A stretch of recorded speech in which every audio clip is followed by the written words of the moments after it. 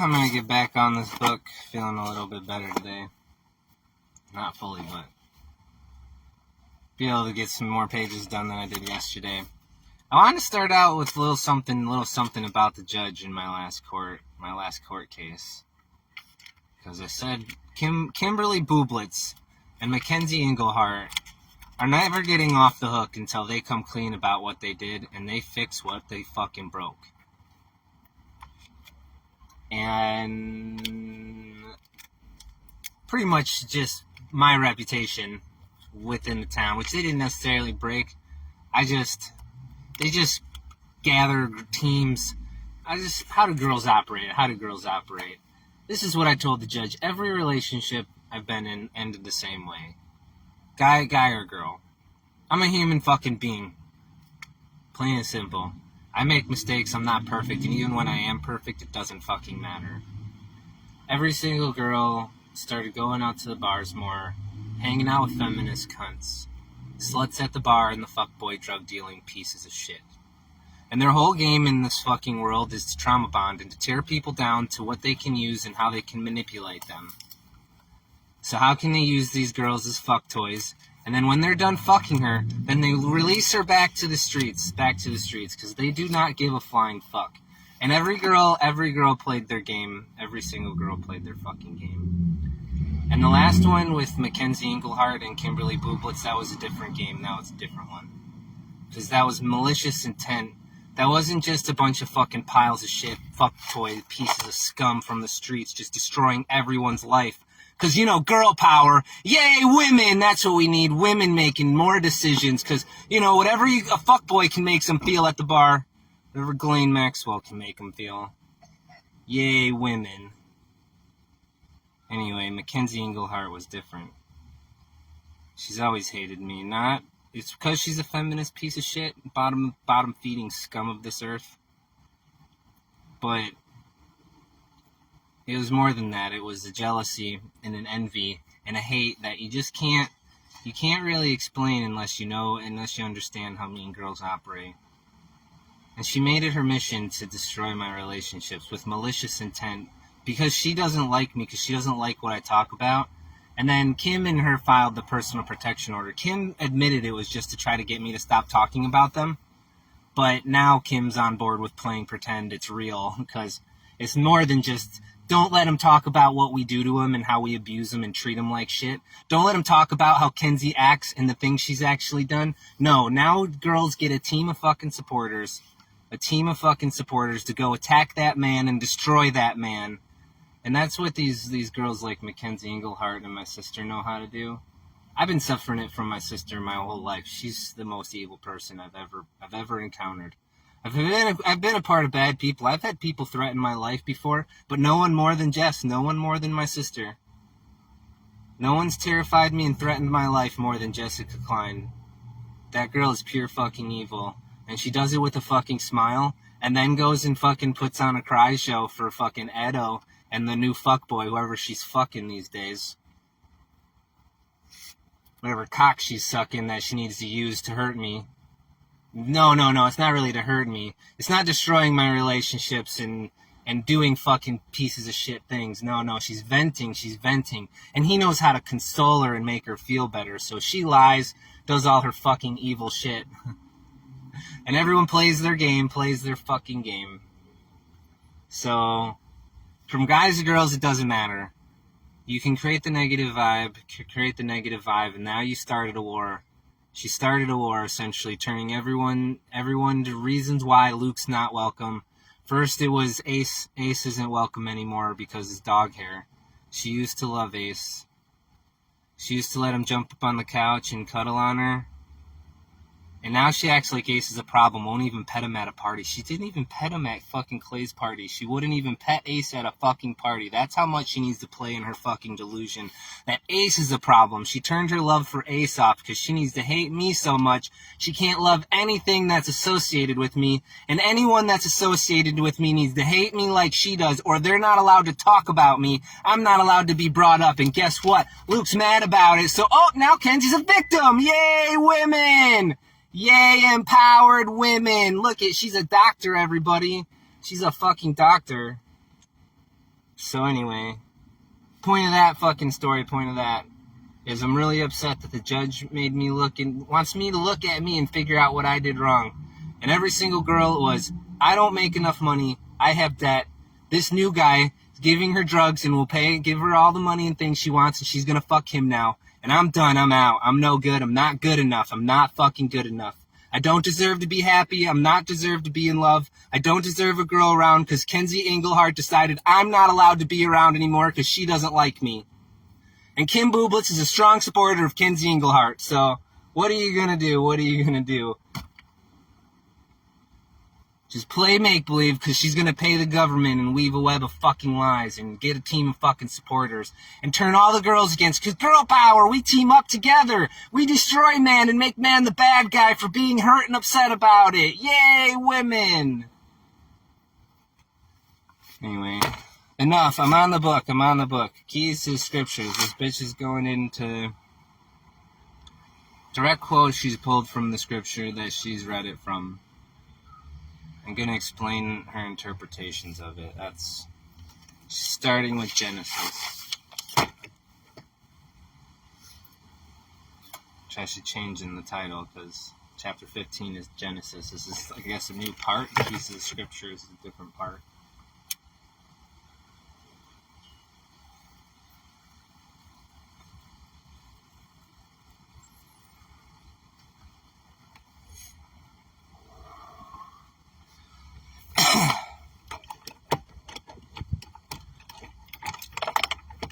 Thanks, Mackenzie Engelhart. You're such a great person. Doctor, mother, wife, niece, cousin, friend. You're such a great fucking human being, Mackenzie Engelhart and Jessica Klein. The world's such a great place to have you guys poisoning people and going and being pieces of shit. You guys are great. Fucking cunts. Alright. Chapter 15, Genesis. Scientific interpretation of the scriptures properly starts with the beginning of the Old Testament, chiefly because the spiritual import of the word in its earliest articulations often seems so smothered by the immediate context as to require explication, whereas the New Testament narratives are clearer and come nearer to the heart. Jesus illumines them, showing the poverty of mortal existence, but richly recompensing human want and woe with spiritual gain.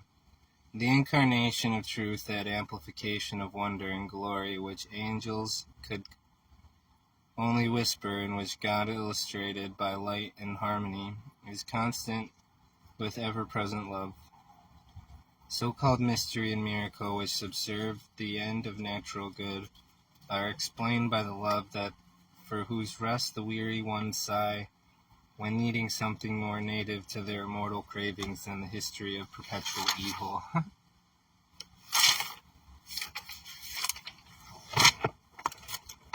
The second necessity for beginning with Genesis is that the living and real prelude of older scriptures is so brief that it would almost seem from the preponderance of unreality in the entire narrative as if reality did not predominate over unreality. The light over the dark, the straight line of spirit over the mortal deviations of inverted images of the Creator and His creations.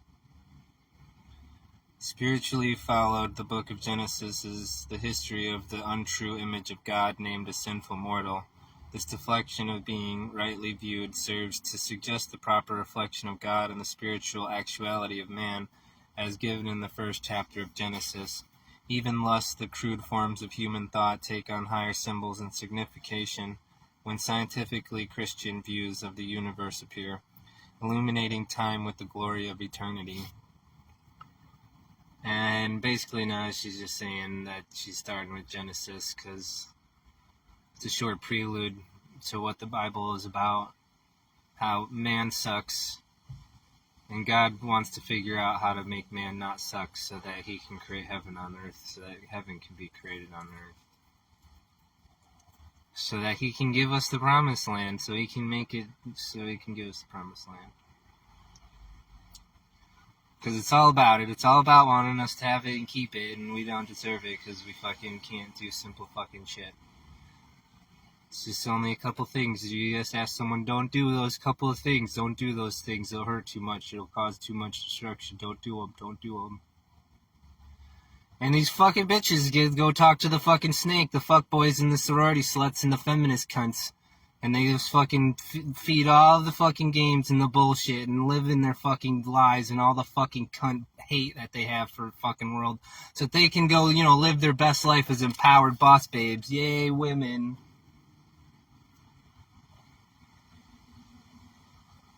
And so starting with the book of Genesis, because it just outlines how God, how humans suck, God created the earth for us, created us in his likeness, and we betray him because the devil is fun,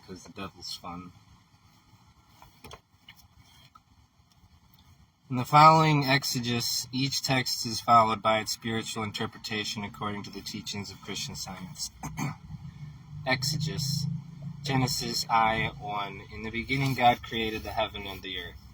The infinite has no beginning. This word beginning is employed to signify the only, that is, the eternal verity and the unity of God and man, including the universe.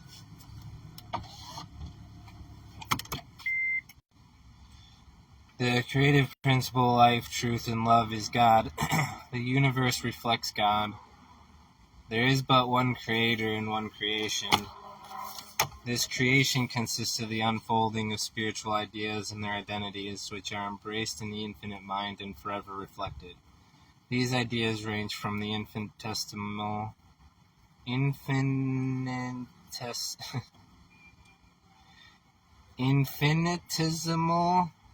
to infinity, and the highest ideas are the sons and daughters of God. Genesis I:2. And the earth was without form and void, and darkness was upon the face of the deep, and the Spirit of God moved upon the face of the waters. And the reflection. The divine principle and idea constitute spiritual harmony. Heaven and eternity in the universe of truth matter is unknown. No supposition of error enters. Divine science, the word of God, says to the darkness upon the face of the earth, God is all in all, and the light of ever-present love illuminates the universe. Hence the eternal wonder that infinite space is peopled with God's idea, reflecting him in countless spiritual forms.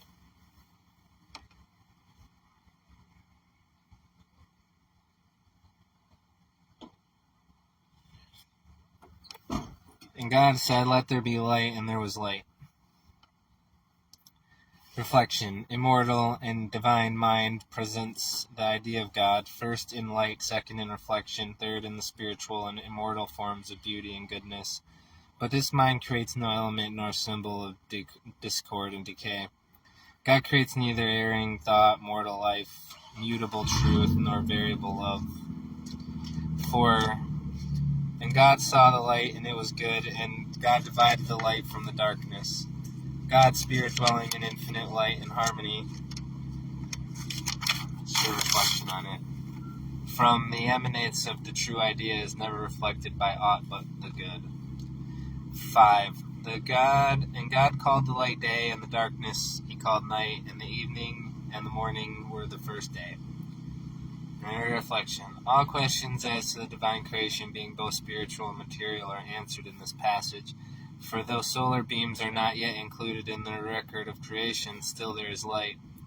This light is not from the sun nor from volcanic fumes, but it is the revelation of truth and the spiritual ideas. This also shows that there is no place where God's light is not seen, since truth, life, and love fill immensity and are ever present. Was not this a revelation instead of a creation? I mean, it's a creation, and then he reveled in it for sure. Because YOLO. The successive appearing of God ideas is represented as taking place on so many evenings and mornings, Words which indicate, in the absence of solar time, spiritually clearer views of him, views which are not implied by material darkness and dawn. Here we have the explanation of another passage of scriptures, that one day is with the Lord as 1,000 years. The rays of infinite truth, when gathered into the focus of ideas, bring light instantaneously, whereas 1,000 years of human doctrines, hypotheses, and vague conjectures emit no such effulgence. Essentially, you can get all the indoctrinated programs from the Vatican in your higher education systems that you call people being educated. It's more like programmed to be good workers for a specific profession, and then let their overinflated egos do the rest.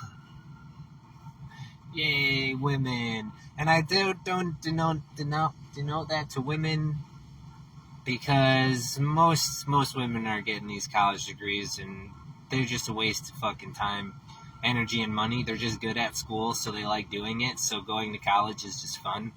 And so they just keep getting more degrees that they're not going to use. Not all of them, but guys generally do not enjoy the schooling system.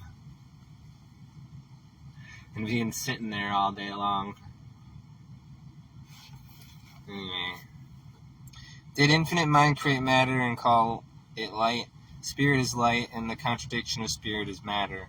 Darkness, and darkness obscures light. The material sense is nothing but a supposition of the absence of spirit. No solar rays, no planetary revolutions from the day of spirit. Immortal mind makes its own record, but mortal mind, sleep, dream, sin, disease, and death have no record in the first chapter of Genesis. That's something. Spiritual understanding by which human conception, material sense... Genesis I6. And God said, let there be a firmament in the midst of the water, and let it divide the waters from the waters. Spiritual understanding by human conception, material sense is separated from truth, is the firmament. The divine mind, not matter, creates all identities, and they are forms of mind. The ideas of spirit apparently only as mind, never as mindless matter, nor the so-called material senses. Maybe. Genesis 7. And God made the firmament and divided the waters which were under the firmament from the waters which were above the firmament, and it was so. Spirit imparts the understanding which uplifts consciousness and leads into all truth. The psalmist saith, the Lord on high is mightier than the noise of many waters, ye than the mighty waves of the sea. Spiritual sense is the discernment of spiritual good. Understanding is the line of demarcation between the real and the unreal. Spiritual understanding unfolds mind, life, truth, and love, and demonstrates the divine sense, giving the spiritual proof of the universe in Christian Science. This understanding is not intellectual. It is not the result of scholarly attainments. It is the reality of all things brought to light. God's ideas reflect the immortal, unerring, and infinite. The mortal, erring, and finite are human beliefs, which are apportion on themselves a task impossible for them, that of distinguishing between the false and the true. Objects utterly unlike the origin do not reflect that origin. Therefore, matter, not being the reflection of spirit, has no real entity. Understanding is a quality of God, a quality which separates Christian Science from supposition and makes truth final.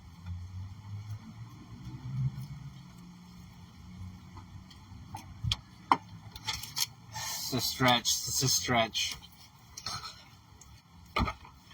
And God called the firmament heaven, and the evening and the morning were the second day.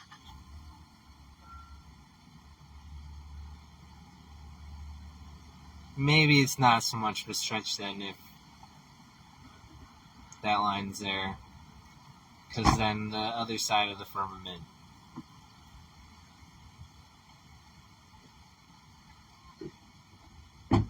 would be Earth. The opposite of heaven.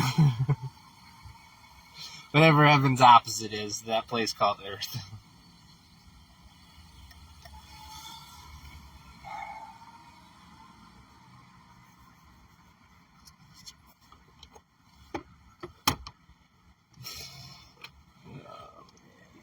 Alright, and God said, "Let the waters under the heaven be gathered together into one place, and let the dry land appear," and it was so. Spirit, God gathers unformed thoughts into their proper channels and unfolds these thoughts even as he opens the petal of holy purpose in order that the purpose may appear. 10. And God called the dry land earth, and the gathering together of the waters called he seas. And God saw it was good. Your response: Spirit names and blesses. Here the human concept and divine ideas seem confused by the translator, but they are not so in the scientifically Christian meaning of the text. Upon Adam devolved the pleasurable task of finding names for all material things, but Adam was not yet appeared in the narrative. In metaphor, the dry land illustrates the absolute formation instituted by mind, while water symbolizes the elements of mind. Spirit duly feeds the clothes every object as it appears in the line of spiritual creation, less tenderly expressing the fatherhood and motherhood of God. Spirit names the blessing, and blesses all. Without natures particularly defined, objects and subjects would be obscure, and creation would be full of nameless offspring, wanderers from the parent mind, strangers in an entangled wilderness.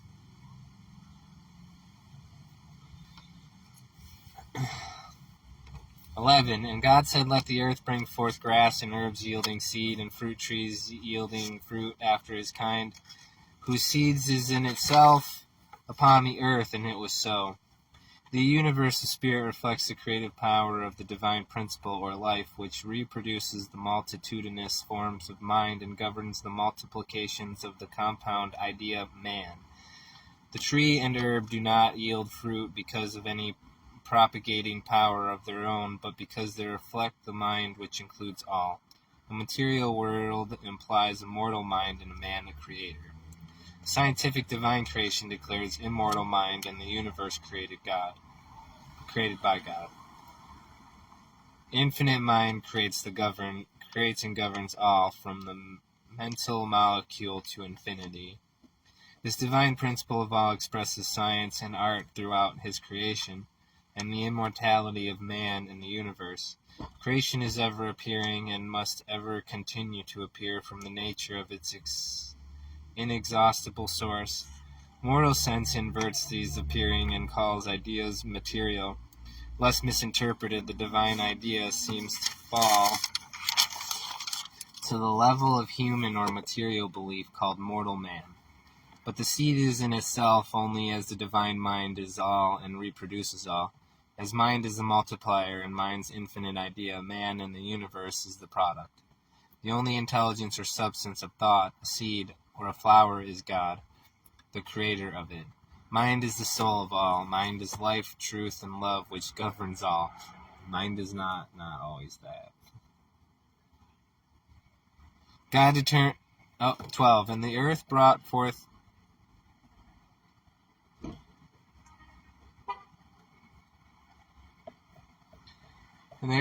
forth grass and herb yielding blah blah blah blah, and God relished in his creation as the goat.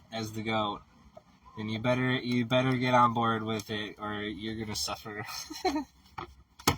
So blah blah blah. He did something and he's happy about it. So good for him. So God saw that making fruit was good. It is. Fruit's delicious. God determines the gender of his own ideas. Gender is mental, not material. The seed within itself, the pure thought emanating from divine mind. The feminine gender is not yet expressed in the text. Gender means simply kind or sort, and does not necessarily refer either to masculinity or femininity. And the trans population could take into concept that You don't have to call yourself the opposite sex to say you have masculine or feminine qualities. And that you have feelings of the femininity inside. And to be an oddball that stands out. Or to fucking conform and try to make friends like all the other D-bags do. And the people that conform the general norms of society, the ones that have been taken over by the feminists and all the political activists, and now every girl is an empowered woman now and victim at the same time. It's so an impressive thing, the world they get to live in. Anyway,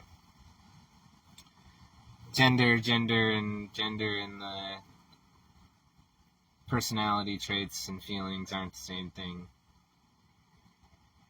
And getting emotional about somebody saying that or speaking the truth is what we're talking about. The trans is a great example. We have a society of women that team up against anybody that doesn't fall in line. So if you tell the truth, then you're mansplaining and you need to be silenced by a team of women, and you don't get to be happy in this society. And no girl will ever want to be around you, because a team of girls is always going to destroy any sort of admiration and care that she has for that person.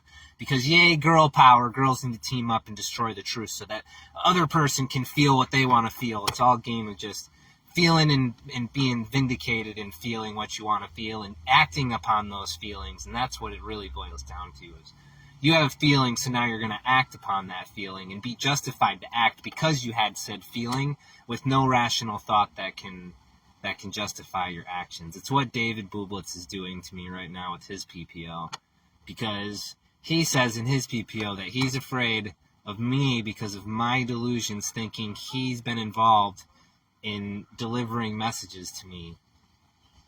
When in like February of 2020, he threw an intervention at his fucking house to make sure that he said I'm to be separated from people that I care about and enjoy company with for a minimum of 3 years, is what he demanded. But he wasn't delivering messages and interfering in my life. And me being angry at him for being a fucking lying cunt pile of shit is the problem. So he gets to be afraid and pays the government to tell me I'm not welcome around, and I have to take him out of the group text. So, wow, he could have just blocked me. It's not like I'm showing up to his fucking house. Although, I'm thinking about it. I was just thinking about it. I have this, Dave calls it a gift, but it's not real, so I don't want it, and I'd rather give it back to him or give it to his wife, because I'm sure his wife isn't afraid to see me. I'm sure I could go actually talk to her and everything would be fine. I could give it to her and say, sorry for all the drama she's got to suffer. And she, I'm sure, feels bad for me as much as she wants me not to probably be mean. But anyway.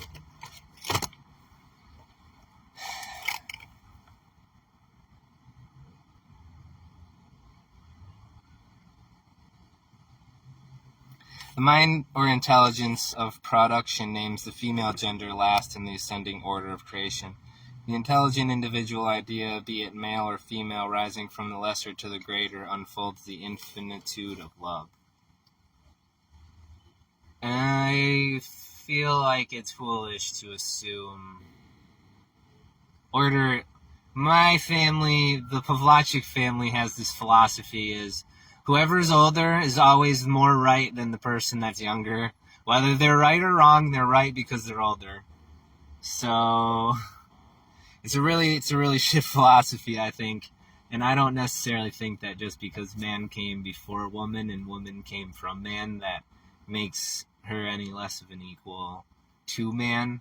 I think the problem comes when the problem we have in our society is the girls that are only hanging out the fuckboys that are misogynists and do treat people like shit but are fake as fuck and pretend they don't to the girl's face until they can't do it no more, or the jig is up and they're caught being scumbags they really are. But where was I going with that? Oh yeah. But the feminist movement has made our society so much so that it's almost every woman on planet Earth, in fucking America, thinks she's just naturally born superior to man. And it's really not true. It's really not true. And that thought is what makes it not true. It's the same with the black culture, too. The victimhood of the being able to lean in the victimhood. Dave and Kenzie being the protected class by Kim Bublitz, who's their supporter. They get to lie, cheat, steal, and be terrible, evil, wicked fucking people. Just the most awful people in the world. And Kim will lie for them and fight for them and do whatever it takes so that they can win. And it makes him weaker. It's why Dave's just a lying, backstabbing pile of shit whenever he fucking feels like it. I got him to snap out of it when he was living with me, just like I did my ex-fiance. But they always revert back to old habits when they want to do bad stuff and get away with it. They do not give a fuck. Lie, cheat, steal, do whatever it takes. I stopped for a while, but I'm going to do it again whenever the fuck I feel like it. And Kimbo Slice and Dice Your Life is going to support me in my destruction. So, yay, women! Yay, women!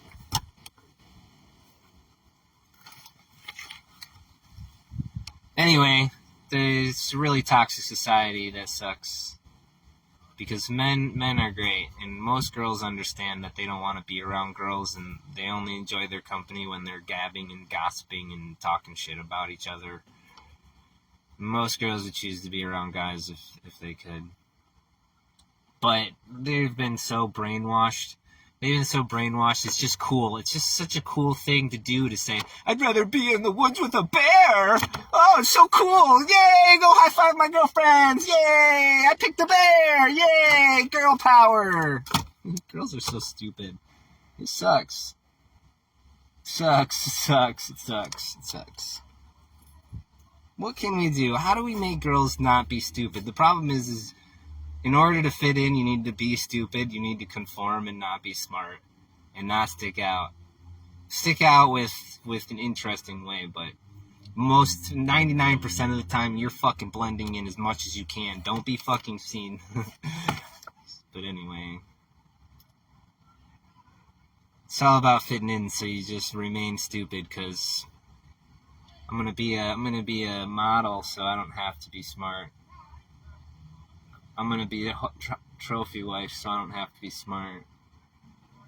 I already know what career I'm going to get, so I don't need to learn anything else. Girls know how to manipulate guys and use them, so they don't need anybody but to find another man to use while pretending they don't need man, while using man to help them build their life. And demanding that all men aren't good enough for one reason or another. Why can I find out why this guy's not good enough so I can get rid of him and move on to the next one? While using all the other men as a lineup of guys that want to fuck me, but they'll help me out, and as long as I lead them on, they'll buy me dinners and take me on dates as long as the game is played. Not all girls are doing this, but it's most of them. And very, very few guys get away with it because most guys just want a committed girl, want a girl that be on his team. But girls don't know how to be team players. They don't. They lean into the destructive and they turn on their team. And then they create division. There was a study done, maybe I'll try to find it, but I heard somebody explain it. Essentially, they took a group of children and monitored them in a house all by themselves. They took 10 boys and put them in a house all by themselves with plenty of food and everything they needed to survive for a week. And within that week, they destroyed virtually everything and created a hierarchy in which they existed in some relative harmony. And the girls were different. They became friends immediately. They played dolls together. They played make-believe. They played tea. They split up responsibilities and lived in peace and harmony right from the get-go. And then within a few days, they had been divided against one another in some argument and created a line down the building, so they couldn't even exist with the other group because they've so much hated that they couldn't get along together. And it's a fairly accurate representation of girls. It really is. I don't know if it's true or not, but the study itself, but it really is how girls operate. How does Kenzie get a group of supporters and Kimbo slice and dice your life to support her in her cause of destroy Luke while pretending they're all the good guys so girls can, live their happy life in girl power? Let's pretend Luke's going to shoot up an elementary school because he's mad Kenzie Englehart and Kimberly Bublitz are awful fucking people that are just playing make-believe so that they can... I don't know. I wish they would fucking stop. I wish somebody had the fucking... I wish there was a society where girls didn't have to always get their way and get a team of fucking supporters to destroy our society and our community and use the government and other people as pawns and tools. But anyway.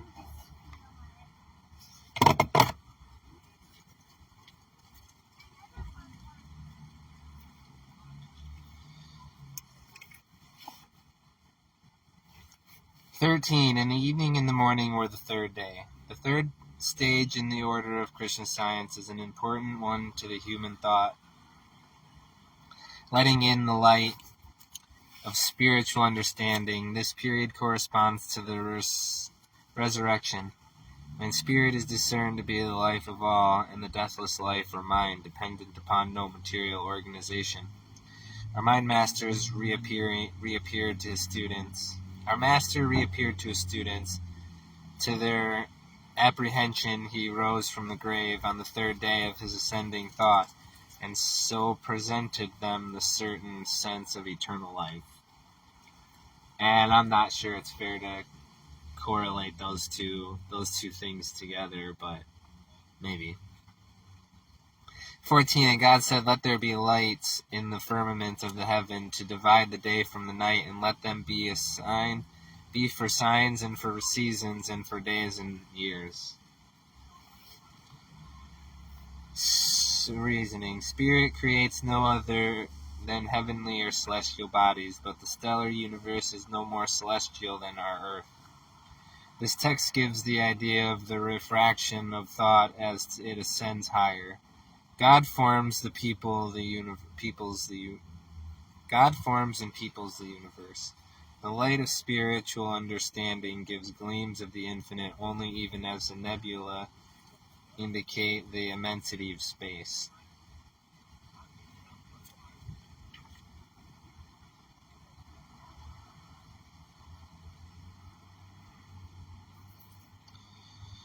So-called mineral, vegetable, and animal substance are no more contingent now on time or material structure than they were when the morning stars sang together.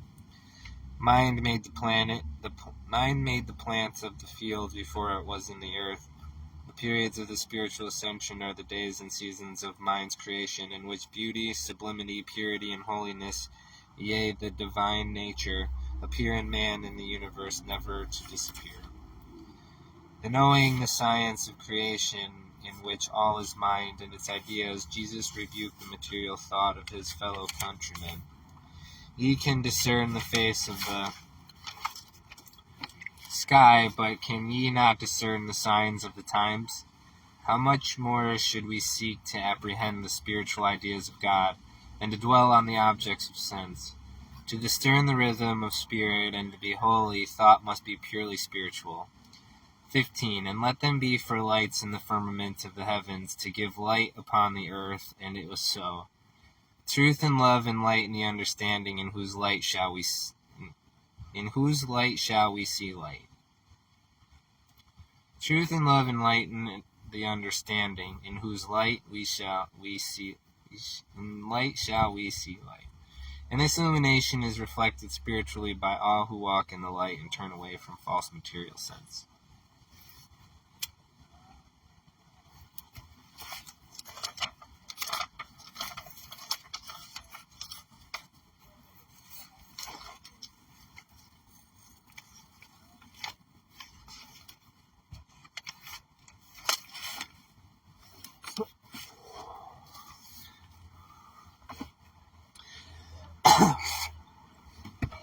Alright, we'll get through a couple more.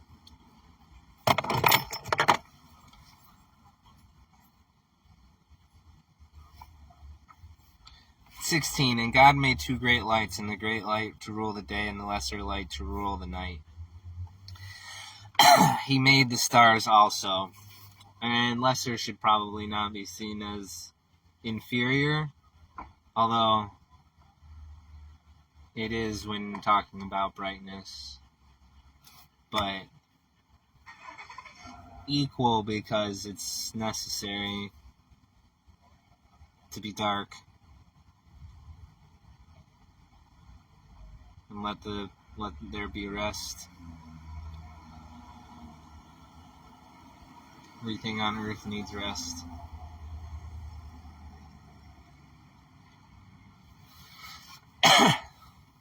And it's really nice to have in the sky. It's really nice.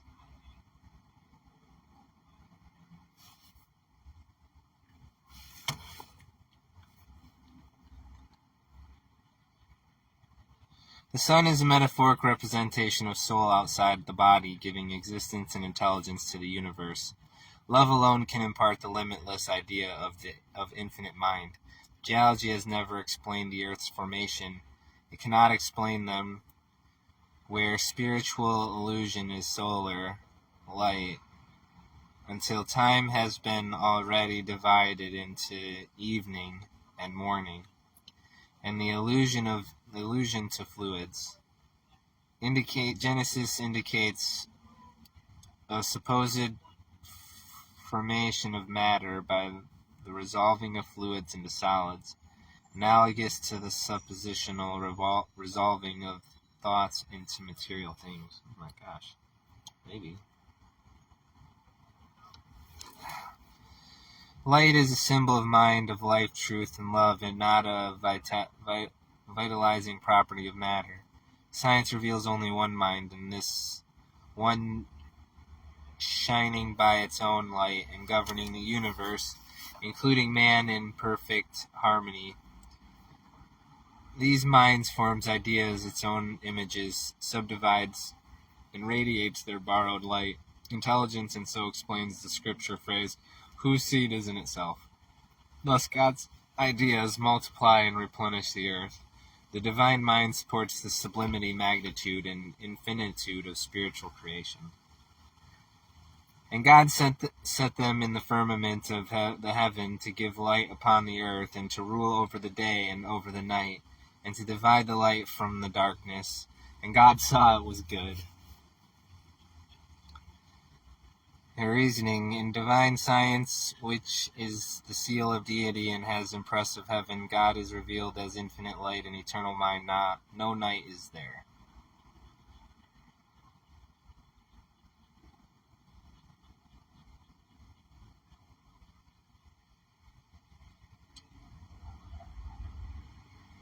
I don't understand how she got that from there, but 19. "In the evening and the morning were the fourth day. The changing glow and full effulgence of God's infinite idea images mark a period of progress." 20. "And God said, Let the waters bring forth abundantly the moving creature that hath life, and fowl that may fly above the earth in an open firmament of heaven."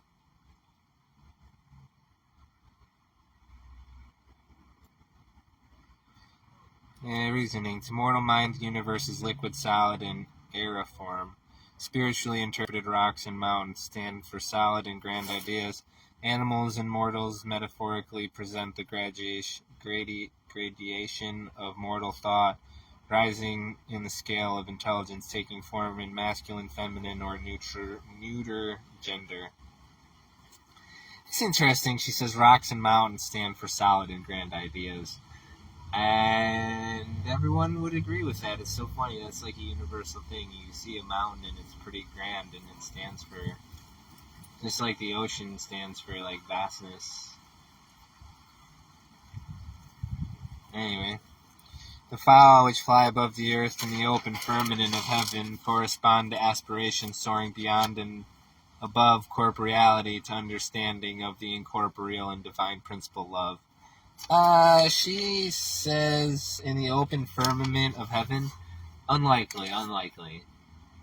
unlikely it's just that easy for us to go into the sky 100 feet and for us to be in heaven. The firmament is a different divider. It's whatever Elon Musk can't get a rocket past. That's the firmament. That distance, that rocket that blows up when it gets to that distance, or he shuts it down and turns it back to Earth before there. I don't know.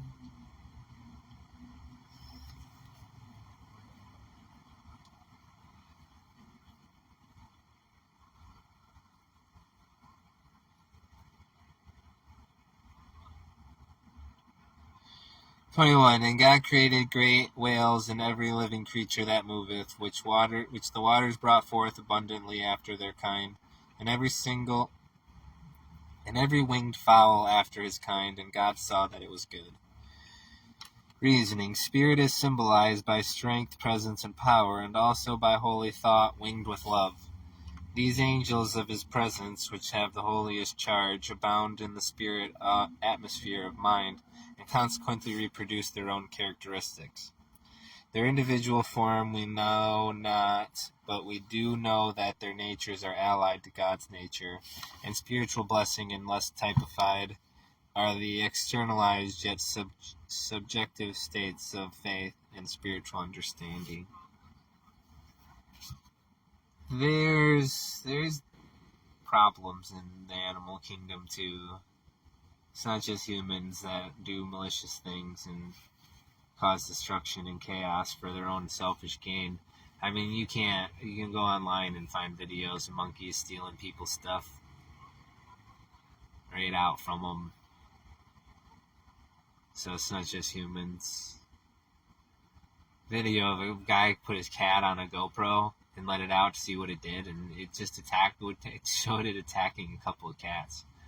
Just unprovoked, just sneaking up on it and attacking it. So, anyway. 22. God blessed them, saying, "Be fruitful and multiply, and fill the waters in the sea, and let fowl multiply in the earth." Reasoning. Spirit blesses the multiplication of its own pure and perfect ideas. From the infinite elements of one mind emanate all form, color, quality, and quantity, and these are mental both primarily and secondarily. Their spiritual nature is discerned only through the spiritual sense. Mortal mind inverts the true likeness and confers animal names and natures upon its own misconceptions. Ignorant of the origin and operation of mortal mind, that is ignorant of itself, this so-called mind puts forth its own qualities and claims God as the author, albeit God is ignorant of the existence of both this mortal mentality, so-called, and its claim for the claims usurps the deific prerogative and is an attempted infringement on infinity.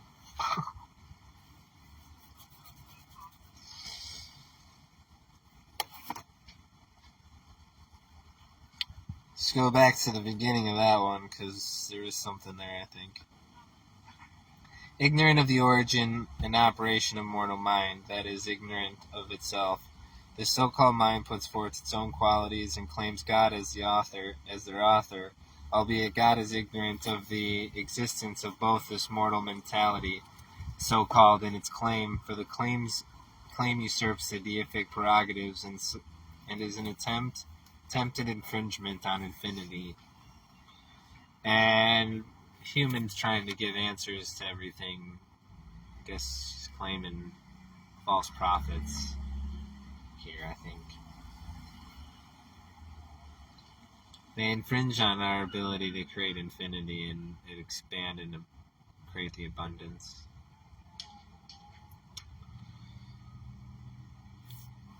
I will stop there. That seems like a good place to stop.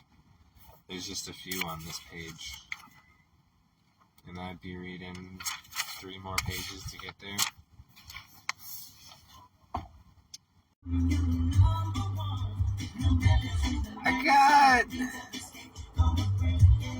gonna read this book because sometimes tired, but I'm not.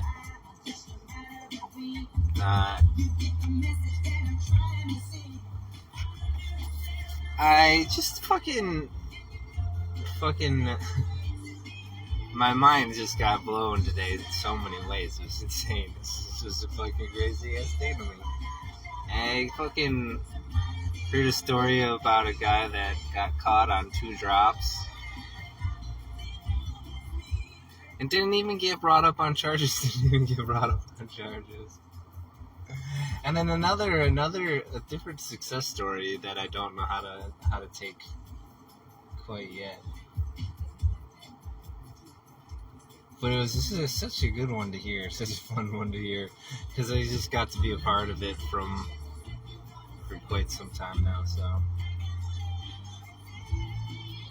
it's so great to see where it's at right now. And that just, none of that was important to anything. I just figured I'd just fire some shit out, because it's fucking midnight, and I'm here reading a fucking book. Hanging out, face. My sourdough starter failed. It tipped over. It's just got extra liquidy. It just didn't work out well, so I'm gonna have to run it back. I'm gonna have to go for round 2 at it. This dugout is not even a success because Ace destroyed it prior to getting his final touches, but this is like attempt 6.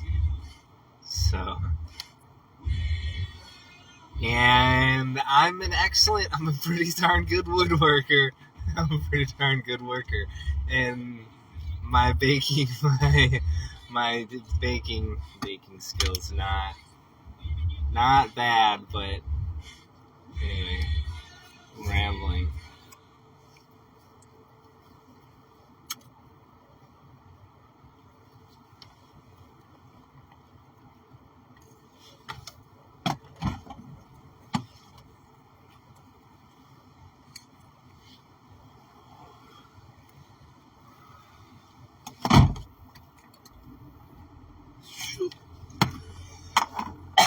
Alright. Science and health, Genesis still. The keys of the scripture she's got for us. Number 21, and God created great whales and every living creature it moveth, which the waters brought forth abundantly after their kind. I already read that one.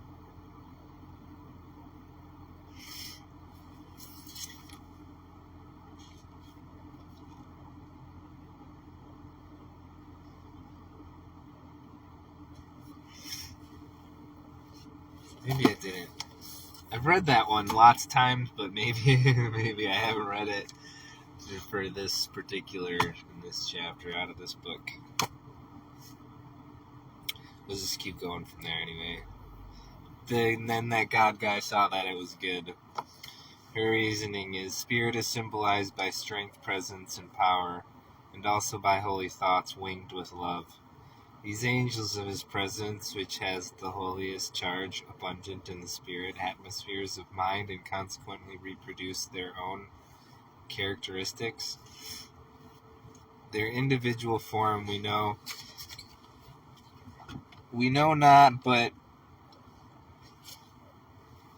we do know what their natures are allied to God's nature, and spiritual blessings, less typified, are the externalized yet subjective states of faith and spiritual understanding.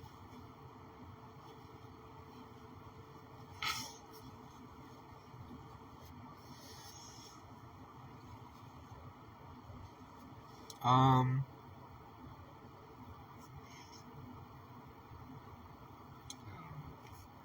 22.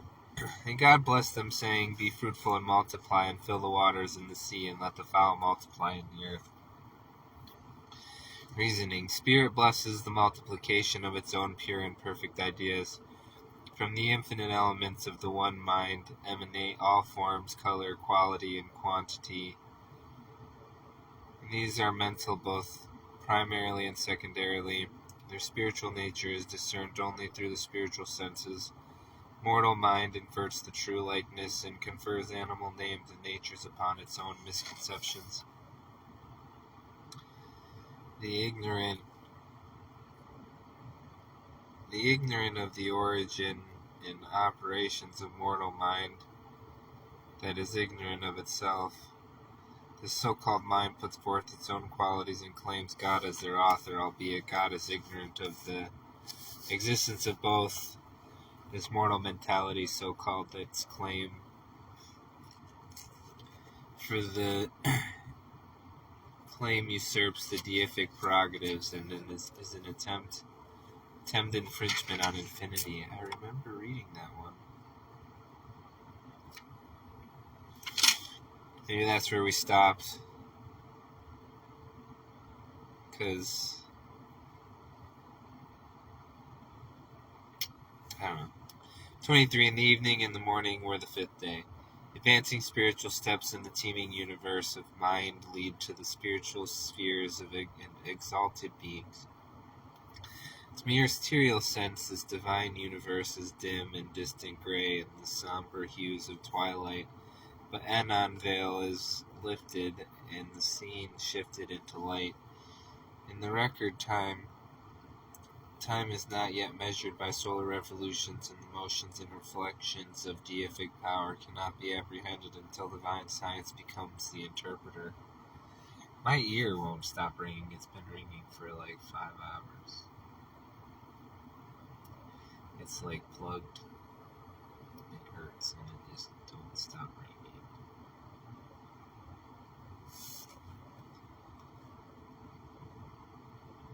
"24. And God said, Let the earth bring forth the living creature after his kind, cattle and creeping thing, and beast of the earth after his kind, and it was so." Spirit diversifies, classifies, and individualizes all thoughts, which are as external as the mind convincing them, but the intelligence, existence, and continuity of all individuality remain in God, who is divinely creative principle thereof.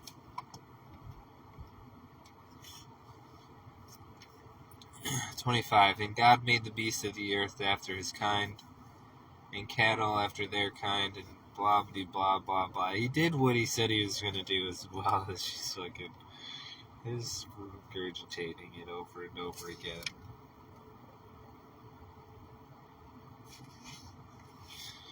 God creates all forms of reality. His thoughts are spiritual realities, so-called mortal mind being non-existent and consequently not within the range of immortal existence, could not, by simulating deific power, invert the divine creation, and afterwards recreate person or things upon its own plane, since nothing exists beyond the range of all-inclusive infinity, in which and of which God is the sole creator. Mind, joyous in strength, dwells in the realm of mind. Mind's infinite ideas run and disport themselves. In humility they climb the heights of holiness. Moral courage is the lion of the tribe of Judah, the king of the mental realm. Free and fearless it roams in the forest. Undisturbed it lies in the open field, or rests in green pastures, beside the still waters. In the figurative transmission from the divine thought to the human, diligence, promptness, and perseverance are likened to the cattle upon 1,000 hills. They carry the baggage of stern resolve, and keep pace with highest purpose. Tenderness accompanies all the might imparted by spirit. It's so good. It's so fucking good.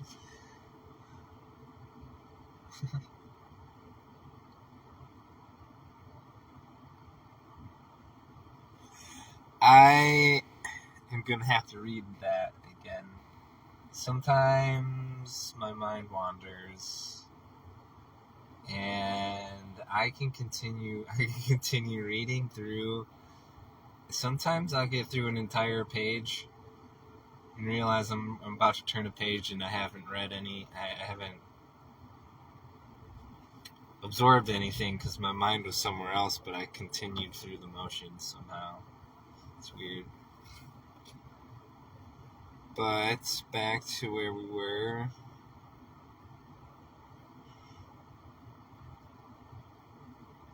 In the figurative transmission from the divine thought to the human diligence, promptness, and perseverance are likened to the cattle upon 1,000 hills. They carry the baggage of stern resolve and keep pace with highest purpose. Tenderness accompanies all the might imparted by spirit. The individuality created by God is not carnivorous, as witness the millennial estate punctured by Isaiah.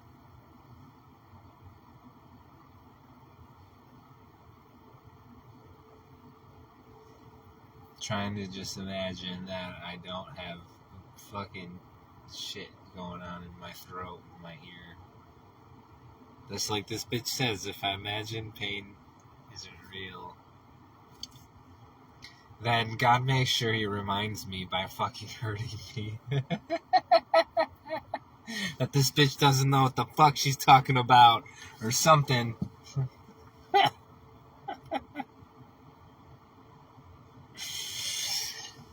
I swear I was doing a gig up in Traverse City. I don't know why I looked at one of the people and I said pain isn't real, and then it couldn't have been. And it's many minutes later I pinched my finger pretty good and had to walk away. I remind myself that all the pain that felt real wasn't real, just like this lady said, it's not real. Anyway, where are we at? What did Isaiah picture? He said, the wolf also shall dwell with the lamb, and the leopard shall lie down with the kid, and the calf and the young lion and the fatling together, and the little child shall lead them.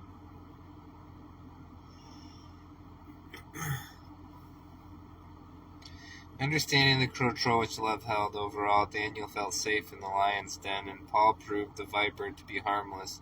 All of God's creatures moving in harmony of science are harmless, useless, indestructible. The realization of this grand verity was a source of strength to the ancient worthies. To support Christian healing, and enables a possessor to emulate the example of Jesus, and God saw that it was good. Patience is symbolized by the tireless worm creeping over lofty summits, persevering in its intent.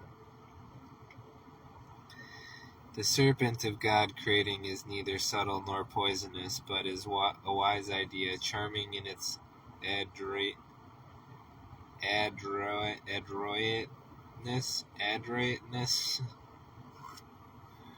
For love's ideas are subject to mind which forms them, the power which changes the serpent into a staff. And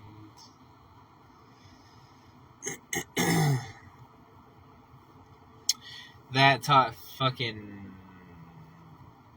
lion and not being afraid. And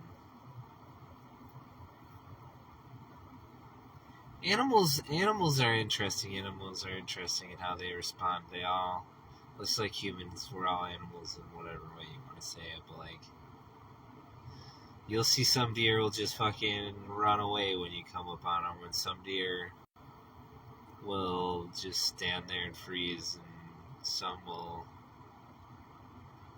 not really care and just keep going on about their business. I saw one ace got attacked by one time. That was rare. It's interesting how they respond when you engage with them too.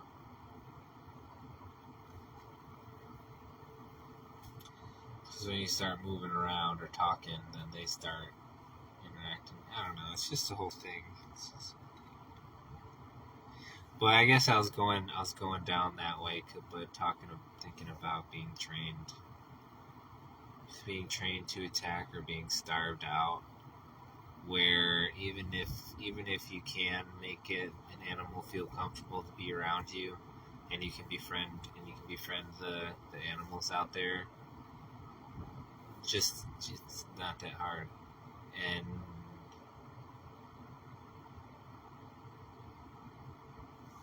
the ones that don't know you, the ones that don't know that you haven't built any sort of bond with, those ones can be tapped into the animal nature need. If the animal is starved, it could need to feed, and it will just eat anything that's moving.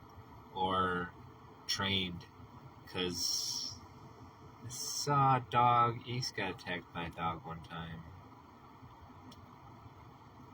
A dog that I knew well, that was friendly to me. But when it went after Ace, it wasn't after Ace in any sort of aggression. It was like having fun, like it enjoyed biting onto his leg. Like she was trained to do it. It's hard to get her to get off of him. And she's the sweetest dog, and I love her. So it is what it is. Ace didn't get hurt too bad, so it's fine. But it's just, that's what I keep trying to highlight is some doesn't always make sense. Damage and destruction that gets caused. The people that are doing bad things, they like it. So like Taylor Swift, like I keep saying, she's got the song "I Did Something Bad."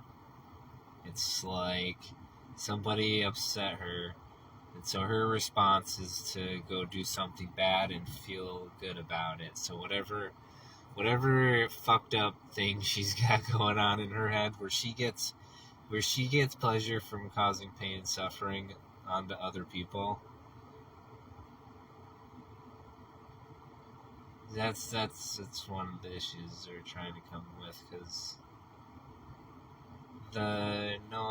no one's gonna stop being an awful fucking scumbag if they enjoy doing it, if they enjoy fucking doing it and have no reasons to. And so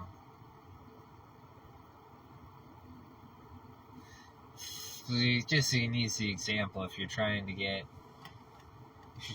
parents to be better parents to these kids out here, they have to be open to learning more.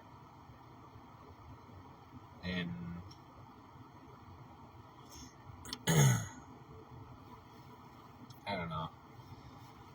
I don't know why I rambled on about that. It seems irrelevant at this point. It's not, because I don't know. It's not.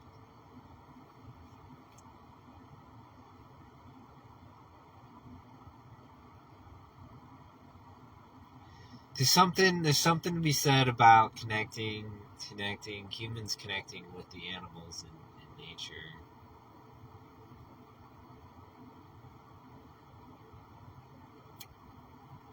More regularly. It's not done for any reason.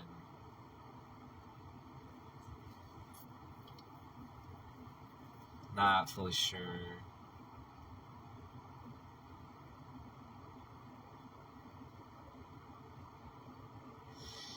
I'm gonna have to give that some thought sometime.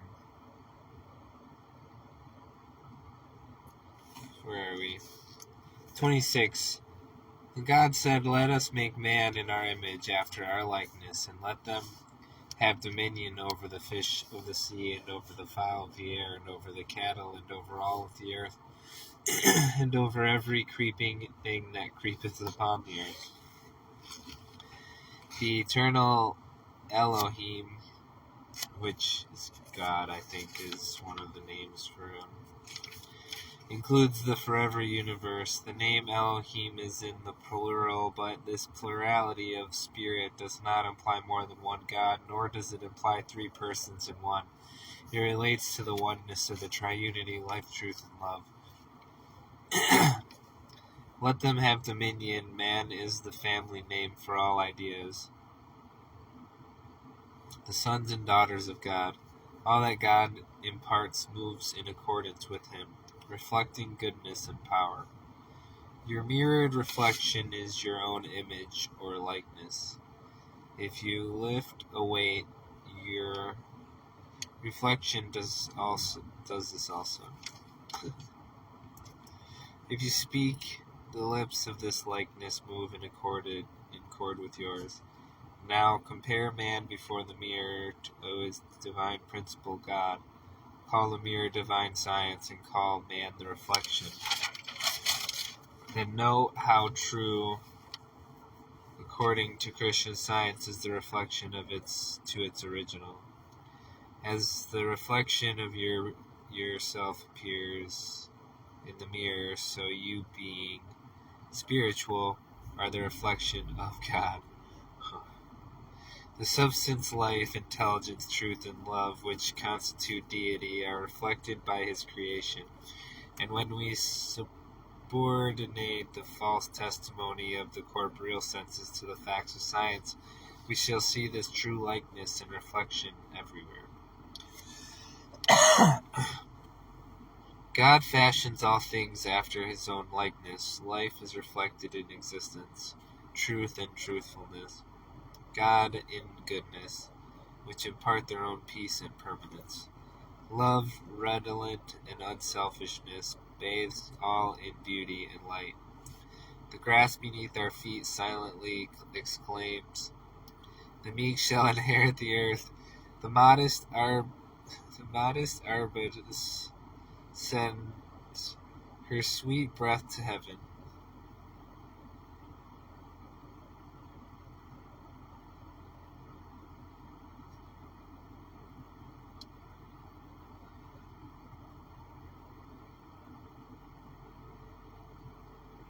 I just keep getting wrapped around the thought that she always calls that fucking God thing good.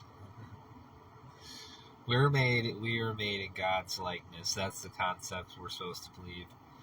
And for whatever reason, she's only saying God is only the good stuff. God is only the good stuff. And all the bad stuff, well, that's fucking just you being shit. And that's just funny. It's funny to me because I don't want to get too close to it, but that's how my father, my biological, my human father thinks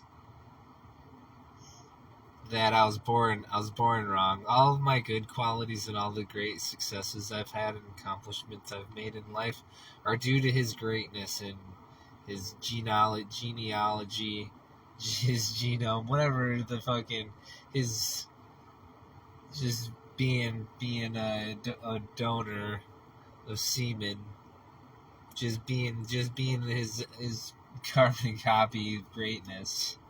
And then anything that I do that he doesn't like that's wrong is, he's got no idea. He didn't learn it from him. He's great. He was perfect. He was awesome. God is all the good. God is all the good. And all the bad, well, he doesn't know anything about that, so he's just going to go create a flood and murder everybody. So, yeah. This fucking Earth place sucks because maybe God's not all the good stuff. Maybe he's not all the fucking good stuff. I mean, he's likely all the good stuff, but maybe there's more. Maybe there's more than the fucking good stuff. I guess that's the point. That's the fucking point. They only care about the good stuff. No. Focus on the good stuff. Never say my name in vain, even when I'm fucking murdering everybody. Don't you fucking do it, or I'll fucking murder everybody again. He never said he wouldn't murder everybody again. All he fucking said is he wouldn't create another flood.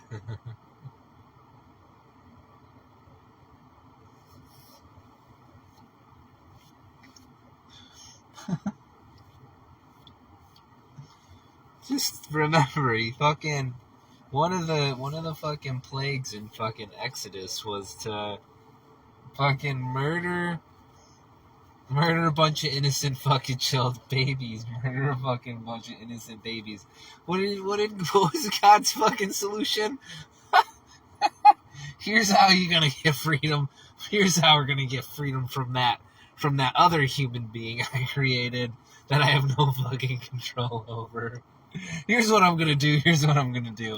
How about you everybody go murder a goat tonight. Go murder a goat tonight. And smear some of that blood. Smear some of that blood around. And burn it and burn that shit. I don't even think they got to eat it. Maybe they got to eat it. I don't remember the fucking details of that one all the way. But this is what you do. You're gonna go murder a goat for me.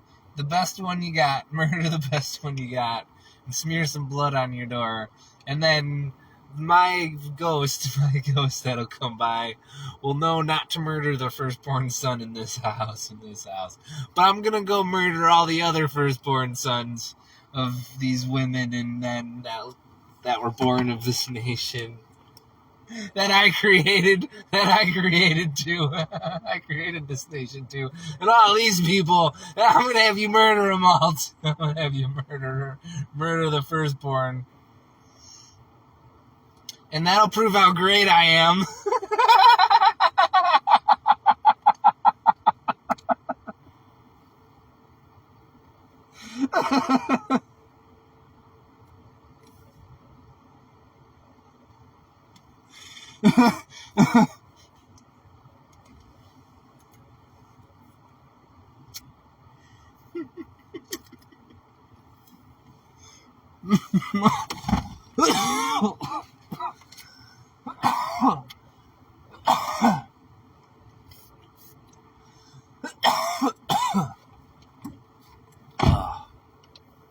Man.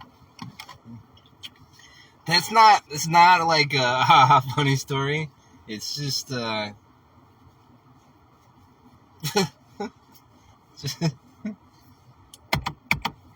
I laugh when things make me uncomfortable. That's what it is. And I make stupid jokes.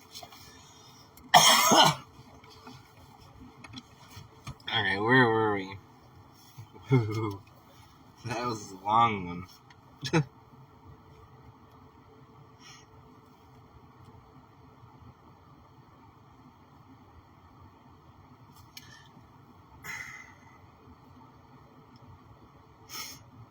Love redolent with unselfishness bathes all in beauty and light.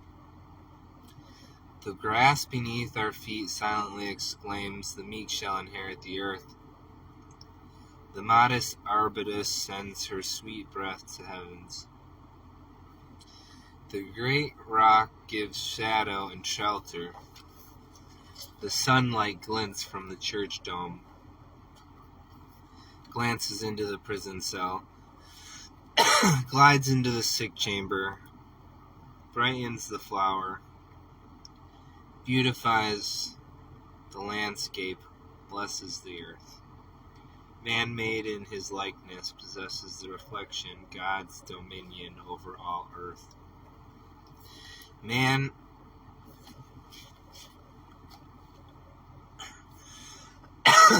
Man made in his likeness possesses and reflects God's dominion over all the earth.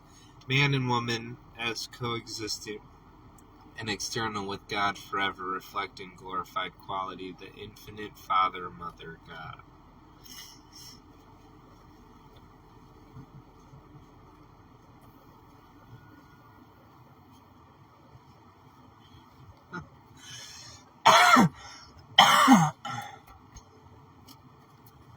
"27. So-called God created man in his own image. In the image of God created he him. Male and female created he them." So God created man in his own image. In the image of God created he him. Male and female created he them.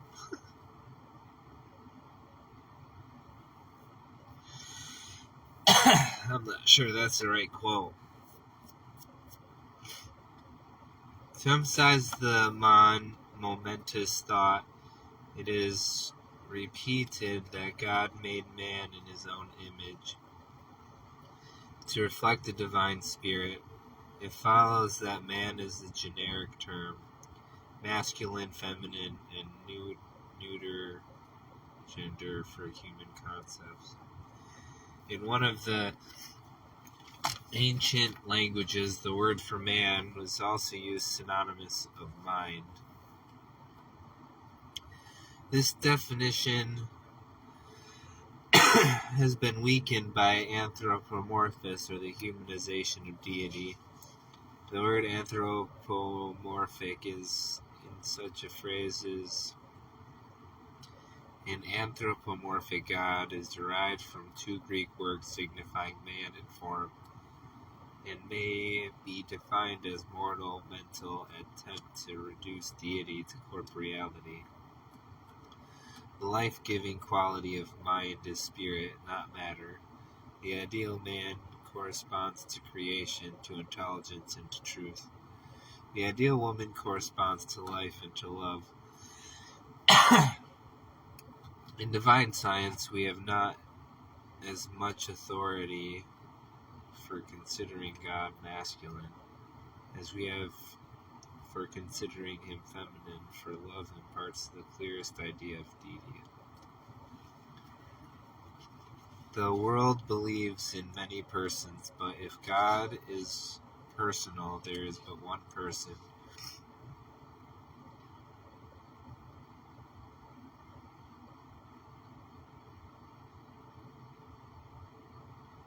Because there is but one God.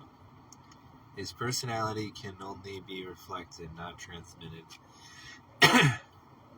God has countless ideas, and they all have one principle and parentage. The only proper symbol of God as person is mind's infinite ideal. What is this ideal? Who shall behold it? This ideal is God's own image, spiritual and infinite. Even eternity can never reveal the whole of God, since there is no limit to infinitude or to its reflections.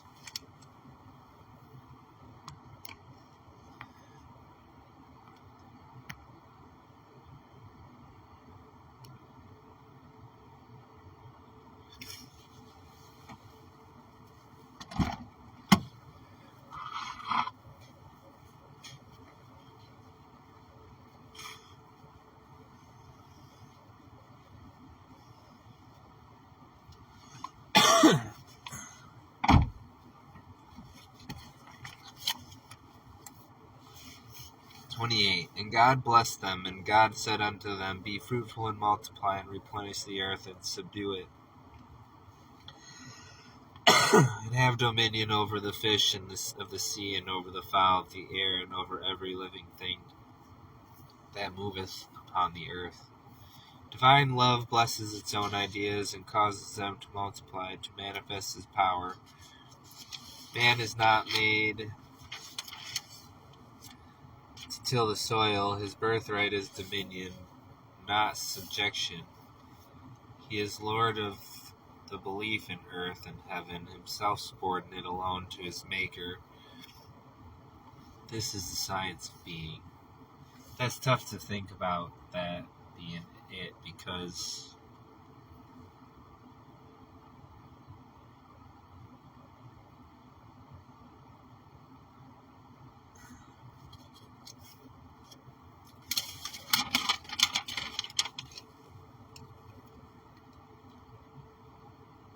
replenish the earth and subdue it, and have dominion over it.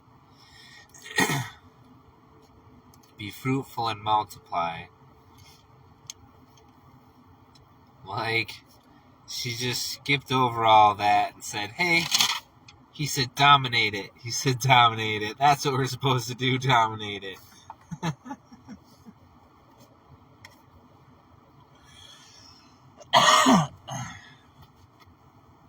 And in order to make anything happen, you gotta put the work in. You gotta fucking put the work in. So you're subject to the laws that can't be broken. Although this lady just seems to pretend they don't exist, so maybe find it out. We got a little less than 200 pages more to see if she's got any more secrets. 29 and 30. And God said, Behold, I have given you every herb bearing seed which is upon the face of all the earth, and every tree in which is the fruit of tree yielding seed. To you it shall be for meat, and to every beast of the earth, and to every fowl of the air, and to everything that creepeth upon the earth, wherein there is life. I have given every green herb for meat, and it was so. Reasoning.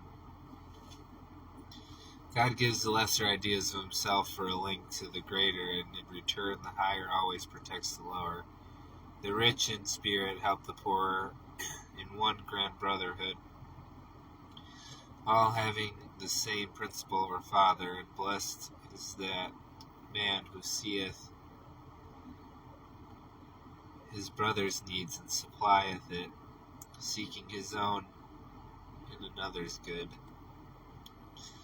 Love giveth to the last spiritual idea might, immortality, and goodness, which shine through all as the blossom shines through the bud.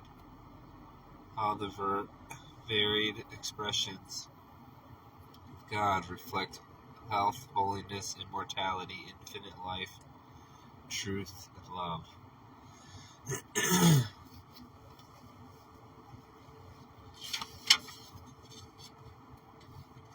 And I gotta stop there. This is just too much. Can't breathe through my nose. My ear won't stop ringing. That sucks. Alright. We're gonna start reading. I love that. I don't know if he's about. But no gate. And I let Ace run around. He's out there somewhere. And he sleeps right there on the ground. He could be anywhere. That's where he chooses. And just thinking about it, it's election day. Election day, yay! I'm just thinking about how white women and blacks care about their fucking feelings so fucking much that they'll vote for a genocidal maniac, a maniacal psychopath, that all she has to do is make women and blacks feel, and the Gen Z, the 18 to 26 year olds that Kamala Harris knows are stupid as fuck and says they're stupid. What do we know about that age group 18 to 28 or 18 to 26? Kamala said, what do we know about them? That they're fucking stupid. That's what she said. They're stupid. So all she has to say is, I love you, Gen Z! And then they all fucking fall right into her fucking hand. Just like blacks and white women. All she has to say is, I give women the right to choose, to throw their pussy around, and have no accountability for their actions. Yay, women. And then blacks are just, unfortunately born. If you're black, you have this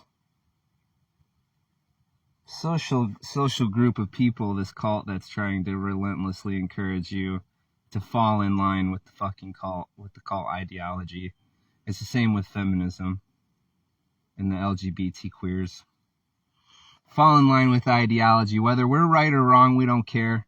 We want to feel what we want to fucking feel, and we don't care what happens. So as long as we pretend the Jews are the victimized group of our society, then they can commit genocide in Gaza and expand the Jewish territory into Palestine.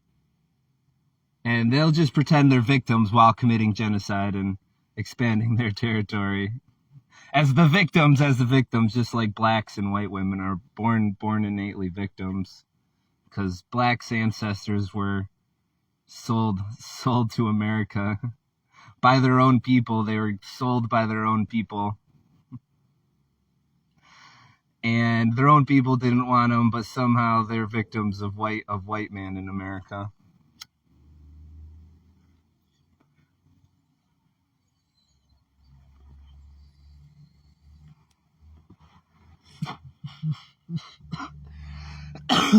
America, where women and blacks get special treatment, but pretend they're victims. They get babied and their hands held all the time, and they get special privileges that white men don't get, like access to college with lesser grades because of your skin color. Because we need diversity, so you get a better job, even though you're less qualified than somebody else. Because, equality of outcome, who cares about whether the world's a better place for the best person getting the best position? As long as it's diverse by the feeling some woman or some person of color has. Anyway, although it is nice to have these women out here always trying to make everyone feel good.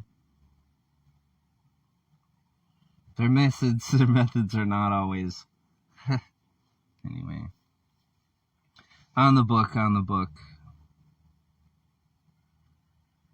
But a vote for Kamala Harris is a vote. It's a vote for genocide.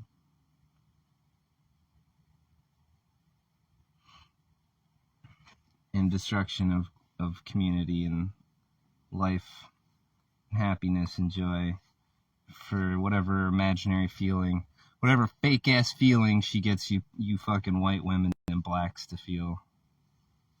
And you Gen Zers, LGBT queers, it's all about your feelings. Who cares if you have a penis between your legs? If you think and feel something otherwise, then, your feelings are more real than... You fucking people. Your fucking feelings. Alright, page 519. I want to get this done. I just got a notification that my book is in from the library.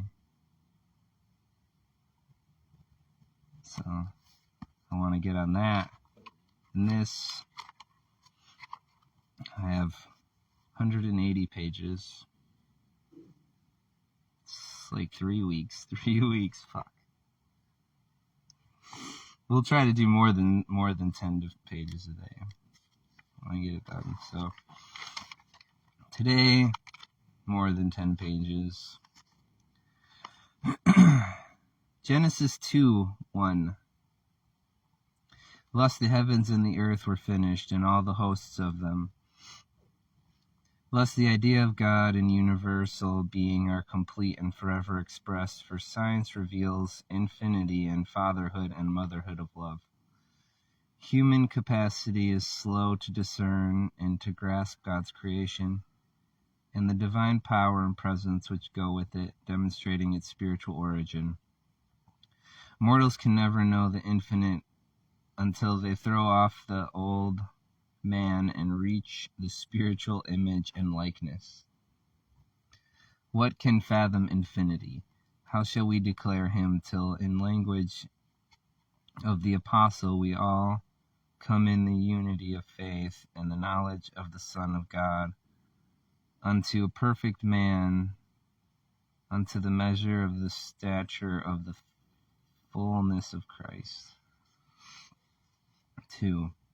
In the seventh day God ended his work which he had made, and he rested on the seventh day from all his work which he made.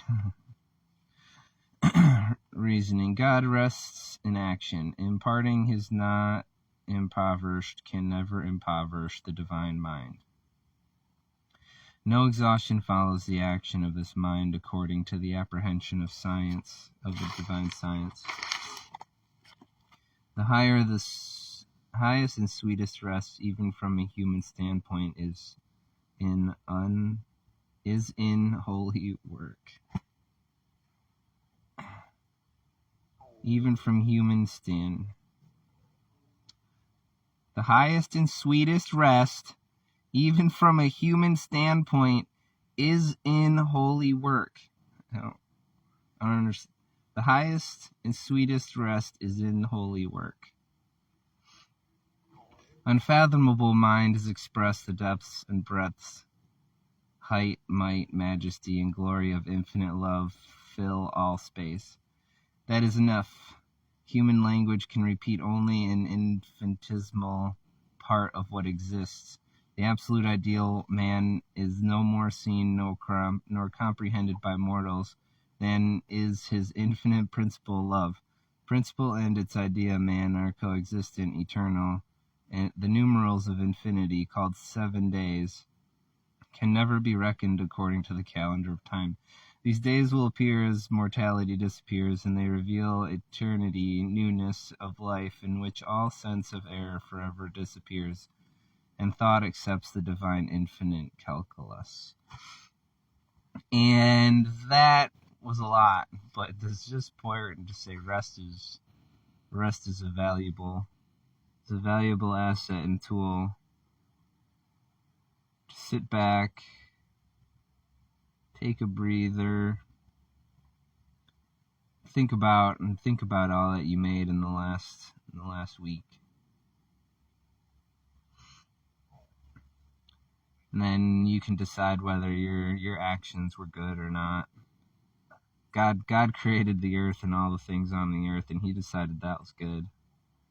And then you guys will go vote for Kamala Harris, and she'll go give bombs to Israel to go Avatar on Gaza, murder a bunch of people for fun of it.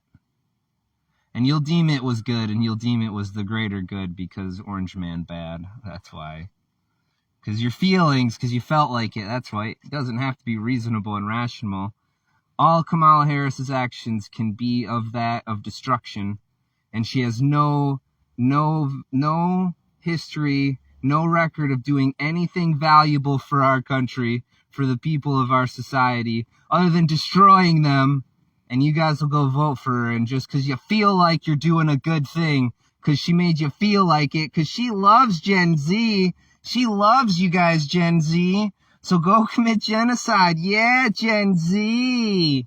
You guys will go vote for her, won't you? Yeah. She loves you guys.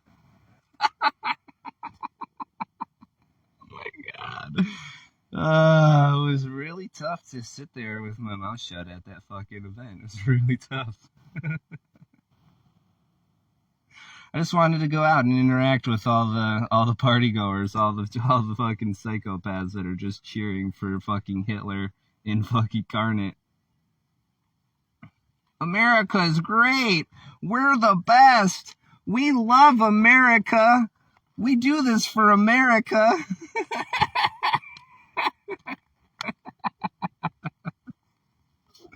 Gotta make sure we kill all the Russians. 'Cause, gotta give all the military equipment to Ukraine so they can do it. It's not us. Joe Biden didn't start a war. No. Zelensky did. No. Putin did. That's what it was.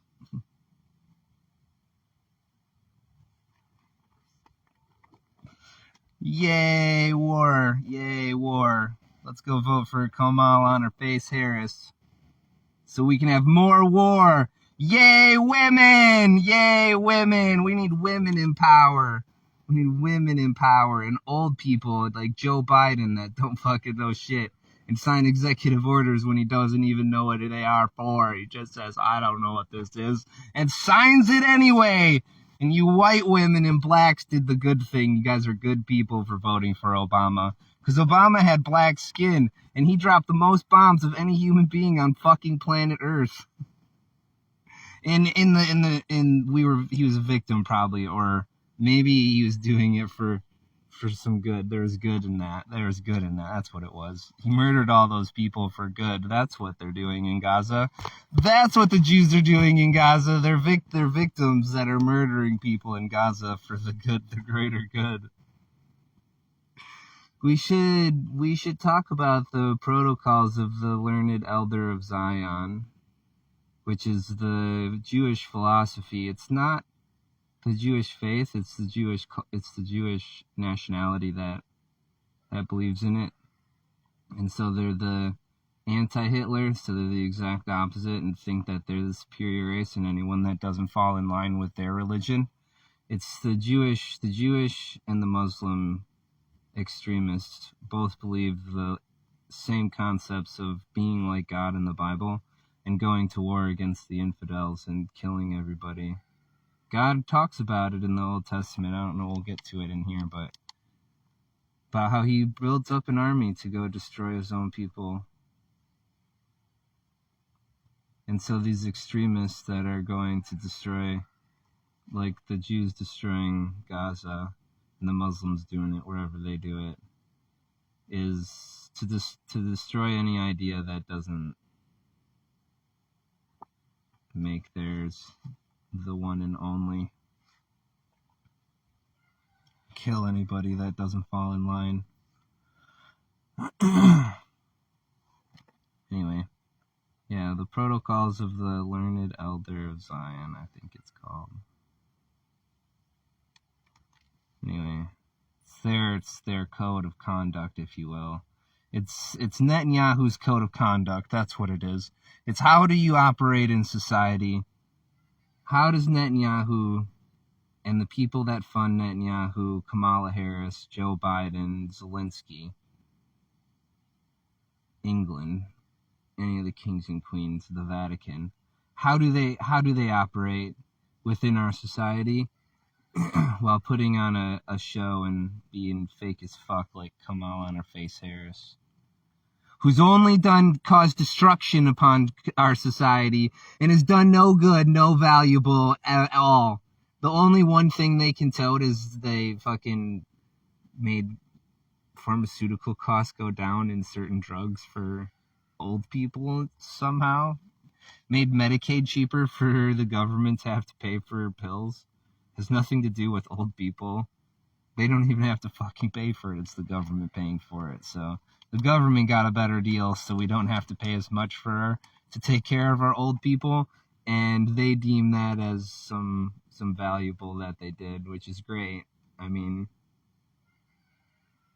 the money is imaginary anyway, like we say. It's fake. It's monopoly money in not the game, but the sense of what a monopoly is one person owning the entire idea of something. So if money is a currency in how we exchange goods and services, if only one person owned them, called the Federal Reserve, which is a private entity, then they're a monopoly.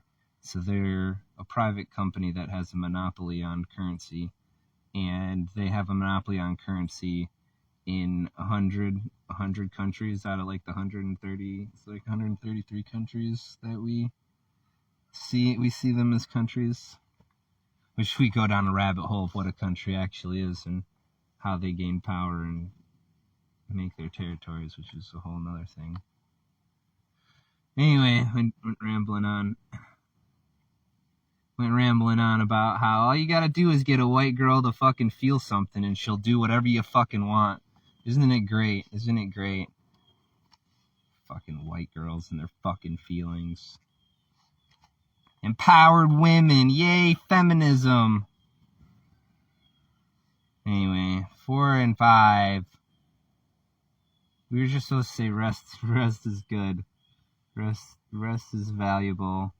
But rest is over. It's too much if you're doing it more than one day. If you got 6 days of work to get shit done and make this world awesome. And then on day 7, then you can rest. It's not, let's figure out how we can rest every fucking day and just coast through fucking life. That's why you're fucking miserable. That's why you fucking people are miserable. You can't be happy if you're not creating.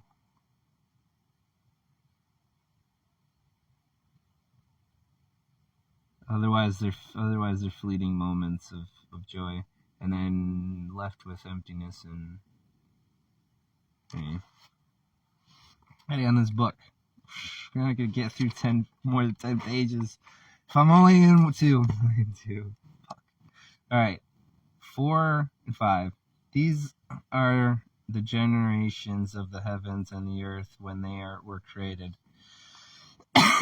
In the day that the Lord God made the earth and the heavens, and every planet of the field before it was in the earth, and every herb of the field before it grew.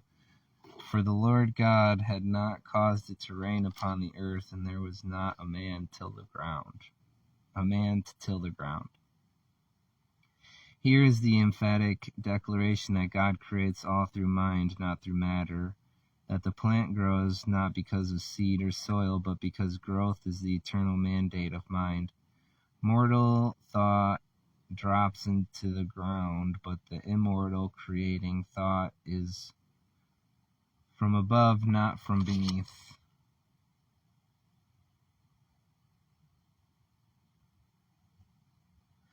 Mortal thoughts drop into the ground, but the immortal creating thought is from above, not from beneath. Because mind makes all, there is nothing left to be made by a lower power. Spirit acts through the science of mind, never causing man to till the ground, but making him superior to the soil. Knowledge of this lifts man above the sod, above earth and its environments, to conscious spiritual harmony and eternal being. Here is the inspired record closes its narrative of being that is without beginning or end. All that is made is the work of God, and all is good. We leave this brief, glorious history of spiritual creation, as stated in the first chapter of Genesis, in the hands of God, not of man, in the keeping of spirit, not matter, joyful, acknowledging now and forever God's supremacy, omnipotence, and omnipresence. The harmony and immortal man are intact. We should look away from the opposite supposition that man is created materially and turn our gaze to the spiritual record of creation, to that which should be engraved on the understanding and heart with the point of a diamond and the pen of an angel. The reader will naturally ask if there's nothing more about creation in the book of Genesis. Indeed there is, but the continued account is mortal and material. 6. But there went up a mist from the earth and watered the whole face of the ground. The science of truth and the divine creation have been presented in the verse already considered, and now opposite error. A material view of creation is to be set forth.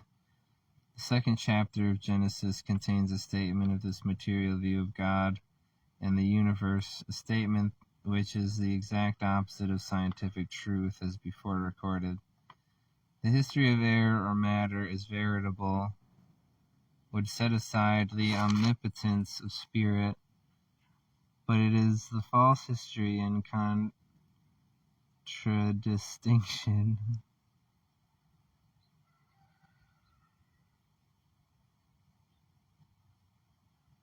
putting the word contra in front of another word is interesting. I think it just implies contradicting distinction. A contra is like an opposition, I think.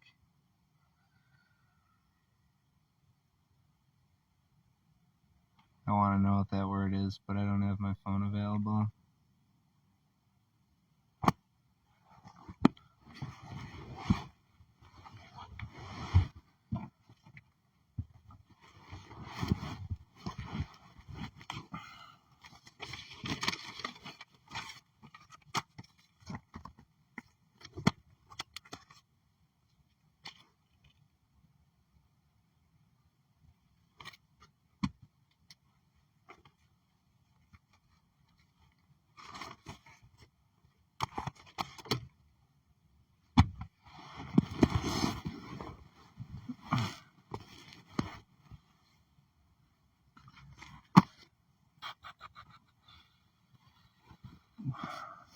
science of the first record proves the falsity of the second. If one is true, the other is false, for they are antagonistic. The first record assigns all might and government to God, and endows man out of God's perfection and power. The second record chronicles man as mutable and mortal, as having broken away from deity and as revolving in an orbit of his own. Existence separate from divinity, science explains, is impossible. The second record unmistakably gives the history of error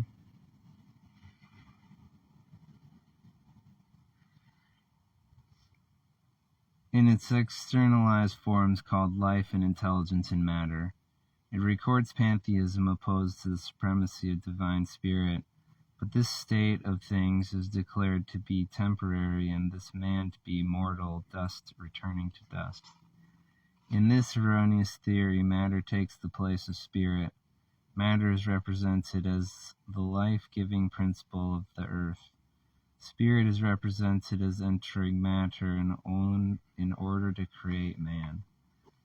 God's glowing denunciation of man when not found in his image, the likeness of spirit, convince reason and coincide with revelation in declaring this material creation false. This latter part of the second chapter of Genesis, which portrays spirit as supposedly cooperating with matter in constructing the universe, is based in some hypothesis of error, for the scripture just preceding declares God's work to be finished. Does life, truth, and love produce death, error, and hatred?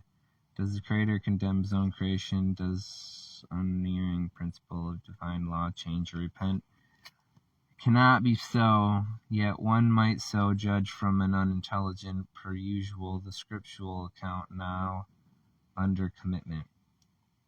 Because of its false basis, the mist of obscurity evolved by error deepens the false claim and finally declares that God knows error and that error can improve his creation. Although presenting the exact opposite of truth, the lie claims to be truth. The creation of man arises from a mist or false claim or from mystification and not from the firmament or understanding which God erects between the true and false. In error, everything comes from beneath, not from above. All is material myth instead of the reflection of spirit. All is material myth instead of the reflection of spirit.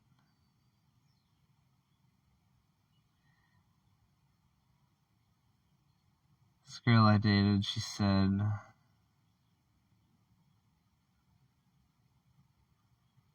well, this is how you get some you think's gonna make you happy, and it makes you happy for a little while, then that effect wears off. That's what she's talking about, that material, superficial connection that you can make with the material world, the bodily pleasures that fade away. The spiritual pleasures seem to be gone too only when you're doing good deeds. They last, their effects last longer. Or maybe there's something else to it. At a level that I haven't unlocked yet. It may be worthwhile here to remark that according to the best scholars, there are clear evidence of two distinct documents in the early part of the book of Genesis. One is called the Elohistic,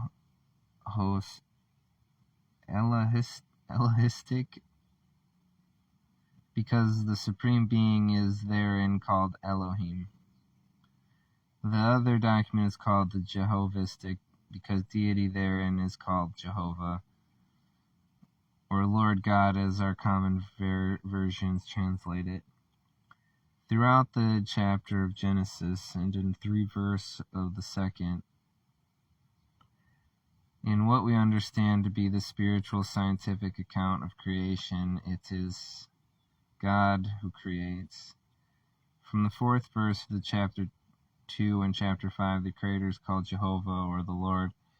The different accounts become more and more closely intertwined to the end of the chapter 12, after which the distinction is not definitely traceable.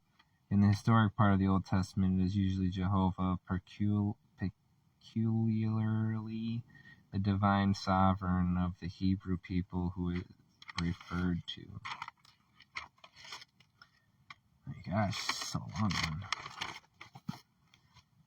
The idolatry which followed this material mythology is seen in the Phoenician worship of Baal, in the Moabitish god Chemosh, in the Moloch of the Amorites, in the Hindu Vishnu, in the Greek Aphrodite, and in thousands other so-called deities. It was also found among the Israelites, who constantly went after strange gods they called the Supreme Being by the national name of Jehovah. And that name Jehovah, the true idea of God, seems almost lost. God becomes a man of war, a tribal god to be worshipped rather than loved, the divine principle to be lived and loved. And these gods, the concept of giving it to one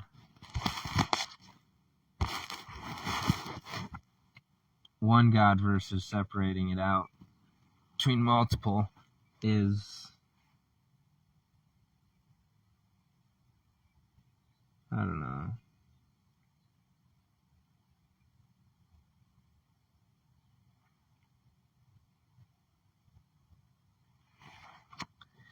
You can disprove all the other ones. The one infinite God, it just can't be fucking disproved. Aphrodite, that bitch was easy to figure the fuck out. All I gotta do is climb to that top of Mount Olympus and realize there ain't nobody fucking there. There's nobody fucking there. It's empty. That place is empty. The gods they're not fucking real, I promise you. Those gods aren't fucking real. They're just human beings that are more well endowed physically than your average person, or mentally more well endowed in one way or another, and got a large following of people to go after them for that power, to want to be around them because they can feel that energy off of them when connected to those. When worshiping that deity, you can have the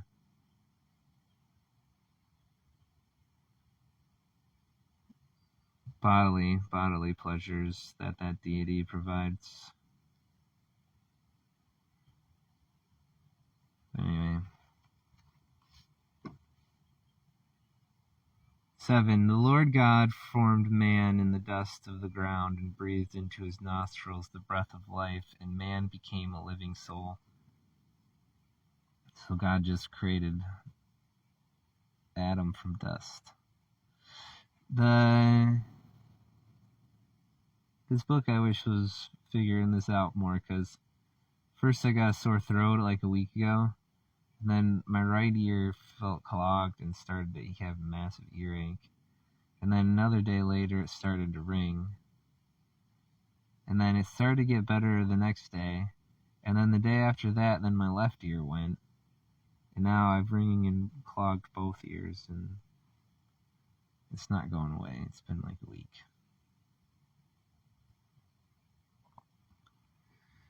Did the divine and infinite principle become a finite deity that he should now be called Jehovah, which single man mind had made man, both male and female?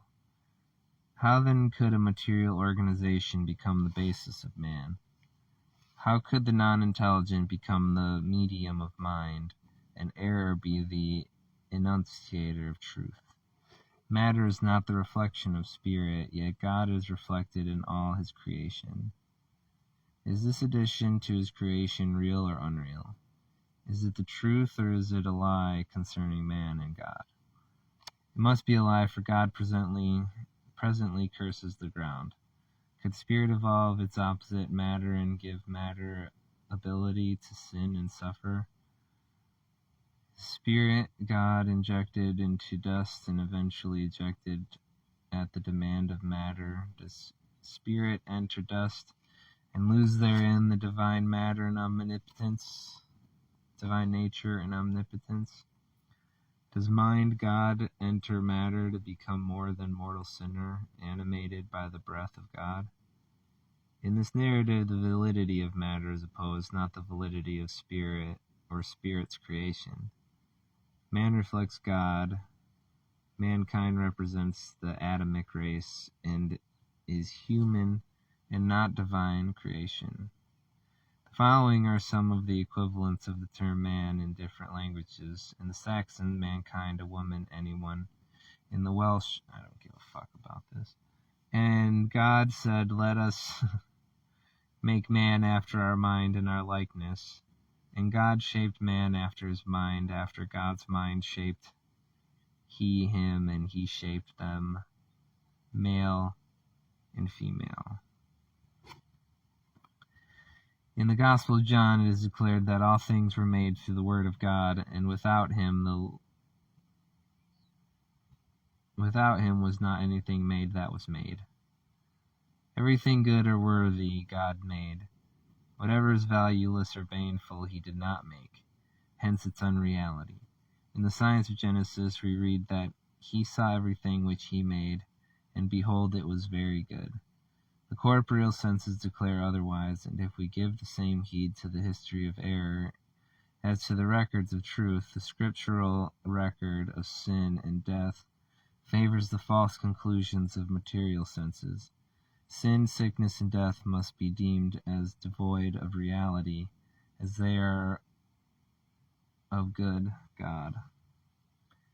9. And out of the ground the Lord God to grow every tree that is pleasant to the sight and good for the food, and the tree of life also in the midst of the garden, and the tree of knowledge of good and evil.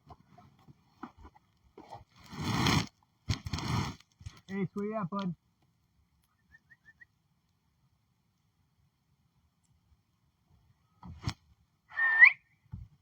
Ace, come.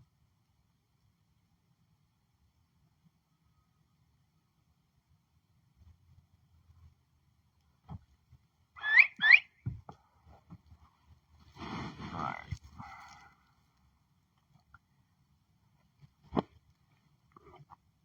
The previous, more scientific record of creation declares that God made every plant of the field before it was in the earth. This opposite declaration, the statement that life issues from matter, contradicts the teachings of the first chapter, namely that all life is God. Belief is less than understanding. Belief involves theories of material hearing, sight, touch, taste, and smell, termed the five senses. The appetites and passions of sin, sickness, and death follow in the train of this error of a belief in intelligent matter. The mention of evil is in the legendary scripture text in the second chapter of Genesis. God pronounced good all that he created, and the scriptures declare that he created all. The tree of life stands for the idea of truth and the word which guards it as the type of divine science. The tree of knowledge stands for the erroneous doctrine that the knowledge of evil is real. Hence, as God bestowed as the knowledge of good, was evil instituted through God love?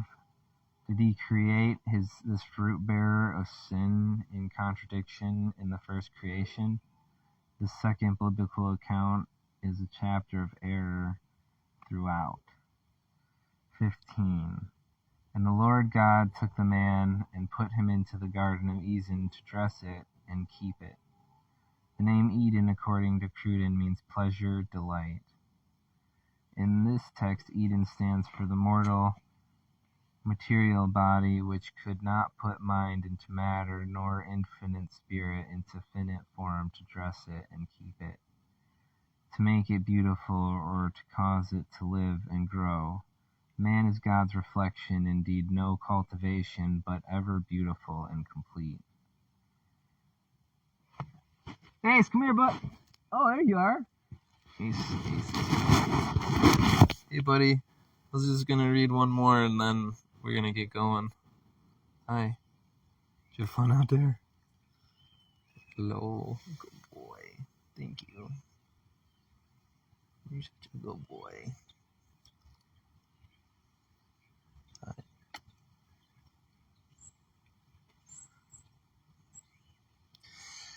Alright. Me done. I'm gonna do 2 a days. 2 a days. That's what I'm gonna do. Buddy?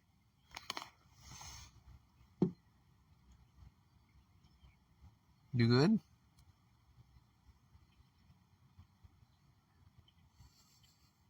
Hi.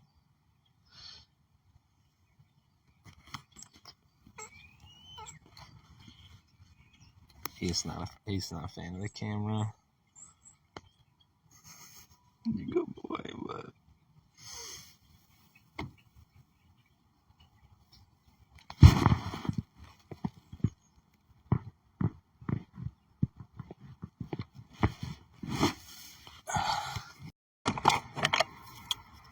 oh, hey bud. No, we're not having fun right now. We're gonna read again. Doing a little laundry, preparing for my leave, getting my storage units already ready. I have pretty much everything packed. The clothes I want to wear is what I'm take with me is what I'm doing today. And then what equipment I need be gone for 3-4 months. Got the car detailed. Got the window tint put on, and then my solar generator, the battery's coming in soon.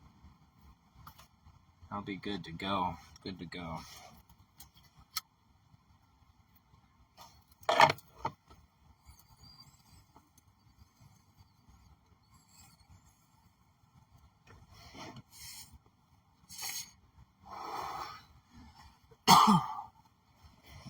We got exit date November 20th.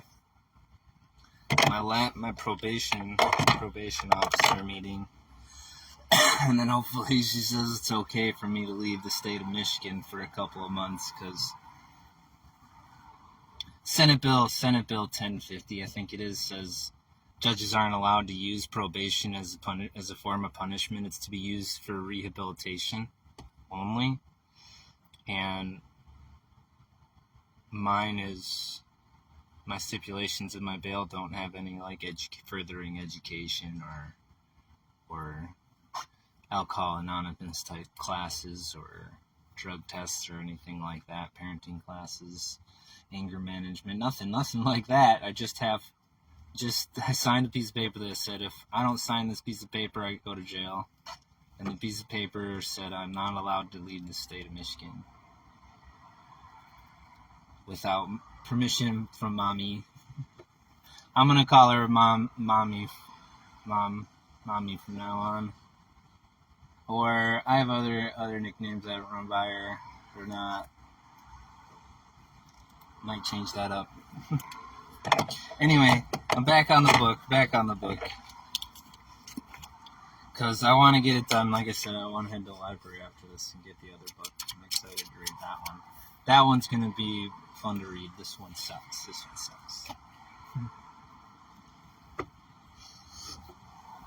Anyway. Going back, I don't know if I read this one again or not, but I'm going to read it again. If I did. Number 15, and the Lord God took the man and put him into the Garden of Eden to dress it and keep it. I did read this one, but I want to read it again. The name Eden, according to Cruden, means pleasure, delight. In this text, Eden stands for mortal, material body.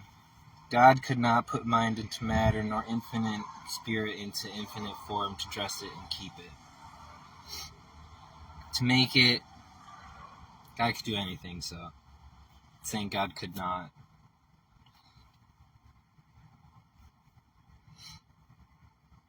To make it beautiful, or to cause it to live and grow.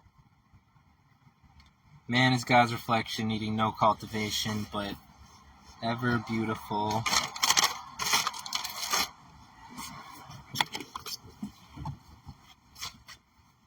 Complete reflection. I don't know why I wanted to read that again.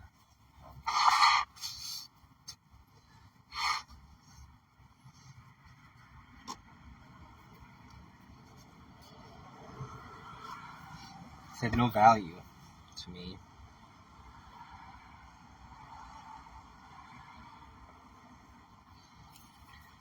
16 and 17, and the Lord God commanded the man, saying, of every tree of the garden thou must freely eat, but of the tree of knowledge of good and evil thou shalt not eat it.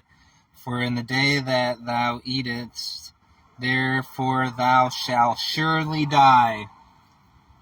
So God said that you'll surely die if you eat from that tree, right?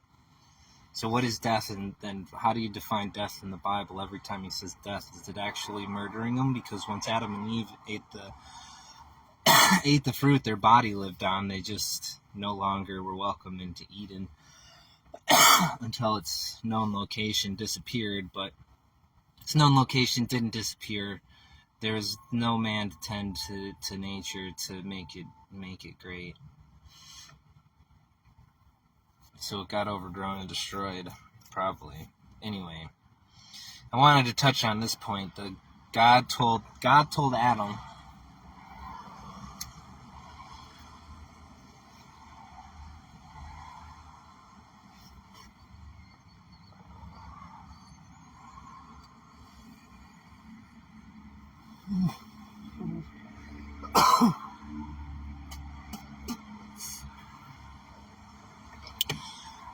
to be fair to Eve, God didn't tell Eve not to eat from the fruit.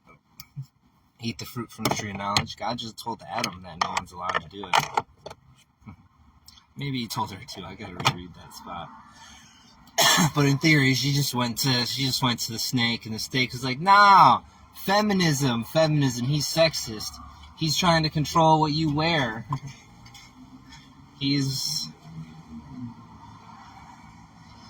a misogynist. He just wants to be in control of you. You're a boss, babe. You should do whatever you want, whatever you feel like. You're not gonna die." And then she eats it, and she goes to Adam and says, "Dude, check it out. I ate it. I didn't die. God doesn't know shit. So check this out. Eat it. We get smart and have the knowledge." And Adam's like, "It's not a good idea, yo." But Eve's now a minion of the snake, and Adam just... What did he say when God created Eve? He said, "Now you've made the thing that's the greatest thing you've ever made."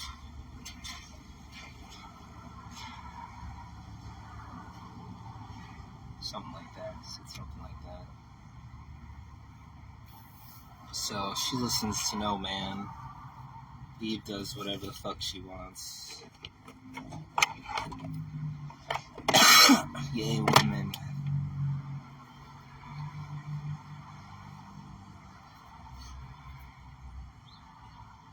Here the metaphor represents God, love, as tempting man, but the Apostle James says God cannot be tempted with evil, neither tempteth he any man. It is true that a knowledge of evil would make a man mortal. It is plain also that material perception gathered from the corporeal senses constitutes evil and mortal knowledge. But is it true that God good made the tree of life to be the tree of death to his own creation? Has evil the reality of good? Evil is unreal because it is a lie, false in every statement. Which something to emphasize what she means by evil being not real. Because you can get caught up in the realistic meaning of it, that it's not real, that it doesn't fucking exist.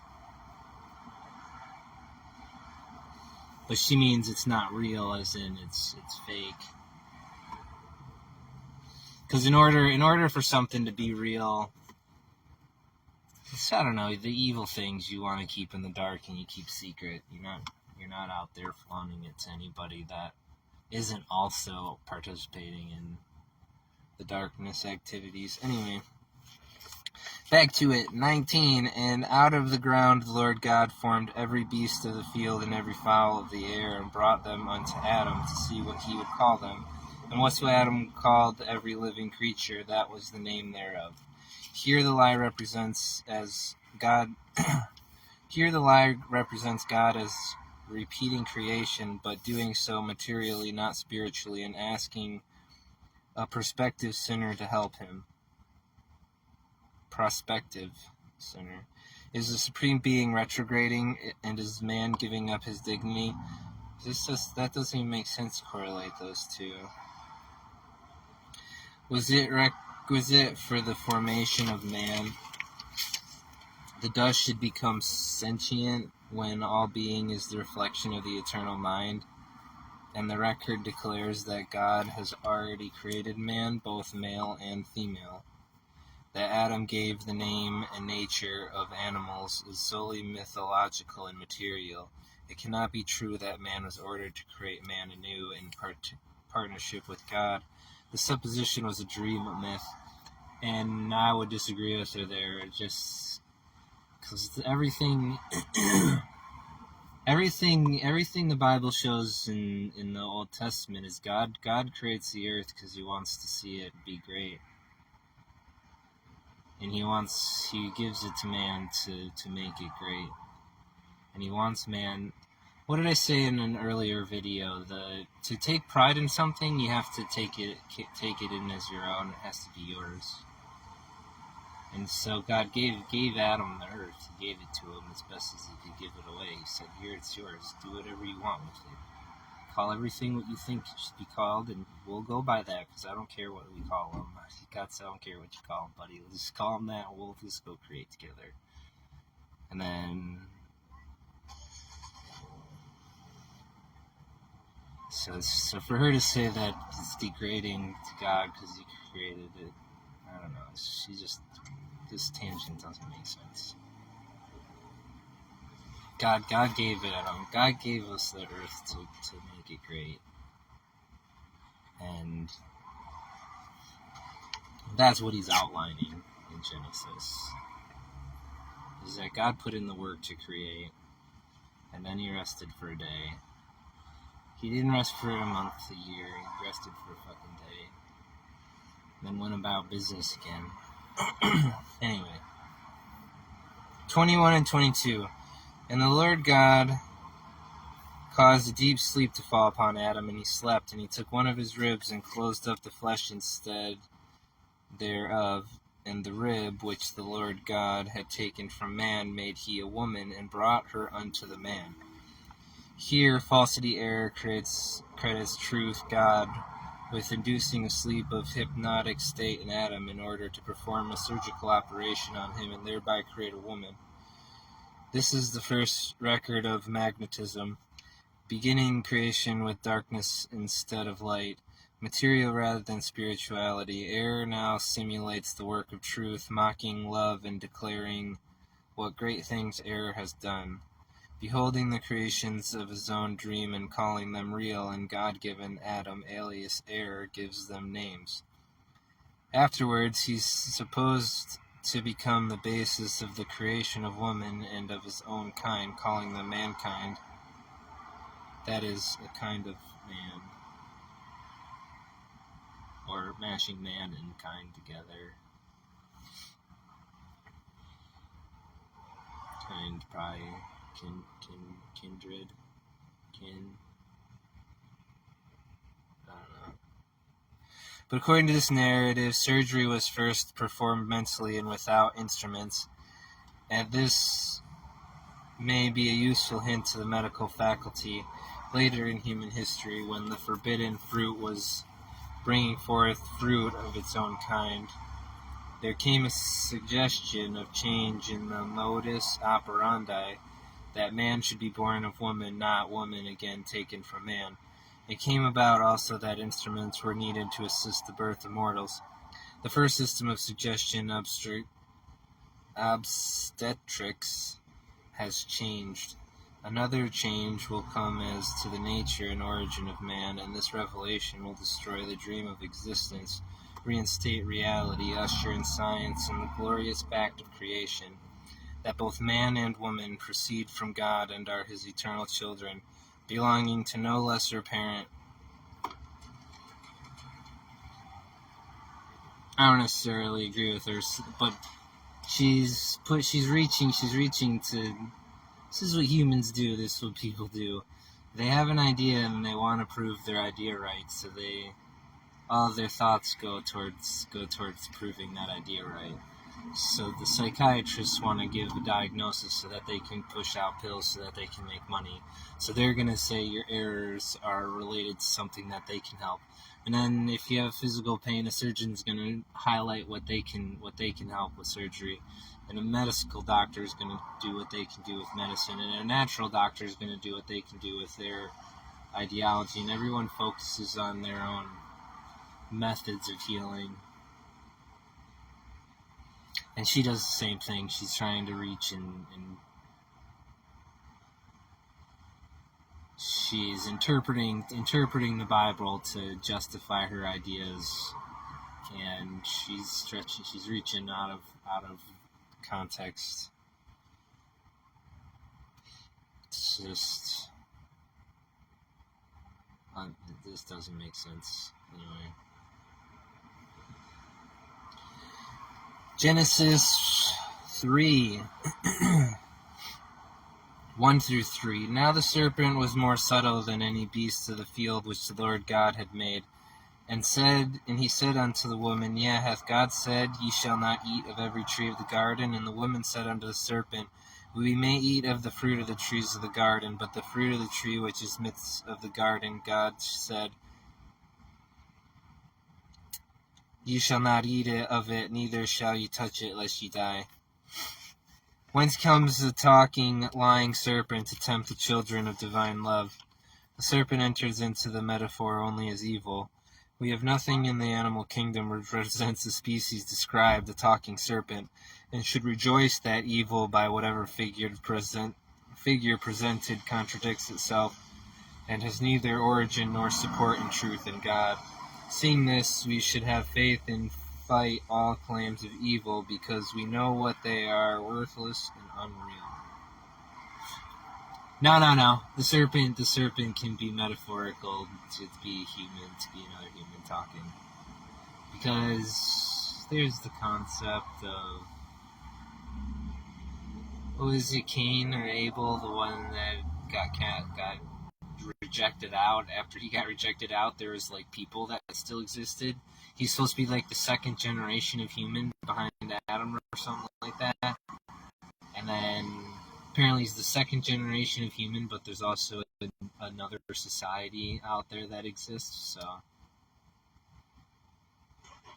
there's something about that. We might get to it in Genesis. I don't remember. Whence comes the talking? Adam, and the synonym of error, stands for a belief of material mind. He begins his reign over man somewhat mildly, but he increases in falsehood, and his days become shorter. In this development, the immortal spiritual law of truth is made manifest as forever opposed to mortal material senses. In divine science, man is sustained by God, the divine principle of being. The earth, at God's command, brings forth food for man's use. Knowing that Jesus once said, Take no thought for your life, what ye shall eat or what ye shall drink, presuming not on the prerogative of his Creator, but recognizing God the Father and Mother of all, as able to feed and clothe man as he doth the lilies. 4 and 5. And the serpent said unto the woman, Ye shall not surely die, for God doth know in the day ye eat thereof, then your eyes shall be opened, and ye shall be as gods, knowing good and evil.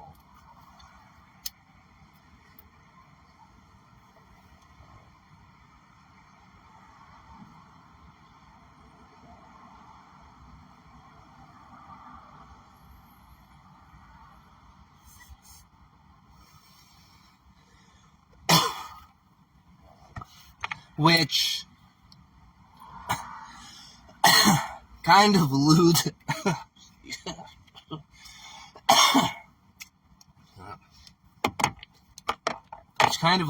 to the idea that ignorance is bliss.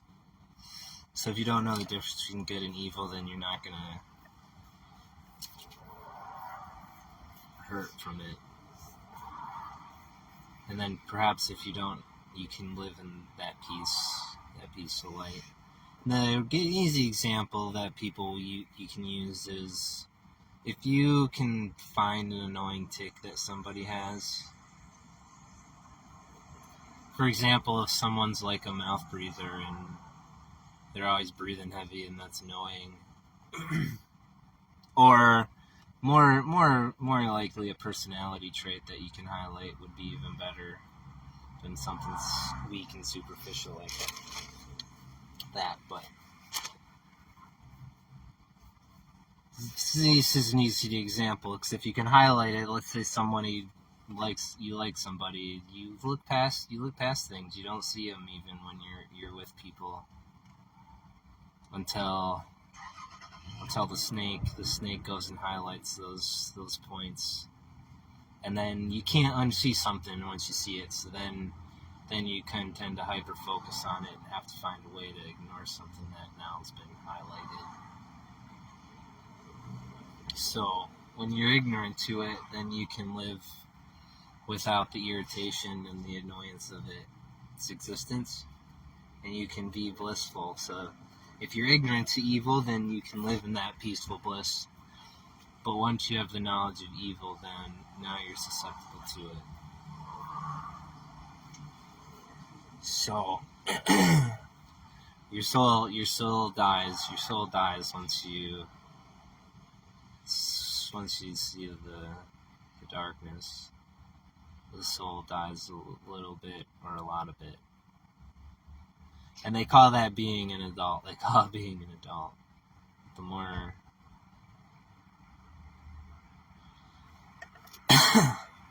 knowledge of evil you have, the less connection with Source in your soul that you have.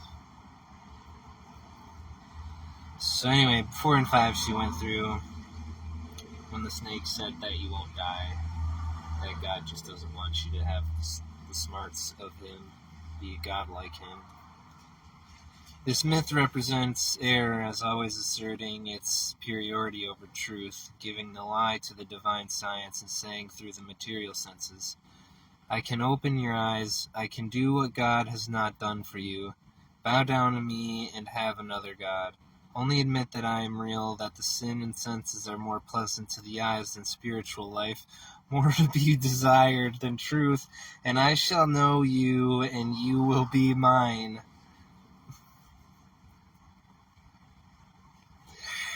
And this spirit and flesh war, isn't that something?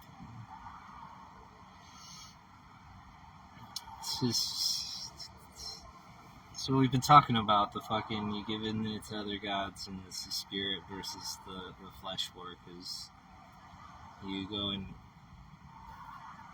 appease those cardinal sins with other gods that you can say, I'm gonna go live in it, live in that vibe. And all the other gods tend to be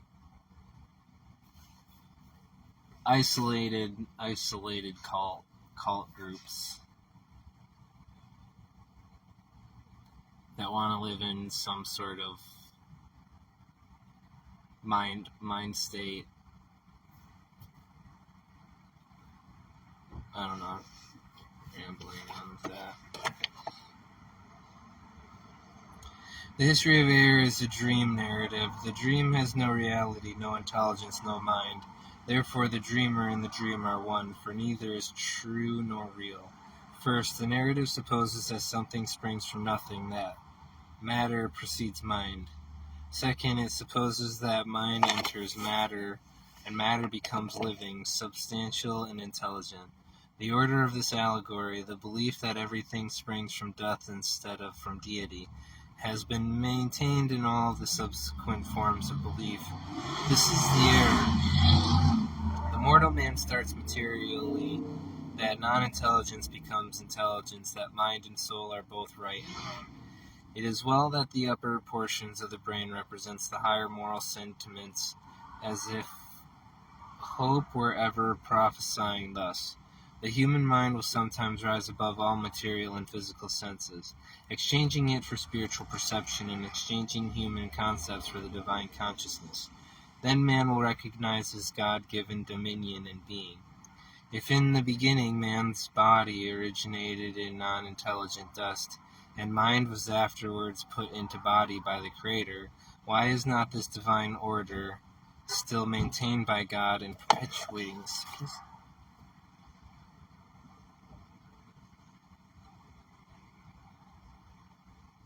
Yeah.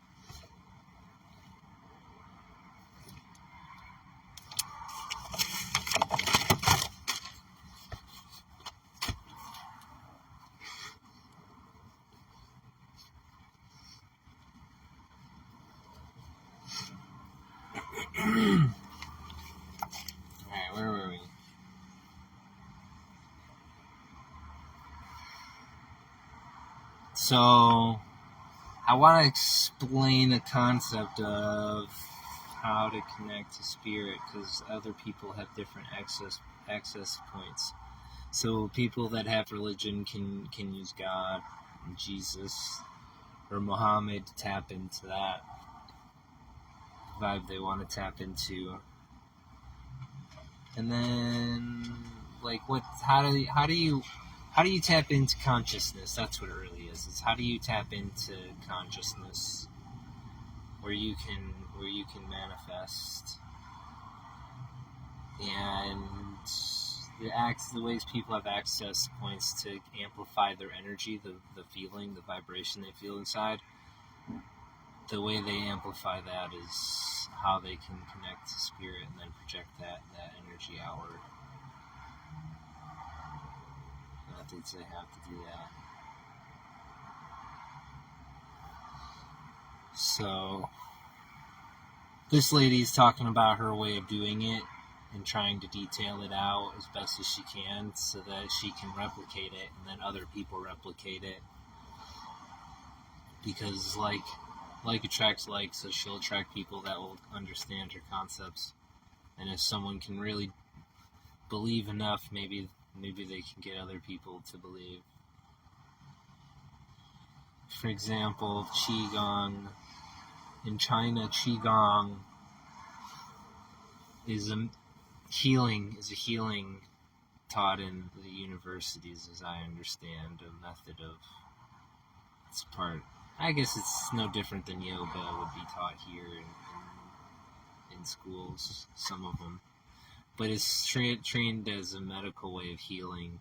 But more deeper than that, there's groups that were formed to create God. They thought they would tap into God mode through Qigong. So that was their access point to the energy. And what Qigong is a form of meditation and yoga. And the concept is you reach to the heavens, so you raise your hands high in the sky up towards heaven, and then grab the energy from the sky and pull it down into your own body and down through your body, and then back up again to reach to the sky, grab more of the divine energy, bring it down into your body and through your body, and then go up again. And that's a form of medication to help pull energy into your body in a way that's not the cardinal sins, which is what most people know, because those are easy ways to tap into. So if I want to lean into venting or lean into my lustful urges or any of those cardinal sins, those are easy ways to tap in and maximize the energy that's built into the body. So sexualizing the body can tap you into the energy, and it has negative toxic effects, where Qigong has no negative effects, if you can believe in that concept, where you're lifting your hands into the sky and asking for God for divine energy and bringing that divine energy back down into your body. Then there's no real negative consequences for that kind of amplifying your own energy. But the point being is there was groups that were created that were manipulating people into thinking that they were gods and using that to steal money from rich people that wanted a way out, that want to heal. And so there's always bad people that get shit shut down, so that the people that are using it for good have to hide. It's the same thing here with psychedelic mushrooms and other mind consciousness opening. I don't know how you want to put it. Anyway, I gotta get through this and then go change to the dryer.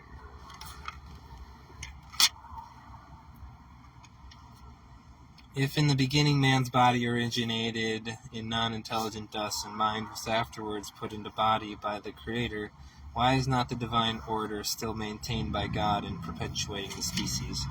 Who will say that minerals, vegetables, and animals have a propagating property of their own. Who dares to say either that God is in matter or that matter exists without God? Has man sought out other creative inventions and so changed the methods of his maker? Which institutes life, matter, or mind? Does life begin with mind or with matter?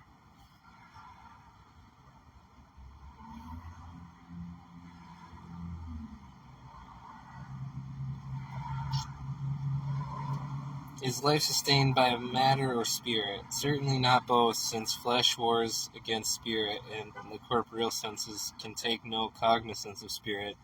The mythological theory of material life at no point resembles the scientifically Christian record of man as created by mind in the image and likeness of God and having dominion over all the earth. Did God at first create one man unaided, that is Adam, but afterwards require the union of the two sexes in order to create the rest of the human family? No, God makes and governs all. All human knowledge and material sense must be gained from the five corporeal senses. Is this knowledge safe when eating at first fruits brought death? In the day that thou eatest, therefore thou shalt surely die, was the prediction in the story under consideration. Adam and his progeny were cursed, not blessed, and this indicates that the divine spirit or father condemns material man and remands him to dust.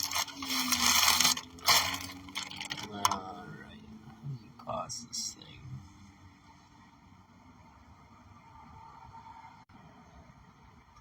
That's about it.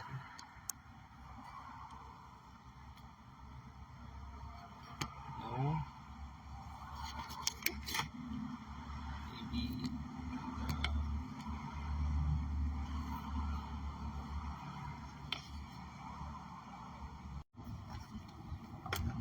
Alright, so my books came in.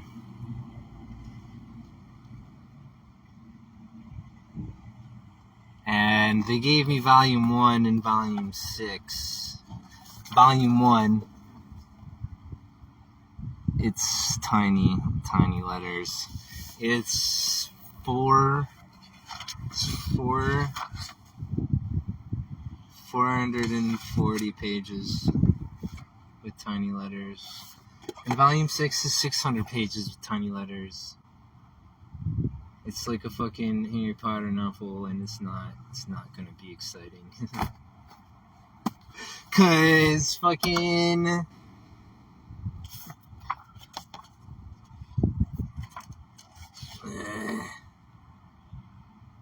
the first reason is that evil spirits reside in heretics just as they once did in idols. Just shit like that. It's gonna be prima causa est quod deminus in hereticus ut olim in idolis habent Dominicalum recte enim salent. I might be just opening the seventh seal right now. I don't know what these words are, but this is what I'm talking about. This whole chapter is fucking gibberish. And this fucker is supposed to...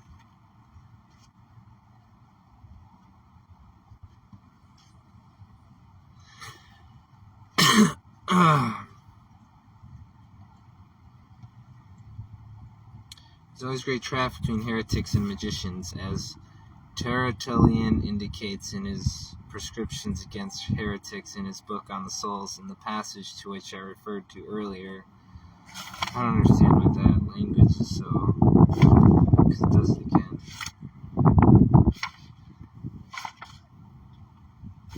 Pouring into the north, and as a result...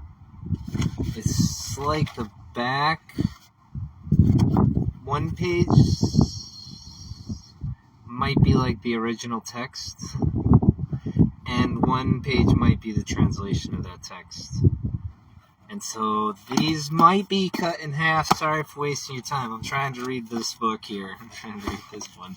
So the faster I get this one finished, the faster I can start on this one, because this one's going to be interesting.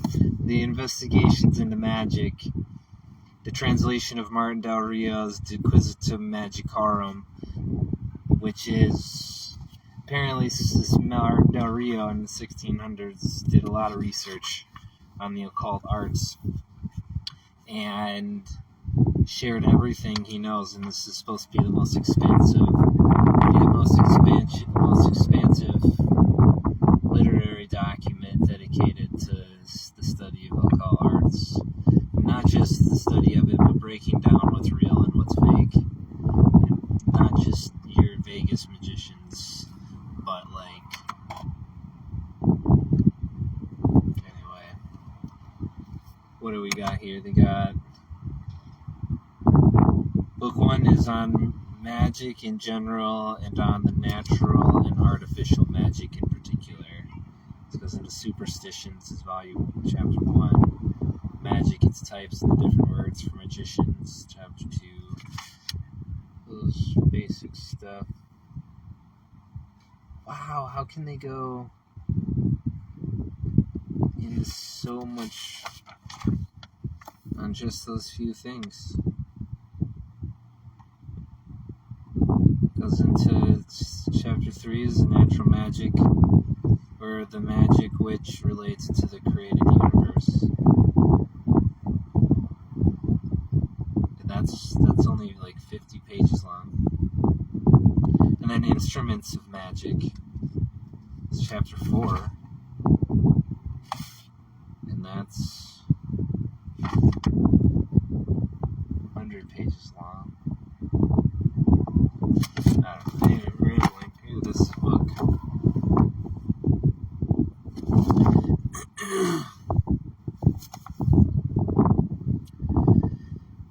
Alright, Genesis 4:1. And Adam knew Eve his wife, and she conceived and bare Cain, and said, I have gotten man from the Lord. This account is given not of immortal man, but of mortal man, and of sin which is temporal, as both mortal man and sin have a beginning, they must consequently have an end, while the sinless real man is eternal. Eve's declaration, I have gotten a man from the Lord, supposes God to be the author of sin and sin's progeny. This false sense of existence is fratricidal.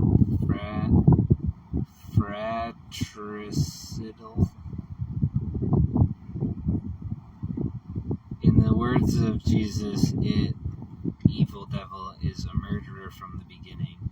Error begins by reckoning life as separate from spirit, thus sapping the foundations of immortality, as if life and immortality were something which matter can both give and take away. What can be the standard of good, of spirit, of life, or of truth, if they produce their opposites, such as evil, matter, error, and death? God can never impart an element of evil, and man possesses nothing which he has not derived from God. How then has man a basis for wrongdoing? Whence does he obtain the propensity, power to do evil?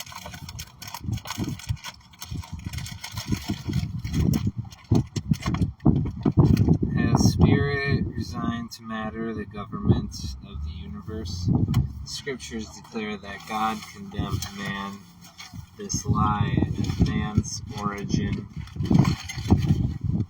by condemning its symbols, the serpent grove, to grovel beneath all the beasts of the field. It is false to say that truth and error commingle in creation, in parable and argument. This falsity is exposed by our master as self-evidently wrong. Disputing these points with the Pharisees and arguing for the science of creation, Jesus said, Do men gather grapes or thorns? Paul asked, What communion hath light with darkness? And what concord hath Christ with Belial?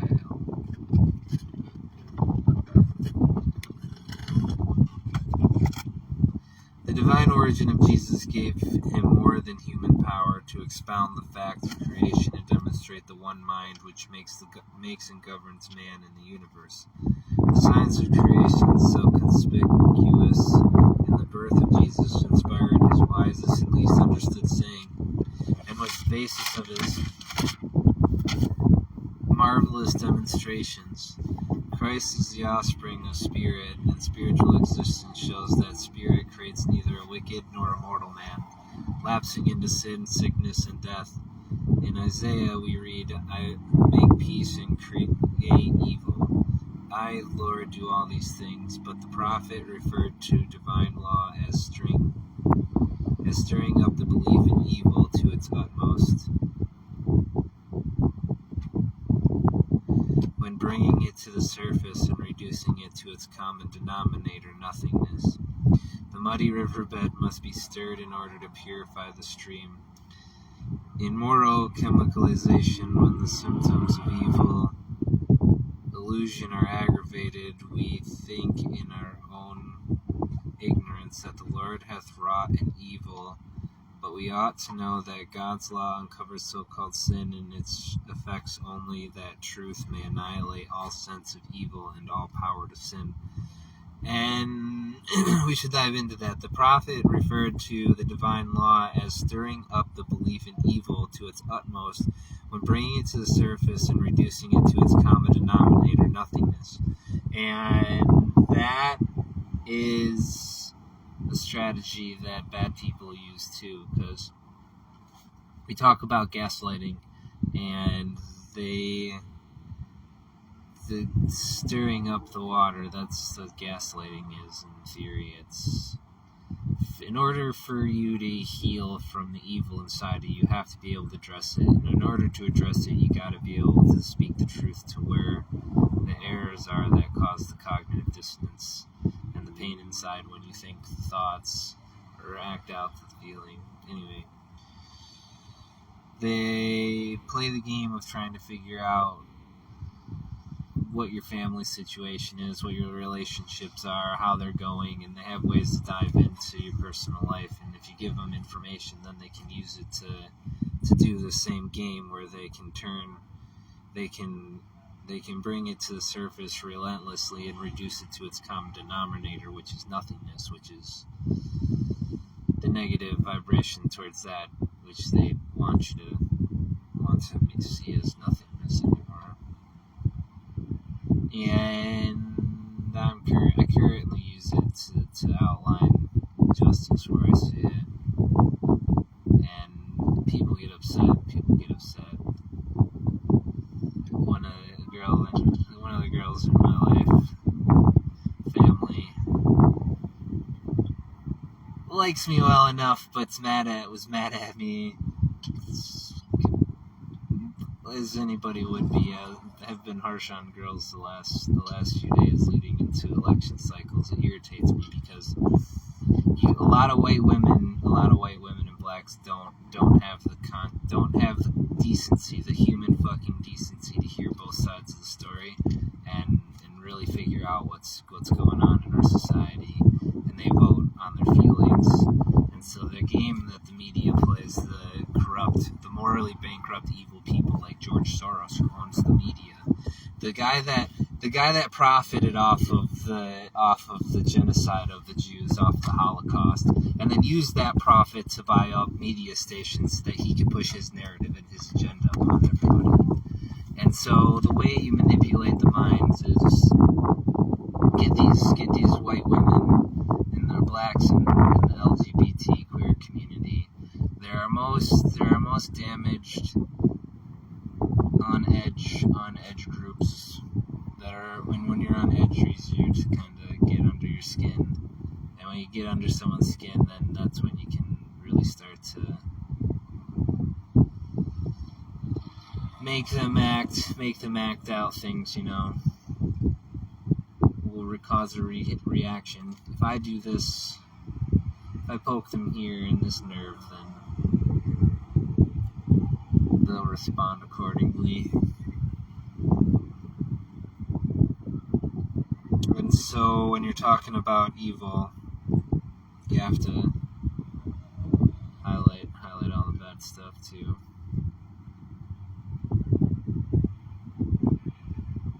And stirring up the belief in evil is a painful thought because people don't want to think about evil, just like this girl wants it to be nothingness. But you have to see it as evil and see the falseness in it, or the negative consequences that come. One of the sex drug peddlers that I know, frat boy, said, people don't understand things until they feel it. They don't fully understand it until they feel it. So it's one of the games that our government and my parents love to play. Is I don't go down that rabbit hole again. But to do back to you the eye for an eye concept to hurt you back, so you feel it and you're like, it doesn't feel good, does it? And it's like our government puts people in jail and fines them for crimes they commit, rubber stamp things, blanket people, see people in a state of anger and pain and frustration and say, I'm going to hurt you now, and that's going to make you better, and that's going to make you right.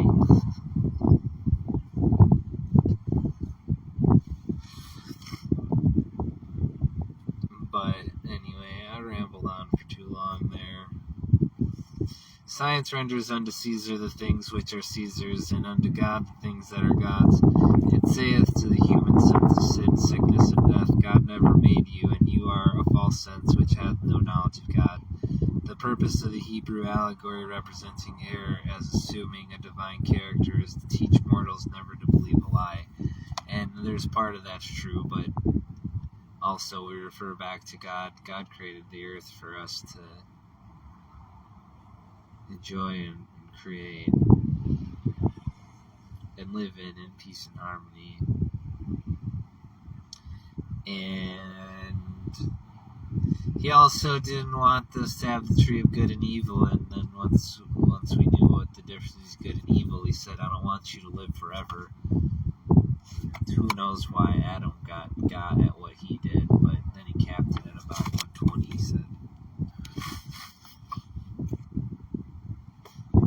Cain brought, 3 and 4, Cain brought of the fruit of the ground an offering unto the Lord, and Abel he also brought of the firstlings of his flock and to the fat thereof.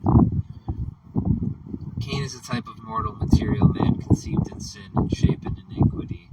He is not the type of truth and love. Material in origin and sense, he brings a material offering to God.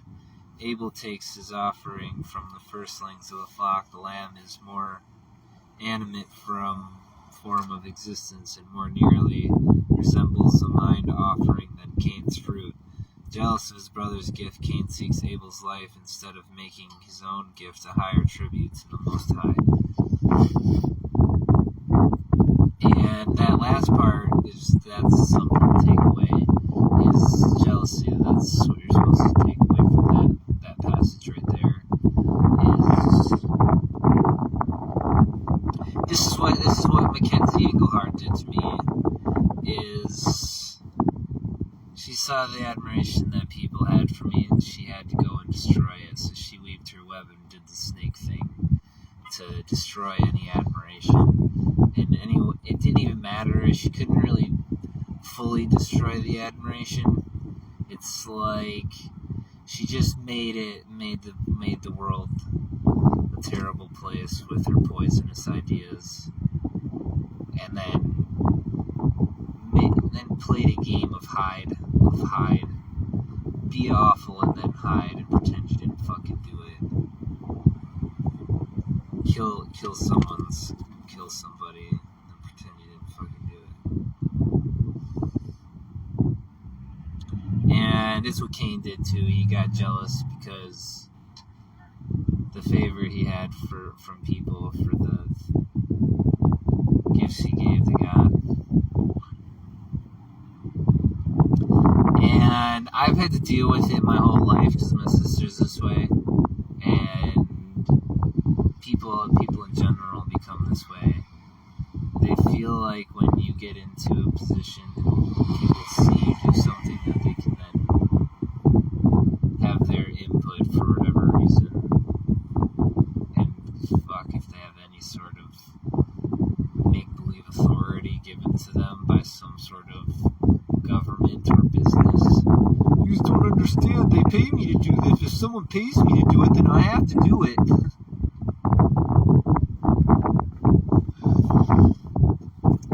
Anyway, to the point, jealousy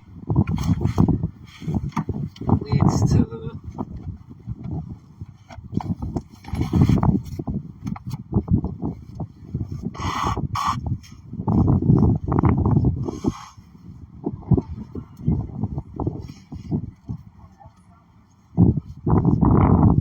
it leads you to do irrational things that cause you to do things in the heat of a moment that if you were to take time and cool off and think about it, maybe it's not the best approach to get what you're done. Like she said, if he would have just worked a little harder and gave a better gift. Or found another way to gain favor. Rather than needing to destroy the light that was blessed upon his brother. Family, you know, because family cares. As long as we pretend to play make-believe, then we can pretend. We can pretend that fucking Abel's the bad guy, and Cain is the victim. Kenzie's the victim. That's what it is. Jessica's a victim because they were born with pussies, and me, Abel, over here. The bad guy.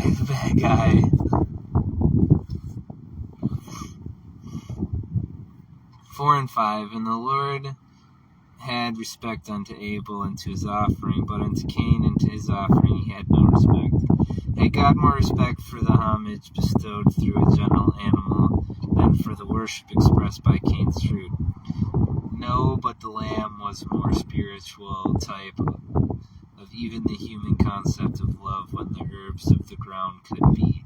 And it really isn't. It just shows that God's kind of a fucking dick and is just ungrateful, saying this is a better gift, so I don't even care about the one that you gave me.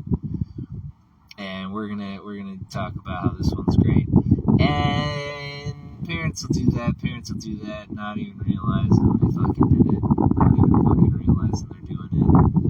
Just completely neglect one of the children to say, just whatever you did was. Mad TV had a character called Stuart where he walked around and said, look what I can do, and then he'd like jump in the air and do fucking something stupid, and then just annoy people with that.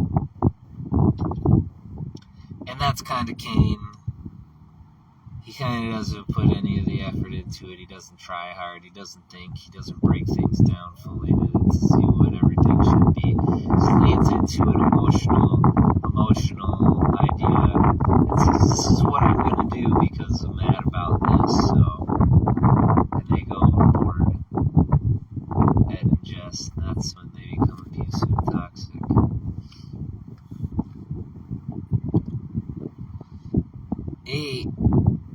Cain rose up against Abel his brother and slew him. The erroneous belief that life, substance, and intelligence can be material ruptures the life and brotherhood of man at the very outset. 9. And the Lord said unto Cain, where is Abel thy brother? And he said, I know not, am I my brother's keeper? And it says, here the serpent lie invents new forms. At first it usurps divine power. It is supposed to say in the first instant, ye shall be as gods. Now it repudiates even the human duty of man towards his brother. And that just outlines what I keep telling you, what bad people do, like Mackenzie. It's do something awful, and then fucking lie about it, and then pretend, and then play make-believe. Oh, I don't know why it's happening. I have no idea why Luke's mad at me. I'm innocent. I was just a nice person the whole time. I'm a girl. I was born with a pussy. Girls are never mean.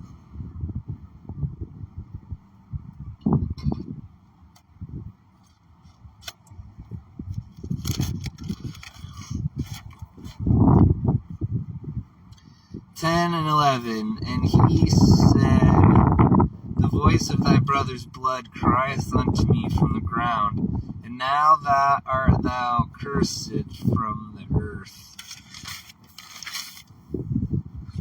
She says, the belief of life in matter sins at every step. It incurs divine displeasure, and it would kill Jesus that it might be rid of troublesome truth. Material beliefs would slay the spiritual idea whenever and wherever it appears. Through error hides behind a lie and excuses guilt. Error cannot forever be concealed. Truth, through her eternal laws, unveils error. Truth causes sin to betray itself and sets upon error the mark of the beast. Even the disposition to excuse guilt or to conceal it is punished. The avoidance of justice and the denial of truth tend to perpetuate sin, invoke crime, jeopardize self-control, and mock divine mercy. And she kind of dives into it here a little bit. Is fucking God knew something was up. God knew something was up. That's why he asked, and he knew what was wrong.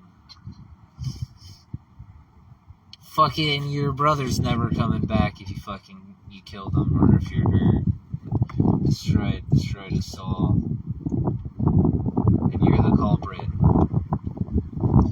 While you say you don't know, make a mockery of your parents, of God, just to try to get yourself out of any of the consequences from all the evil things you did, Mackenzie Engelhart and Jessica Klein. So you just get to pretend you didn't do all those evil things, and you can fool Kimbo, slice and dice your life, and Edo, the man that wants me to call him dad and father. But I can't have a relationship with him because my sister's an evil fucking cunt.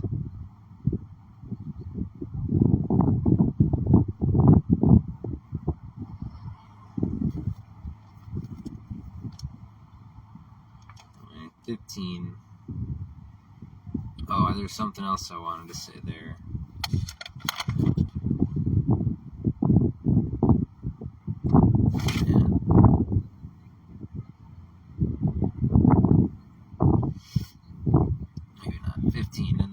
Said unto him, therefore whoever slayeth Cain, vengeance shall be taken on him sevenfold. And the Lord set a mark upon Cain, lest any finding him should kill him. Whoever slayeth Cain, vengeance shall be taken on him sevenfold. And the Lord set a mark upon Cain, lest any finding him should kill him. Retribution and remorse. That's what I want to talk about, remorse. Because fucking Kenzie and Jess and Cain, they have no remorse. It's let it go. Pretend it never happened. Just pretend it never happened. Play make-believe with us. And they have no remorse. And even if it's just the regret of hurting somebody and caring about that you fucking say you care about. You hurt that person, you don't have the decency to even say you're fucking sorry. You just say let it fucking go, or else I'm gonna make it worse and I'm gonna hurt you more. And Cain had none of that. He had no remorse.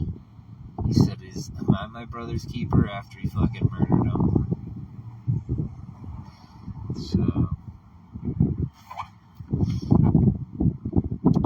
they that take the sword shall perish with the sword. Let truth uncover and destroy error in God's own way, and let human justice pattern the divine. Sin will receive its full penalty, both for what it is and for what it does. Justice marks the sinner and teaches mortals not to remove the waymarks of God, to envy's own hell. Justice consigns the lie, which to advance itself breaks God's commandment. And I don't remember exactly what God's punishment was on Cain. Because he wanted him. Because I remember they wanted him to live in fear that he was going to be killed, and that just highlights a lot of these. This is a guy in the mental institution. He had an emblem on the back of his neck, tattooed, some sigil, and that's the mark of the beast right there. He's owned by somebody. A cult, not like one person, but a master, a mentor of said cult. Some secret society. Whether he's a part of it or not, he could have just saw it in a book and liked it, like he said, and posted it on his neck, and now it's part of him, whether he's part of that cult or not. But regardless, the point is one of the things he mentioned on multiple occasions said he couldn't figure out why he had nightmares of people chasing him and trying to kill him. And that guy had a baby and a mom that he didn't know where they were. Talking about wanting to be a good dad and wanting to figure it out. And then spending his time trying to hit on the damaged girls in the mental institution. Girls that had boyfriends that were taken, but fuckboy pieces of shit don't give a flying fuck. And so he pretends that he's just being friends with these girls, and that's what the fuckboy cunts do, is just pretend to be friends until one day, oops, we were drunk and we fucked. Oh, we were just friends, it's okay, we'll still be friends, and we won't tell your man, about it, and we'll just cuck him, and it'll be our little secret. Yay, women, just fuckboys and sluts being friends. Ha ha, empowered women, yay, feminism. Rambling. The point is God talks about that in Genesis. The punishment he puts on Cain for killing his brother is the same punishment that God puts on people who destroy other people's souls, the suicidal ideations, and the threats of murder and violence upon you. The threat that someone's always lurking behind you, ready to kill you, because if all is mind, and they don't need to know who you are to know that the dynamic of the relationship changed once the skank cucked her man for some pile of shit that she's friends with. That he's friends with lots of fucking skank pieces of shit. So, yay, women. Anyway. Karma, he talks about it in Genesis, right there.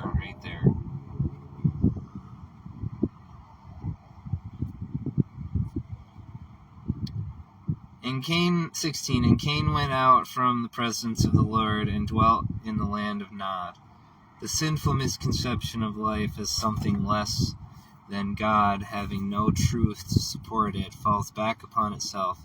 This error, after reaching the climax of suffering, yields to truth and returns to dust. But it is only mortal man and not real man who dies. The image of spirit can be effaced, since it is the idea of truth and changes not, but becomes more beautifully apparent at error's demise. In divine science, the material man is shut out from the presence of God. The 5 corporeal senses cannot take cognizance of spirit. They cannot come into his presence and must dwell in dreamland. And mortals arrive at the understanding that material life, with all its sin, sickness, and death, is an illusion against which divine science is engaged in a warfare of extermination. The great verities of existence are never excluded by falsity.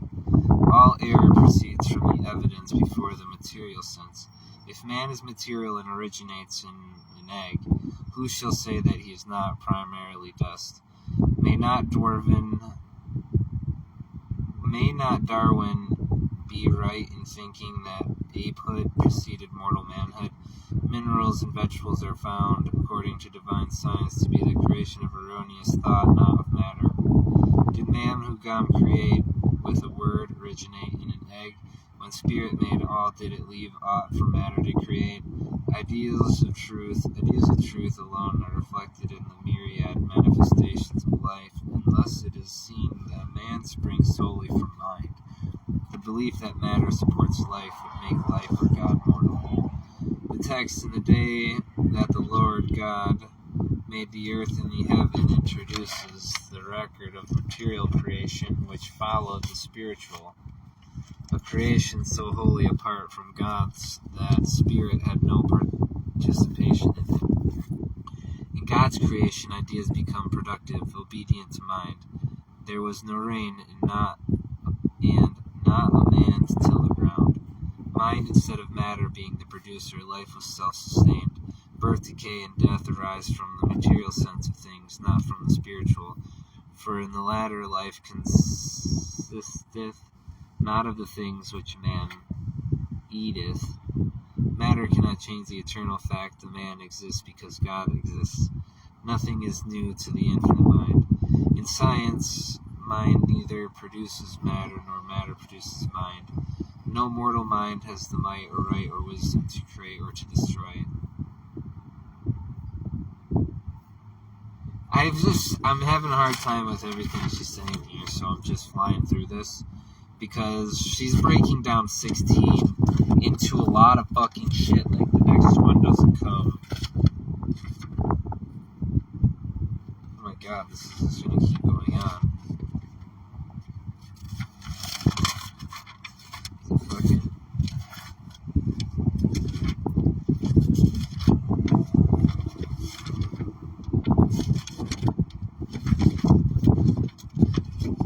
Okay. That might be the last scripture verse she uses, so that's why this one's dragging on. But I want to highlight this point here on 16. And Cain went out from the presence of the Lord and dwelt in the land of Nod. And they called this place the land of Nod. And he also says something about something about somebody else killing Cain for vengeance for Abel.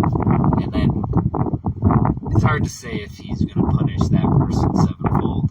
I think that's what it means. The person that kills Abel for the murder he created in revenge is going to be punished sevenfold for doing it.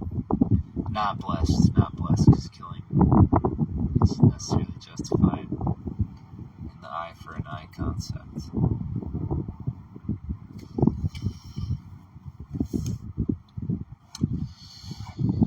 Man.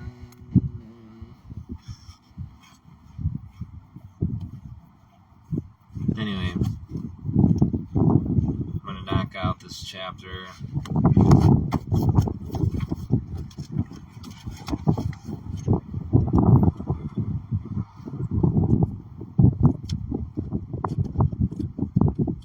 Start the apocalypse.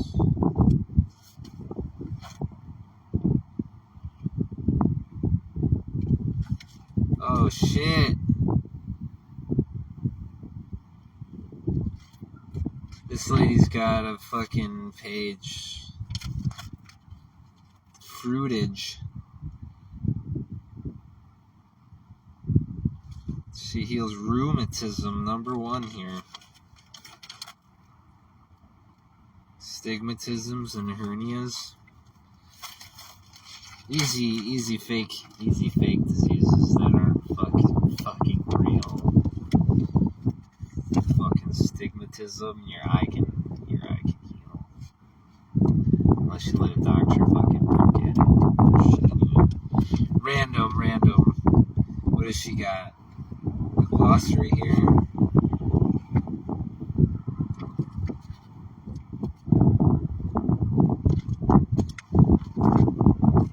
And then the apocalypse.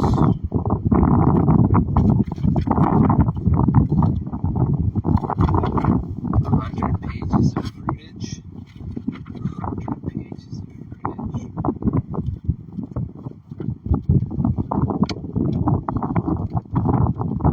I am not going to read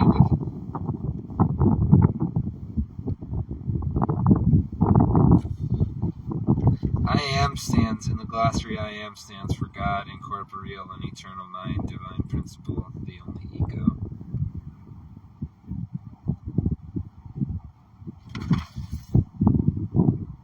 But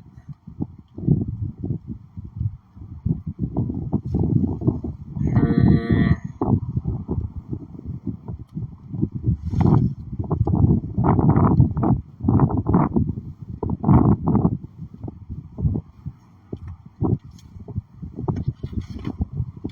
summary is not necessary. None of these words are important. Not that the words are important, but you already know them, and if you don't know them, they're just her interpretations of words in the Bible.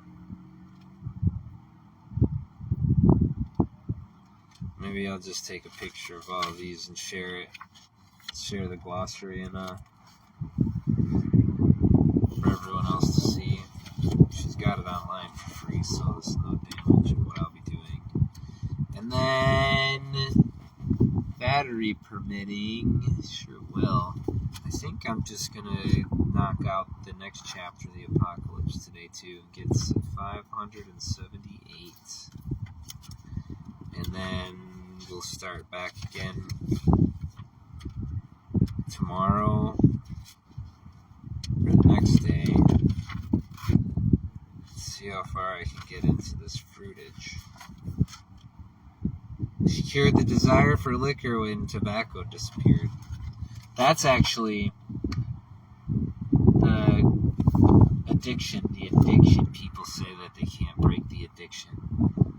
And once you break the trigger that makes you crave the addiction, you no longer have that response. We talked about it earlier, and they talk about it a lot of times, but the trigger, when you can make somebody feel something, when you get under their skin, you can make them their reaction, their emotional response will go to my happy place, go to my vice. It's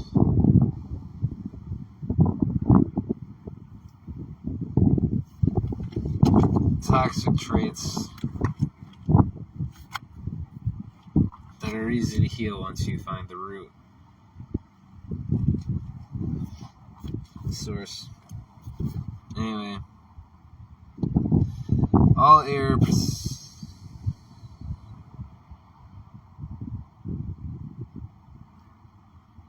The text in the day that the Lord God made the earth and the heaven introduces the. I read this.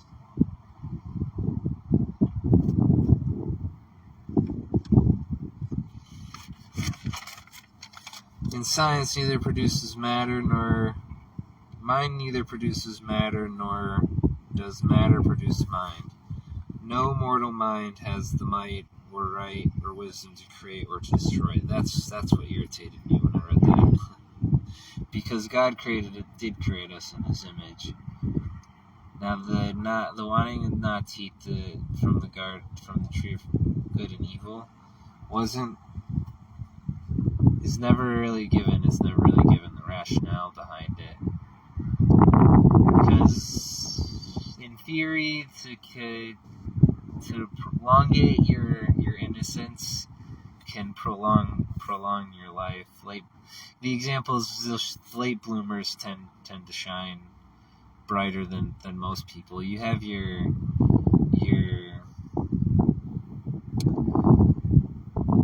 people, you have your outliers of just excellent geniuses, talent, like Einstein, that are just out of people's leagues.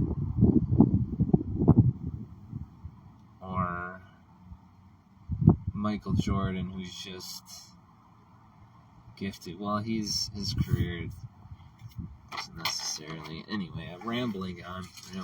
I want to finish this fucking book.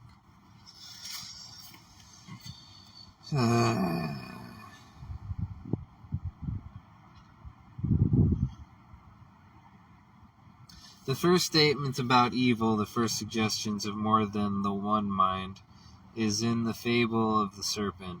The facts of creation, as previously recorded, include nothing of the kind. The serpent is supposed to say, "Ye shall be as gods," but these gods must be evolved from the materiality and be the very antipodes of immortal and spiritual being. Man is the likeness of spirit, but a material personality is not this likeness. Therefore, man in this allegory is neither a lesser god nor the image and likeness of the one God. Material erroneous belief reverses understanding and truth. It declares mind to be in and of matter, so-called immortal life to be life, infinity to enter man's nostrils, so that matter becomes spiritual. Error begins with corporeality as the producer instead of the divine principle, and explains deity through mortal and finite conceptions. Behold, the man is become as one of us. This could not be the utterance of truth or science, for according to the record, material man was fast degenerating and never had been divinely conceived.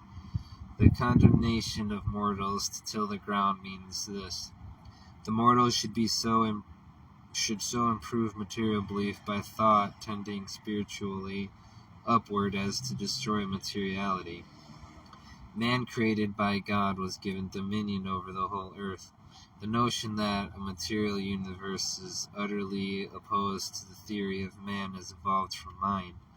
Such fundamental errors sense falsity into all human doctrines and conclusions, and do not accord infinity to deity.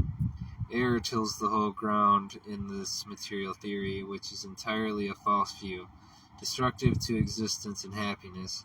Outside of Christian Science, all is vague and hypothetical and opposite of truth.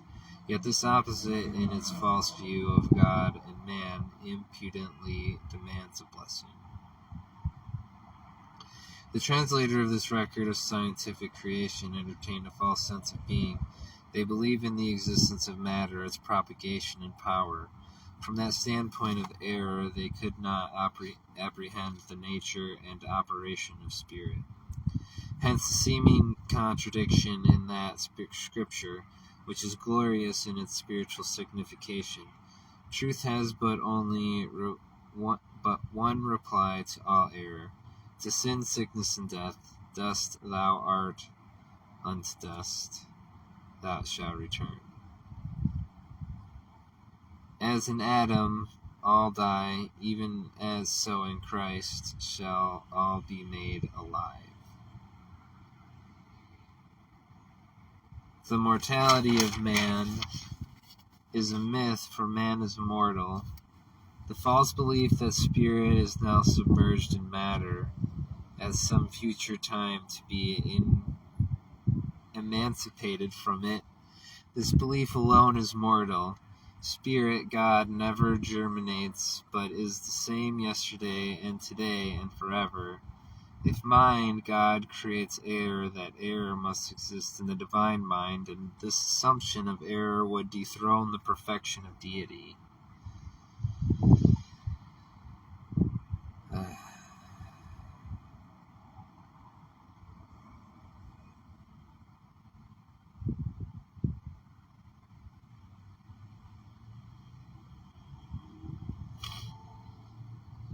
We can just boil that down to the one thing.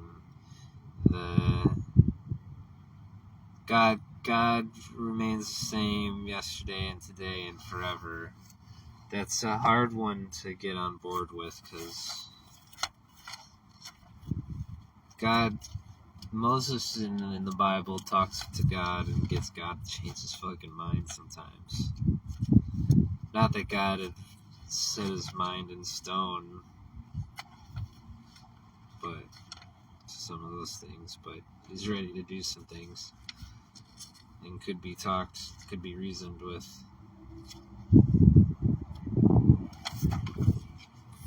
Moses at least.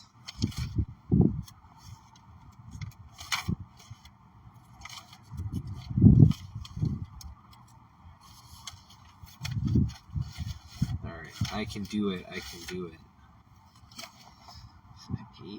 Did I ever tell anybody that I hate reading? I do it to test it. I hate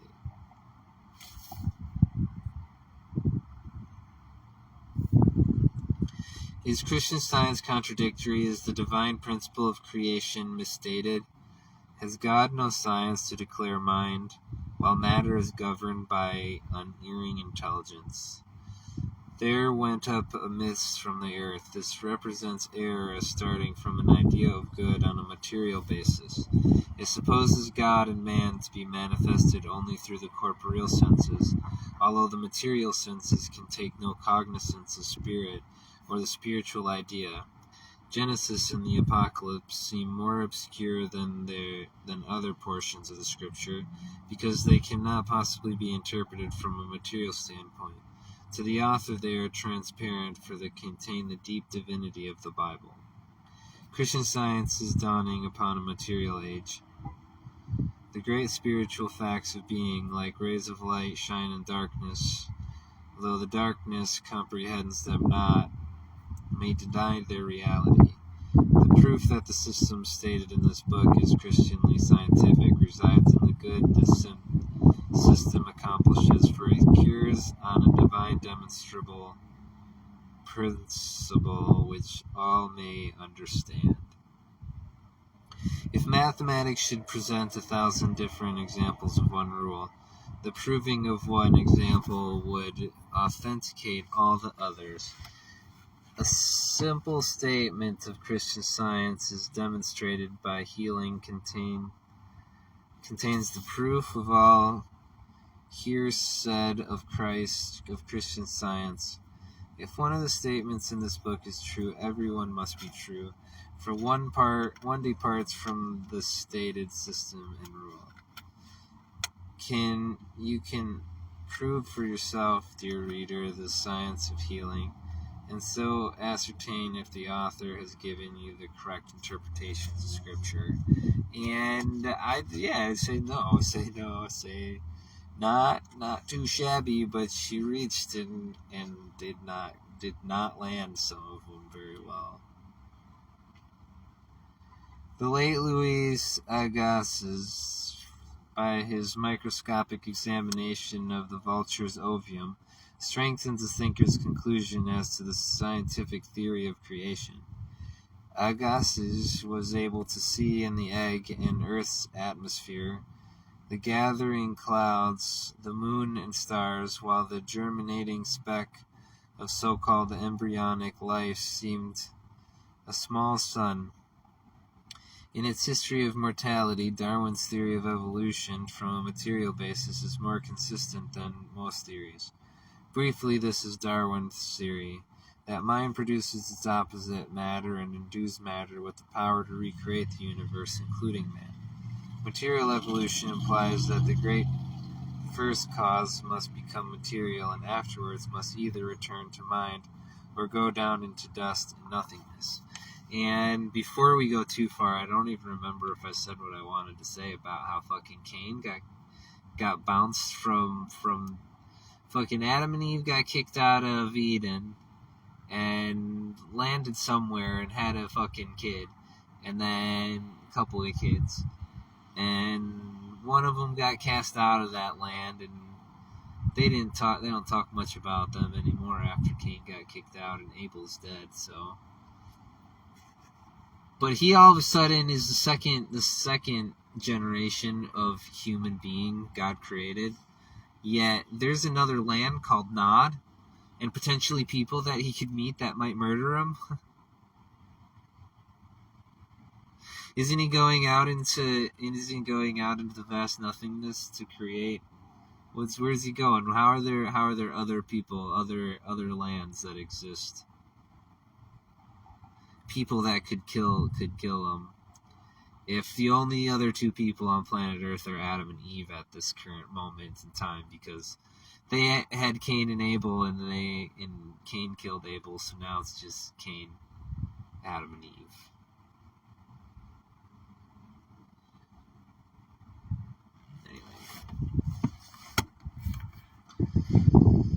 The scriptures are very... Ouch. The scriptures are very sacred.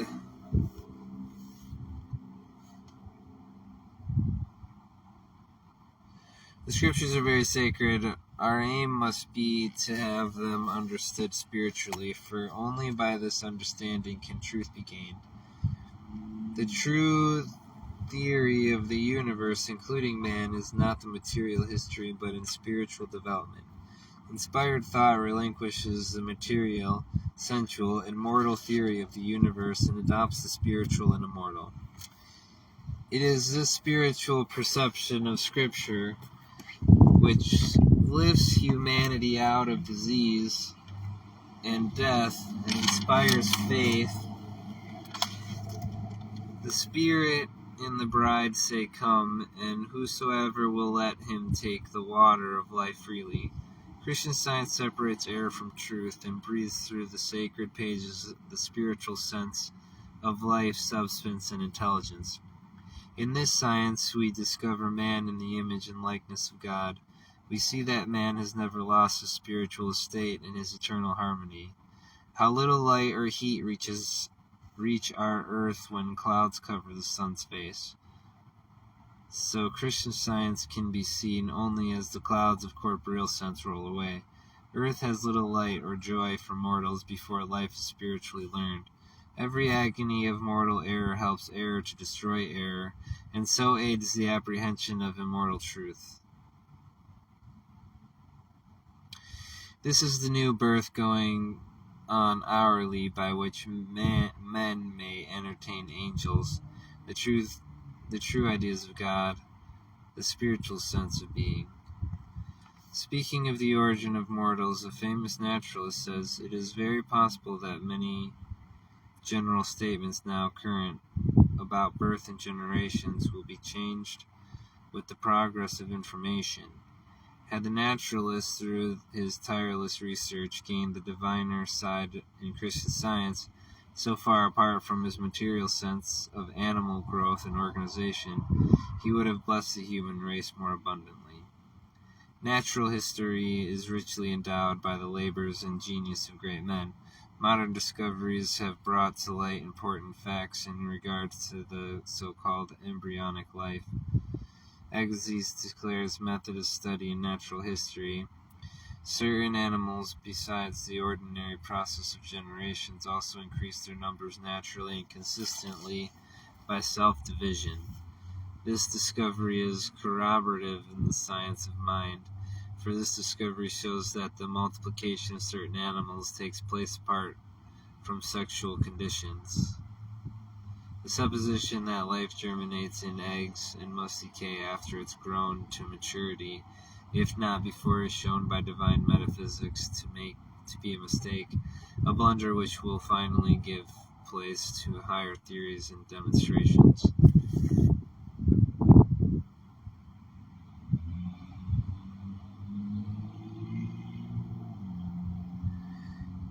increase their numbers naturally and constantly by self-division, without certain animals besides the ordinary process of generation also increase their numbers naturally. Anyway.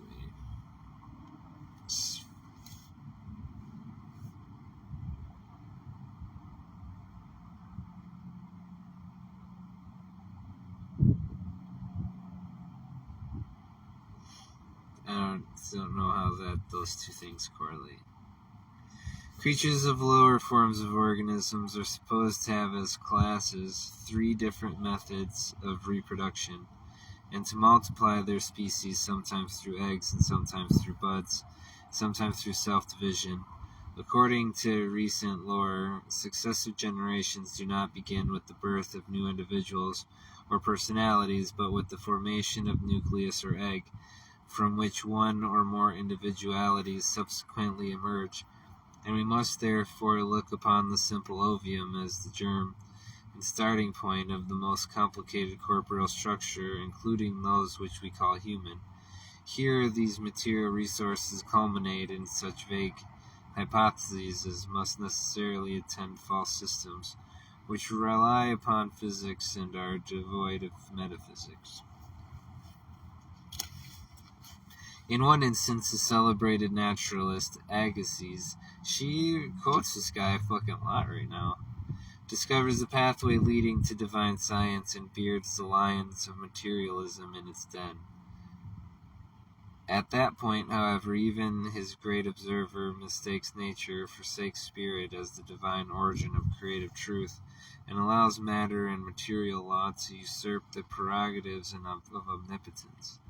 He absolutely drops from his summit, coming down to belief in the material origin of man, for he virtually affirms that the germ of humanity is in a circumscribed and non-intelligent egg. If this be so, this sucks.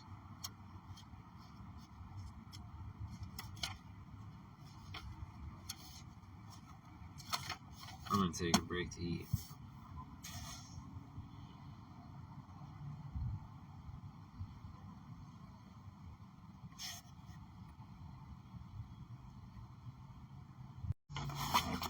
Wasted mine and Ace's morning. Not so much Ace's though. He slept outside last night and was out doing his thing all night this morning. So today's goals: finish Genesis, hit the gym, see how many of those dugouts I can make in 2 hours, and then close out the night with, I think I'm gonna do a double gym and try to finish the Apocalypse. There's no book in the Bible called the Apocalypse that I'm aware of. There's just people that have talked about what the apocalypse would look like, signs. And so I imagine she just pulls from different sections of the Bible and pulls it together, what she found on the apocalypse. And that is 20 pages long, so that'll take less than 2 hours to do, so I can do that tonight. And then today I have 10 pages for the finishing of Genesis. So that's roughly 5 hours of getting work done today at some point, however I spread it out throughout the day. This will be an hour now. I'm at the gym, so all I gotta do is walk in, and that'll be 2 hours there. 2 hours with the dugout, and then 2 hours of the apocalypse, so it's actually 7 hours. 7 hours of work today, ideally.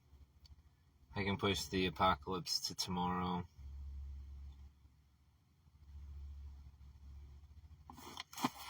Without feeling bad at all. But getting those dugouts, the gym, and this section done is...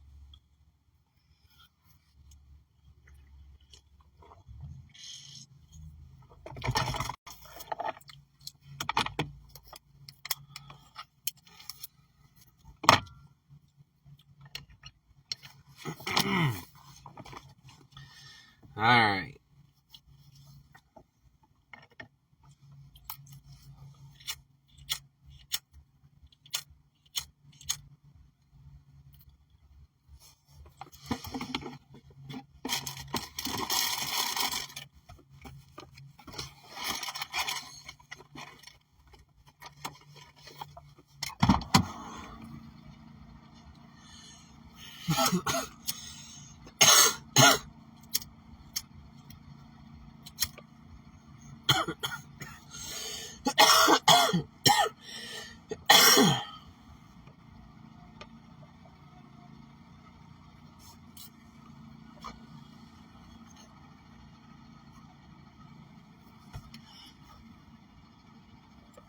Alrighty.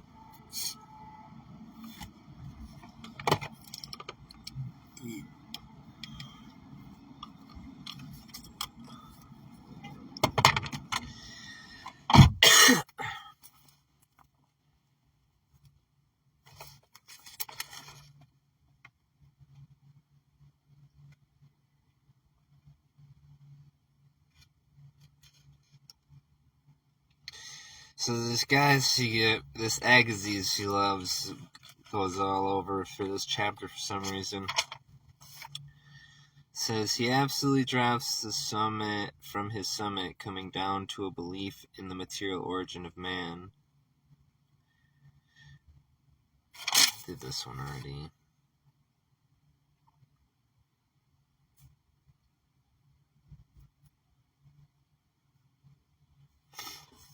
Error of thought is reflected in error of action.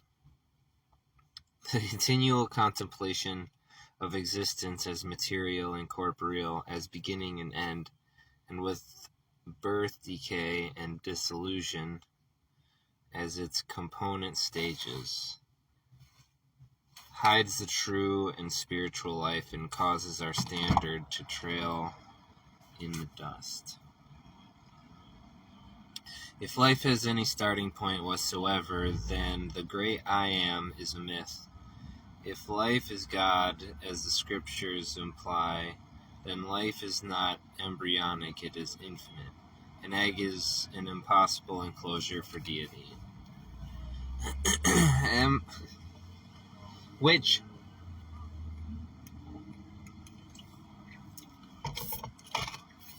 is an interesting thought. Because Jesus is her deity. I don't know how she reconciles how he got into the womb. He just existed without the egg, maybe. Or need for semen, probably. Anyway. Embryology supplies no instance of one species producing its opposite. A serpent never gets a bird, nor does a lion bring forth a lamb. Amalgamation is deemed monstrous and is seldom fruitful, but it is not so hideous and absurd as a supposition that spirit, the pure and holy, the immutable and immortal, can originate the impure and mortal and dwell in it. As Christian Science repudiates self-evident impossibilities, the material sense must father these absurdities, for both material sense and their reports are unnatural, impossible, and unreal. Either mind produces or it is produced. If mind is first, it cannot produce its opposite in quality and quantity called matter.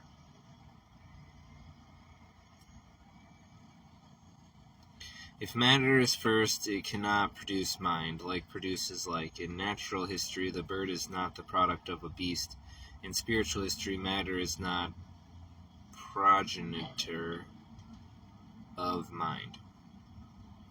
One distinguished naturalist argues that the mortal springs from eggs and in races. Mr. Darwin admits this, but he adds that mankind has ascended through all lower grades of existence. Evolution describes the gradations of human belief, that it does not acknowledge the method of divine mind, nor see that material methods are impossible in divine science, and that all science is of God, not of man. A naturalist asks, what can there be of material nature transmitted through these bodies called eggs, themselves composed of the simplest material elements, by which all peculiarities of ancestry belonging to either sex are brought down from generation to generation? The question of the naturalist amounts to this: how can matter originate or transmit mind?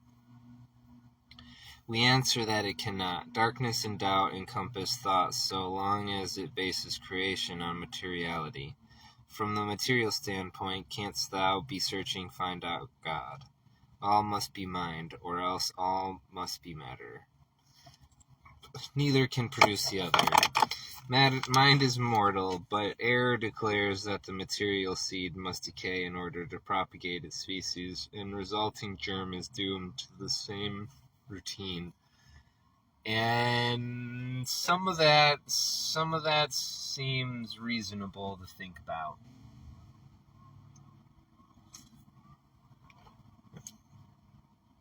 Like,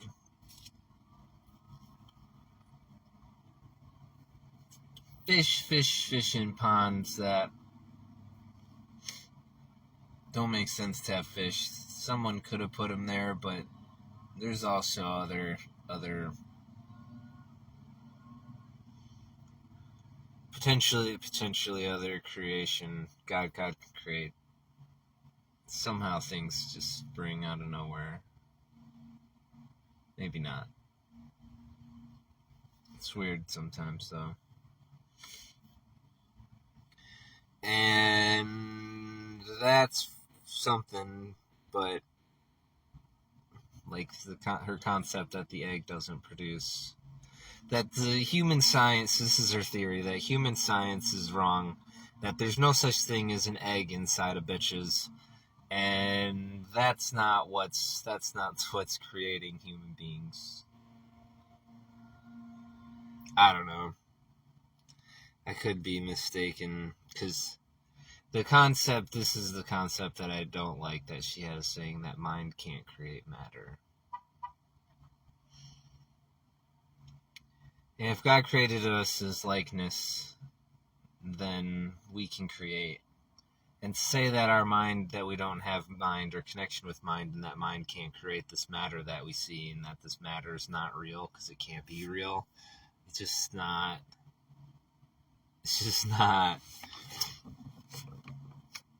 So,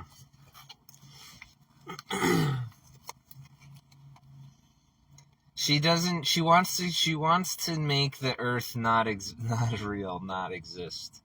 She wants just her imagination to exist, and nothing but her imagination is real. And so she wants to believe that, I don't know, just a vast nothingness exists, and that nothing's real. I just don't get her motives.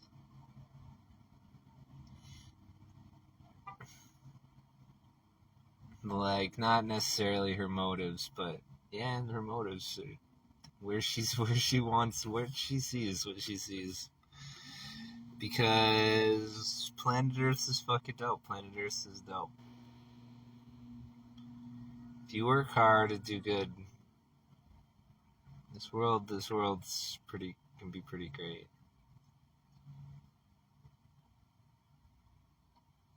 And to say that mind can't create matter is dumb.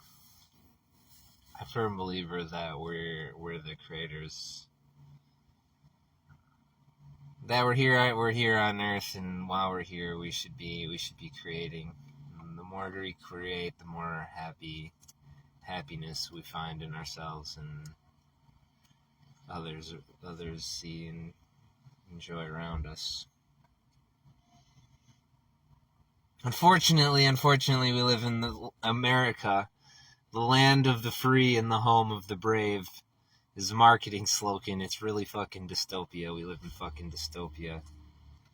We live in dystopia where Gretchen Whitmer can declare martial law because people above the age of 60 are dying of a disease comparable to the flu. So everybody under the age of 60 that isn't dying from it must lock themselves in their house, not go to school or work, not take care of themselves or their businesses or their families. Destroy all these local businesses, to declare martial law, to say we're going to put you in jail if you go be free. In the land of the free and the home of the brave, Gretchen Whitmer can say, if you leave your house, I'm putting you in jail, because people that are above the age of 60 are dying of a disease that's comparable to the flu. And all you people just don't give a flying fuck about it. Don't give a flying fuck about Nazi America. How we live in Nazi fucking America. That's what the Nazis fucking did, guys. Guess what? That's what the fucking Nazis did. What Gretchen Whitmer did, she terrified everyone into fucking saying, if you leave your house, I'm gonna fucking hurt you. I'm destroying your life, and just deal with it, bitch. And if you fucking protest, I'm putting you in fucking jail. Unless you're rioting some narcissistic bullshit racism cunt shit. Then you can go out and riot and pillage and loot, and the cops won't do nothing to you because stand down. We don't stop riots. Gretchen Whitmer doesn't stop riots in Michigan. No. Not if they're for her team. Anyway, rambling. Wonder when the next governor's election is. Wonder if Gretch will let me interview her. Ask her about what the job she thinks of the governor are, what her responsibilities are.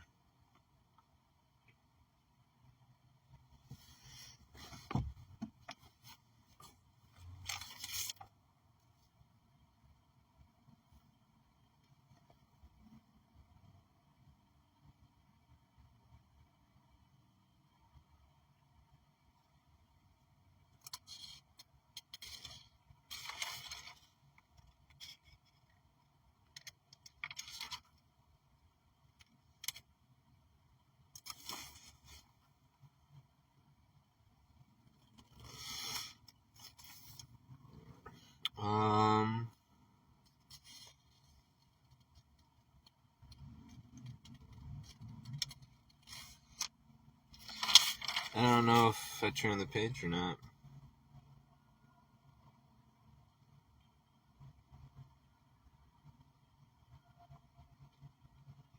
And the ancient and hypothetical question, which is first. Can I do this one?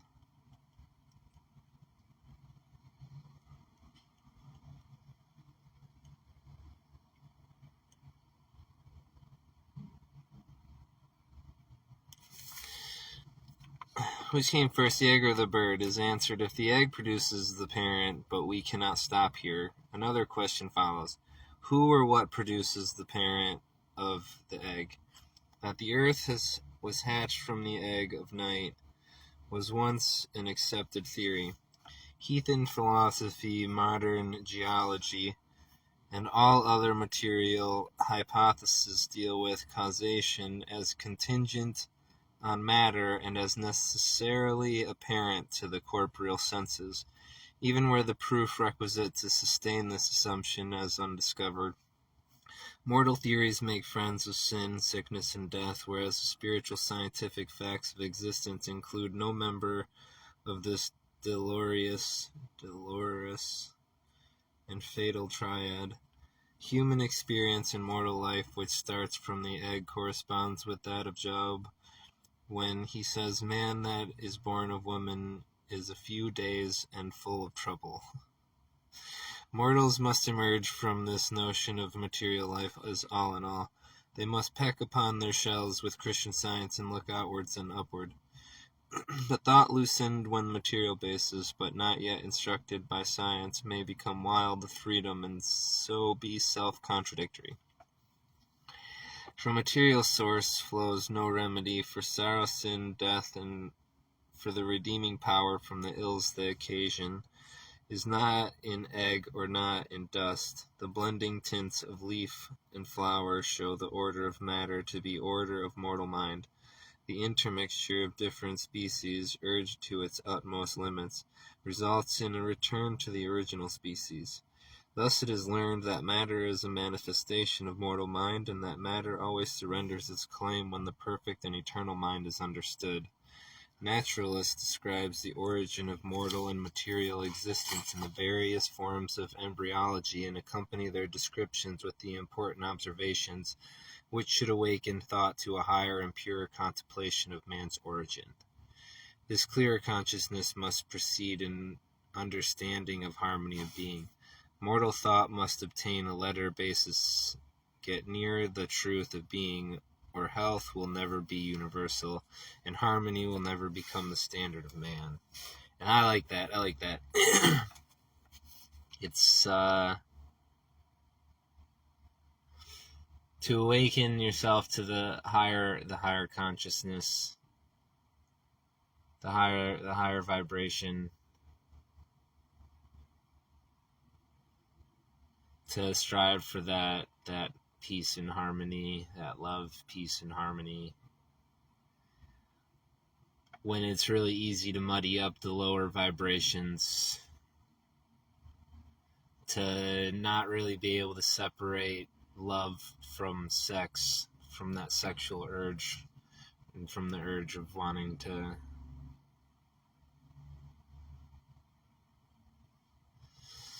anyway.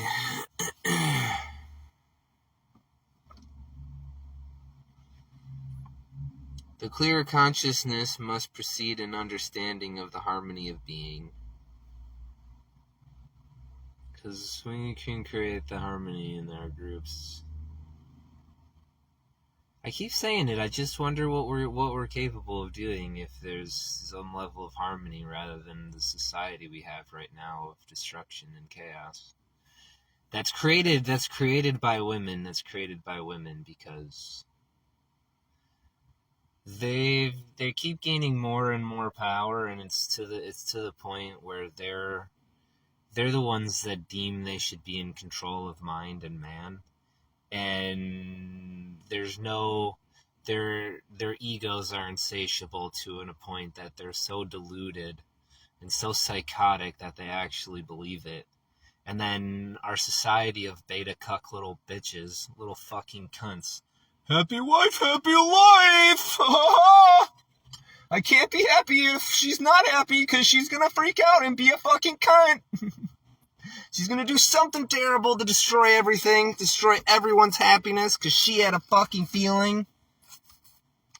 And that's when women's power all collapses, because that's what happens when these women get so much power.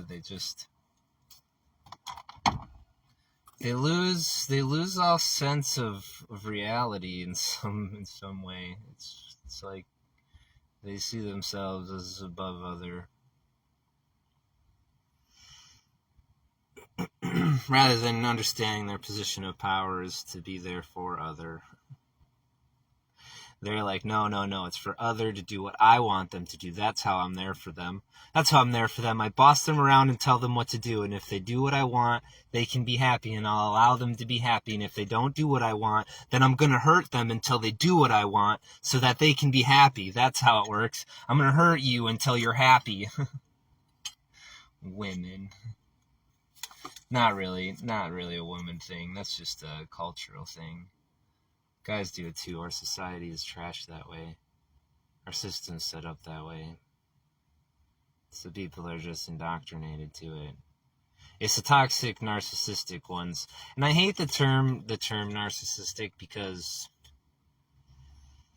It's overused, it's abused big time. It's abused by the toxic, the fuckboys and the fucking skanks and sluts. The frat boys and the sex peddlers and the drug dealers. It's just a game. It's the same with feminism and misogyny. They're just trigger words. But the true narcissist knows like what the level of narcissism that Kamala Harris, for me to have to suffer listening to her yell, "I love you, Gen Z," which it's great that I don't have to ever fucking hear that cunt ever again. She's just gonna disappear into nothingness. But for her to yell that she loves Gen Z out to them just because she knows that'll get them riled up. But she also thinks the 18 to 26 age group is stupid. And so she just belittles them right to their fucking face. And it's the level of narcissism to think that you're so much better than them, but you also pretend that you're their fucking friend and that you care about them. When you really just think you're fucking better than them. So. And then there's the train of thought that people have to believe they're right even if they're wrong. Couldn't believe it. One of my ex's moms told me that.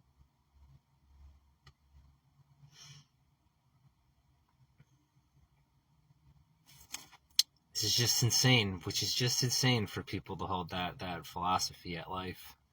That for her to have confidence, she has to just believe she's right even when she's wrong. Don't have confidence in knowing what the truth is and being right. No. That's called mansplaining. We team up together so girls can be wrong and feel like they're right so they can have the fucking feeling they want. That's what it is. Women. That's not just women. That's special to women, blacks, LGBT queers, and anyone in position of any sort of authority. Those types of people do it. And that's when they do it, they cause so much chaos and destruction. When anyone does it, it causes chaos and destruction. You're just living a lie and forcing everyone to live in your lie so you can fucking be happy. Happy wife, happy life. Happy fucking wife, happy life. She needs to believe she's right even if she's wrong, and her beta cuck husband is just gonna play along.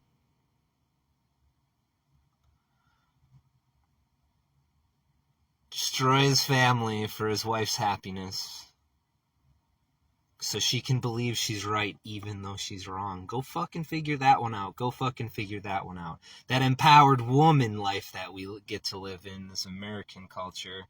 Feminism, empowering women to make sure that they can believe they're right and live in the confidence and the empowered feeling.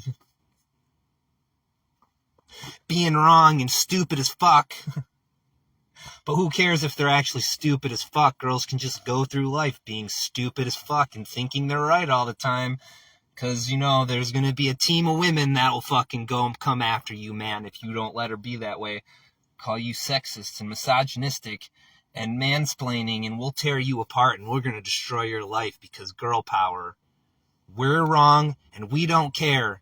We're going to hurt you anyway. Yay, women! Yay, women. Feminism.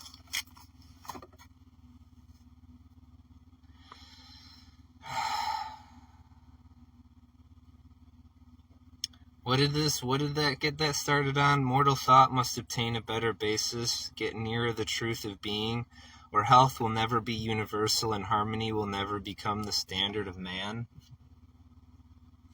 I think that's what we're talking about. Something about that.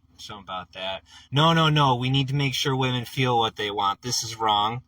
Harmony is if the wife is happy. If Kenzie's happy, if Kenzie's happy, then other people are allowed to be happy, and if Jessica's happy, then other people are allowed to be happy. And it's not about getting near the truth of being, so that health can be universal and harmony will be the standard of man. That's not what we want. We want to make sure we all live in a fucking lie so Jessica and Mackenzie can be fucking happy. Yay, women! Yay, women! This book is triggering. 4 pages. Let's go. All right. One of our ableist naturalists, he said, "We have no right to assume that individuals have grown or been formed under circumstances which made material conditions essential to their maintenance and reproduction or important to their origin and first introduction." God. Why then is the naturalist basis so materialistic, and why are the deductions generally material? Adam was created before Eve. In this instance, it is seen that the maternal egg never brought forth Adam. Eve was formed from Adam's rib, not from fetal ovum. Whatever theory may be adopted by general mortal thought to account for human origin, that theory is sure to become the signal for the appearance of its method in infinite forms and operations. If consentaneous human belief agrees upon an ovum as the point of emergence for the human race, this potent life will immediately supersede the more ancient superstitious about the creation from dust or from the rib of our primeval father. And maybe she doesn't have this in her Bible, but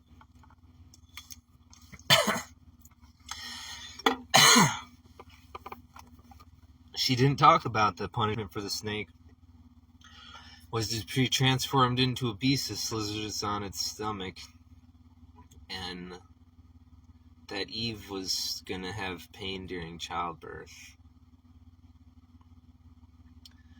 because as their punishment. I think that was in there, but she doesn't put it in this, not in this book here. But I remember the Bibles that I read had it in there, had something in there about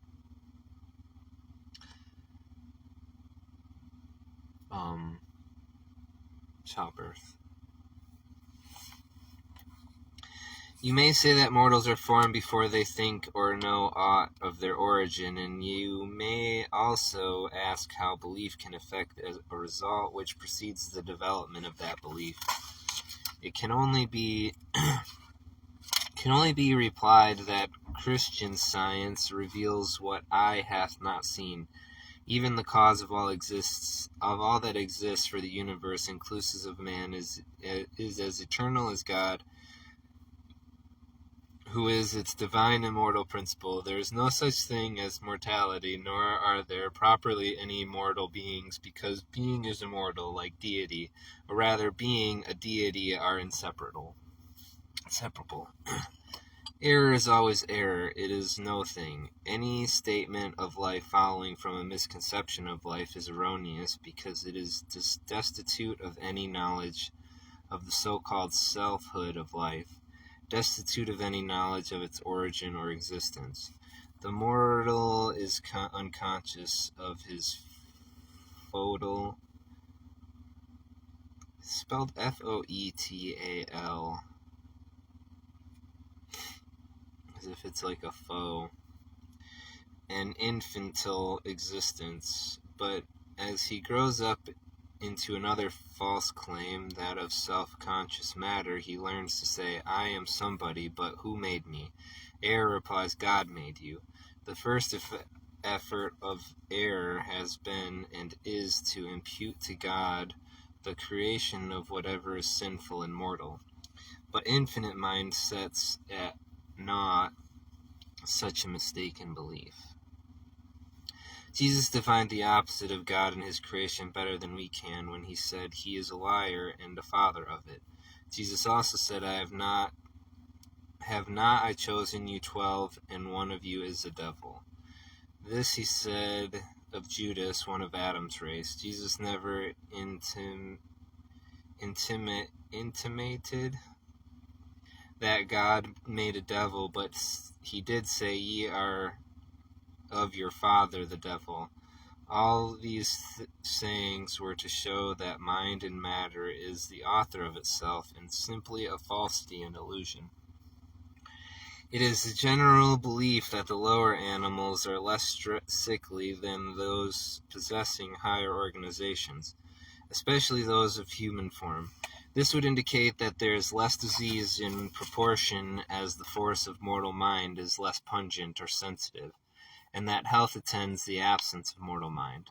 A fair conclusion from this might be that it is the human belief and not the divine arbitrament which brings the physical organism under the yoke of disease.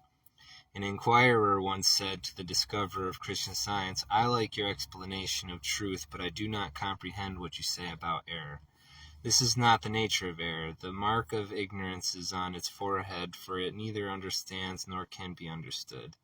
Error would have itself received as mind, as if it were as real and God created as truth, but Christian Science attributes to error neither entity nor power, because error is neither mind nor the outcome of mind. And if all is mind, it's hard to say that it's not. Which is annoying. Searching for the origin of man, who is the reflection of God, is like inquiring into the origin of God and the self-existence and eternal.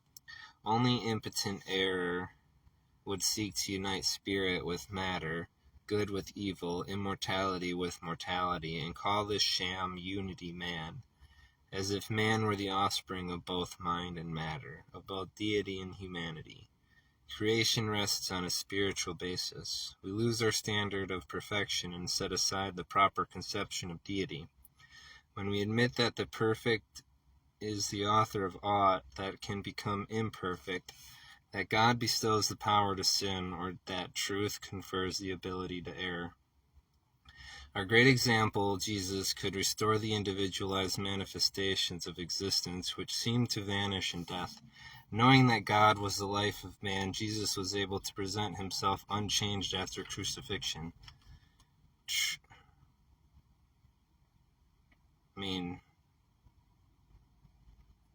body changed a little bit. Anyway, truth fosters the ideas of truth, and not belief in illusion or error. That which is real is sustained by spirit. Vertebrata, articulata, mollusca, and radiata are mortal and material concepts classified and are supposed to possess life and mind. These false beliefs will disappear when the radiation of spirit destroys forever all the beliefs of intelligent matter. And just gonna put those words up there because I want to come back to them another time. Then will the new heaven and earth appear, for the former things will have passed away. So whatever those words are, the false beliefs will disappear when the radiation of spirit destroys forever all belief in intelligent matter. That right there. Jesus healed the sick, right? And she talks about healing the sick, but she also talks about destroying forever all belief in intelligent matter, which just destroys the whole concept of Earth existing and eliminates Genesis from existing. And I don't know, it's just weird where she goes with it. It's just to pretend the human body isn't real, while she heals human bodily ailments. Anyway, figure that one out. Then she says, the new heaven and new earth appear, for the former thing will have passed away. Mortal belief enfolds the conditions of sin. Mortal belief dies to live again in renewed forms, only to go out at last forever. For life everlasting is not be gained by dying. Christian Science may absorb the attention of sage and philosopher, but the Christian alone can fathom it. It is made known most fully to him who understands best the divine life. Did the origin and the enlightenment of the race come from the deep sleep which fell upon Adam? Sleep is darkness, but God's creative mandate was, let there be light. In sleep, cause, the effect are more illusions. They seem to be something but are not. Oblivion and dreams, not realities, come with sleep. Even so goes on the Adam belief, of which mortal material life is the dream. Ontology receives less attention than physiology. Why? Because mortal mind must awaken to spiritual life before it cares to solve the problems of being. Hence the author's experience. But when that awakening comes, existence will be on the new standpoint. And that's something to talk about. Because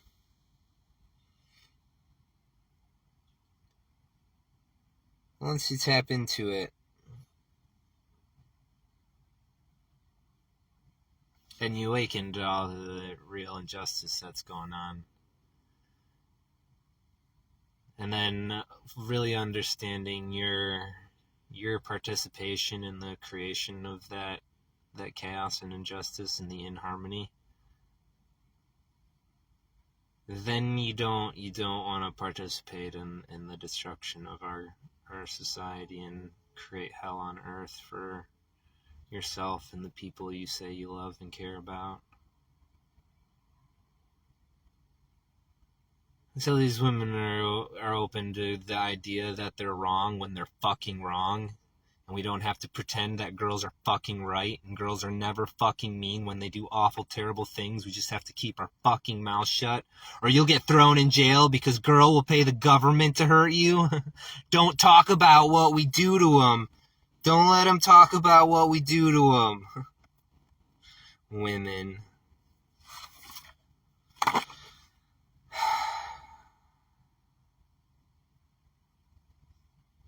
Where was it? Once you awaken to the evil inside of you. But unfortunately, some people like Mackenzie Engelhart and Jessica Klein, they love it. They love being evil.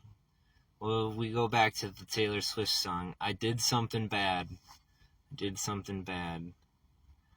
So why did it feel so good for Taylor Swift to be an evil fucking cunt? Why does she feel so good being a fucking pile of shit, degenerate cunt, scum of this fucking earth?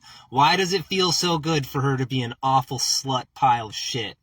And encourage all women to be a terrible cunt like her. Why does it feel so fucking good for her? Women. It is related that a father plunged his infant babe, only a few hours old, into the water for several minutes, and repeated this operation daily until the child could remain underwater 20 minutes. Moving the playing without harm like a fish. Parents should remember this and learn how to develop their children properly on dry land. That's something.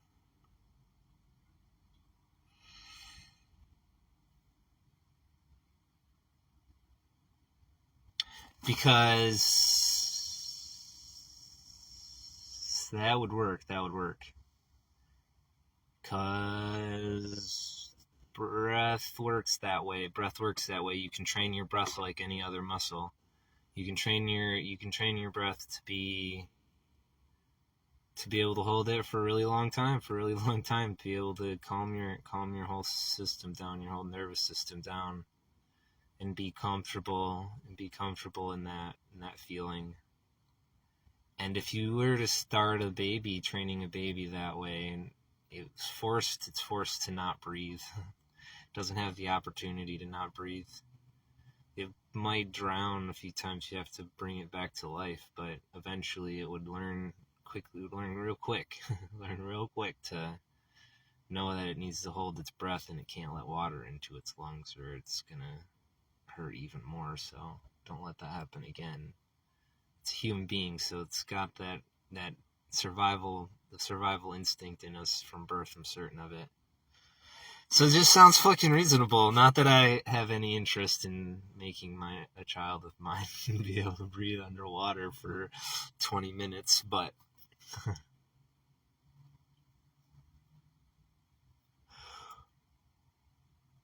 but her analogy to say that you should train your children properly from the get-go, from the fucking get-go, right out of the womb, start to make sure they're ready for this world. Mind controls the birth throes in the lower realms of nature where parturition is without suffering. Vegetables, minerals, and many animals suffer no pain in multiplying, but human propagation has its suffering because it is a false belief. Christian Science reveals harmony as a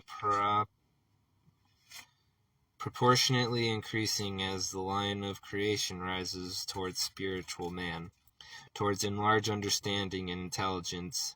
But in the line of corporeal senses, the less mortal knows sin, disease, and mortality, and better for him. The less pain and sorrow are his. I should read that again. There's so many dashes and commas. Alright, Christian Science reveals harmony as proportionately increasing as the line of creation rises towards spiritual man, towards enlarged understanding and intelligence. But in the line of the corporeal sense, the less a mortal knows of sin, disease, and mortality, the better for him. The less pain and sorrow are his. The fucking ignorance is bliss, and that's the knowledge of good and evil. And then knowing that you're naked and hiding from God. The naked doesn't necessarily have to be physically naked, but knowing that God knows everything that he's done, he's exposed to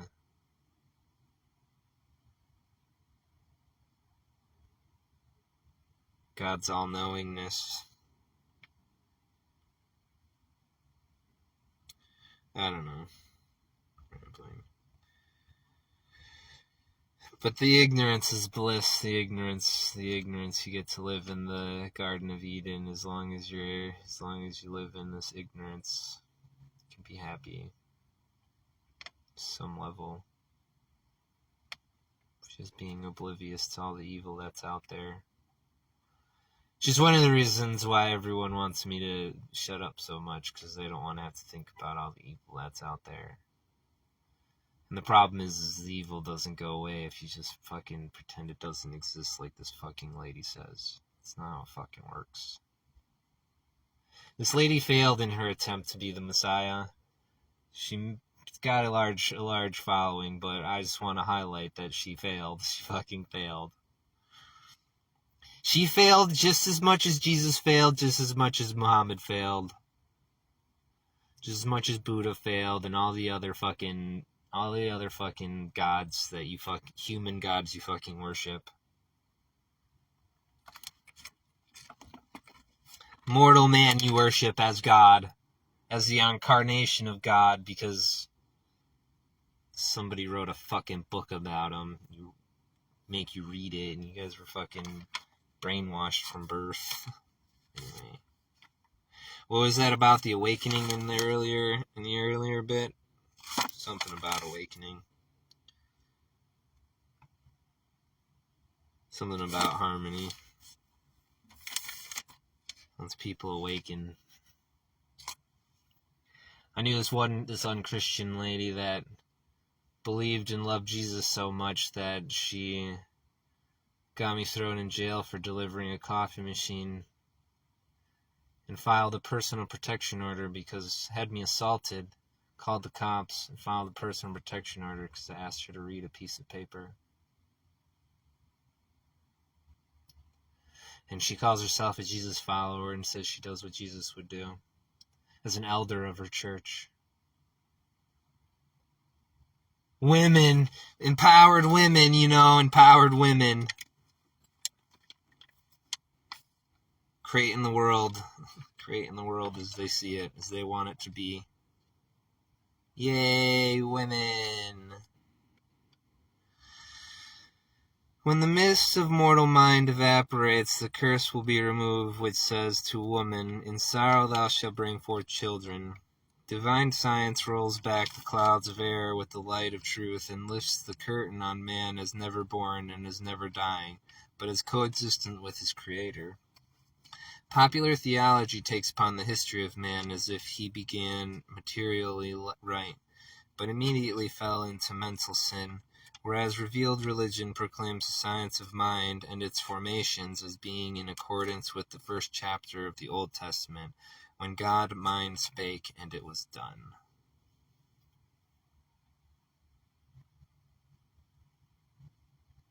Now that's something to try to get to. An idea of just the mind speaks and it's done. It's fucking done. That's fucking God mode. Alright, chapter 16 is the apocalypse. And like I said, I think it's like 20 pages long. And we're going to skip the glossary, which will get us to page 600. And then we're going to go through all her fruitage. Her 100 pages, her 100 case studies. She's got about 100 case studies in here that we're going to go read what her success stories. And hopefully have this book done by the end of the week. And I want my mom to read it. She won't listen to the video of me reading it because I go on rants and she doesn't like it, but she keeps going to these doctors who experiment on her and don't fucking get her better and don't heal her, don't make her better. It's just my whole life she's just had to watch her go from one scumbag after another scumbag that makes her feel like makes her feel good about what they're gonna do to her. And then hardly any of them do anything valuable to her, for her. Just cause more pain and suffering for her to heal from. Anyway.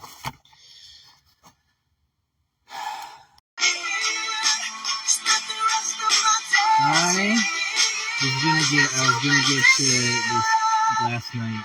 I almost did. And then on the way here, I lost this thing and slipped down between under my chair, and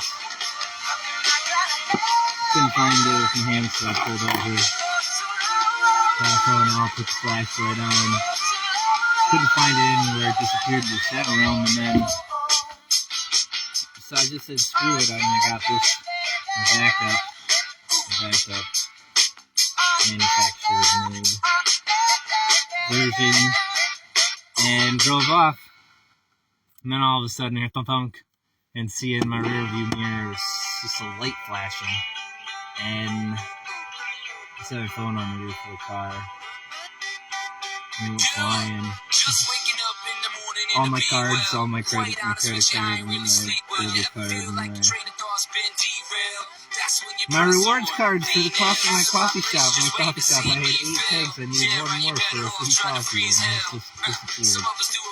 And I went back and searched everywhere for it. It wasn't even Indy, so the teenage folks that I couldn't find a single one of them. They all just disappeared somehow. No cars at 11:30 at night. 5 miles or less out with me. So I didn't get to this apocalypse theory, but The good news, the phone case protected the phone, and the phone is good, so I didn't lose any money. And the worst that's happened to this is, I think I'll be able to go to my coffee shop and talk to them about it. They'll hook me up, and the credit card is just call the bank and get a new one. So no harm, no foul, really. We're on the Apocalypse, chapter 16. Chapter 16, we got 2 more left, because I'm not reading the glossary to everybody. I might read some of it. I might go through the ones and just talk about ones I like, but I'm just going to put pictures of the glossary up. So if anyone wants to read the glossary of biblical terms and this lady's interpretation of what they mean, they can do it themselves. I'll interpret some of them, because the great I am is the fun one that I want to explain to people what it is. I want to explain to people what it is.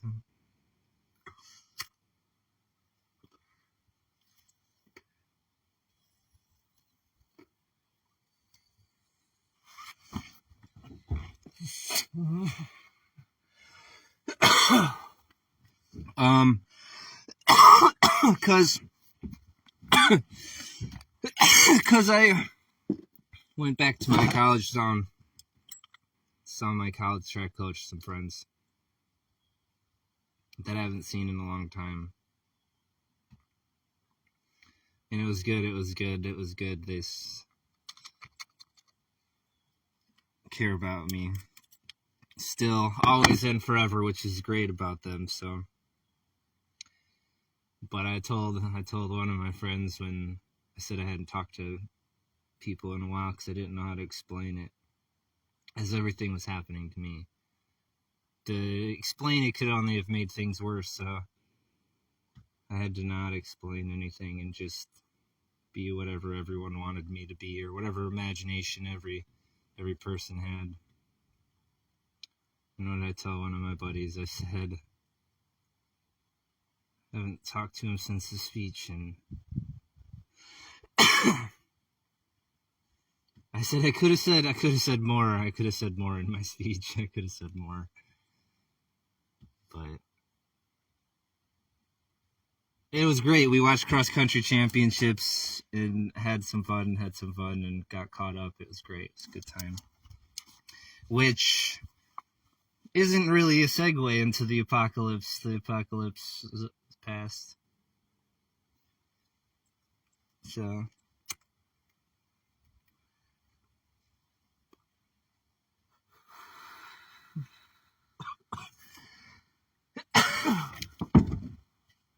there are lots of ticks out here.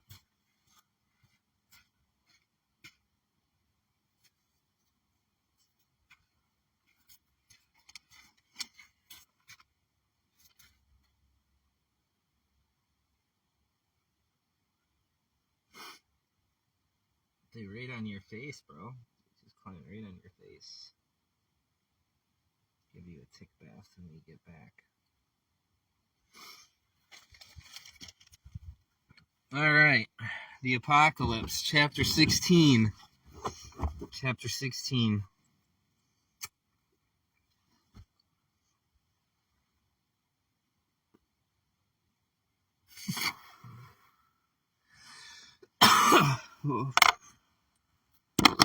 Alright. St. John writes in the 10th chapter of his book of Revelation, "And I saw another mighty angel come down from heaven, clothed with a cloud, and a rainbow was upon his head, and his face was as it were the sun, and his feet as pillars of fire. And he had in his hand a little book open, and he set right foot upon the sea, and his left on the earth.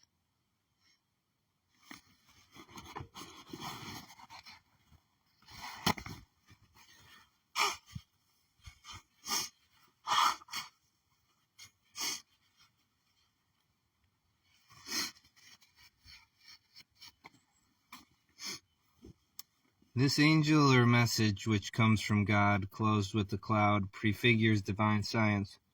The immortal sense science seems at first obscure, abstract, and dark. But a promise crowns its brow. When understood, its truth's prism and praise. It is truth's prism and praise. When understood, it is truth's prism and praise. That's something. That's a good way to say something. Wow. What is a prism? What does a prism do? A prism separates the light from the sun. So this thing shines all the colors out, all of them. And this prism thing it separates out the color, the primary colors, or is it? The yellow, blue, and red? I don't know. I could be wrong about it, but I'm pretty sure that's what a prism does, is it takes all this shit that's coming in and it filters it into its own the right space, the right place it's supposed to be, so you can see it clearly. It separates it so that you can see exactly. I don't know. It's fun. It's a fun one. It's a fun one. When understood, it's truth's prism and praise. When you look it fairly in the face, you can heal by its means, and it has for you a light above the sun, for God is the light thereof. Its feet are pillars of fire, foundations of truth and love. It brings the baptism of the Holy Ghost, whose flames of truth were prophetically described by John the Baptist as consuming air. This angel had in his hand a little book, open for all to read and understand. Did the same book contain the revelation of divine science, the right foot or dominant power of which was upon the sea, upon elementary latent error, the source of all errors, visible of forms? The Bible is a book a lot about parables and a story. So when they had a concept and they outline the detail, he's clothed in a cloud and had a book, and where his feet laid. Why is that important? Why did they put it in there? She wants to say it's important because of X, or ask the question to highlight, could it be that?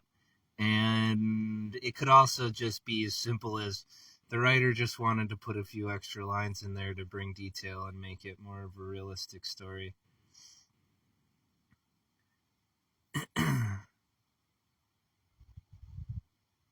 And then the angel's left foot was upon the earth, that is, a secondary power was exercised upon visible error and audible sin. The still small voice of scientific thought reaches over continent and ocean to the globe's remotest bound. She pulls these lines and says, see, this validates my idea. see, it says in the Bible right there, I show you guys right now, this is proof. This is proof of my science, The angel's left foot was upon the earth. It's obviously secondary power to exercise visible error and audible sin. And it validates everything I've been trying to tell you guys. You understand? The left foot was on the fucking earth. Duh! Don't you get it?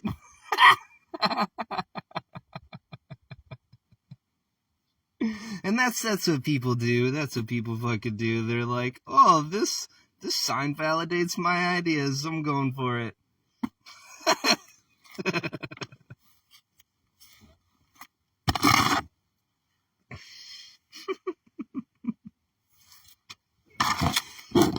That's why this book is so hard to read. I'm going to boil it down. Into what it's important and essentials. This is where this lady fucks up. She writes a 700-page book that could have been 7 fucking pages long. She could have put this into 7 fucking pages. She could have put it into 7. And if she would have put it into 7, then everyone could digest it. But no one can digest this fucking garbage. This is fucking garbage.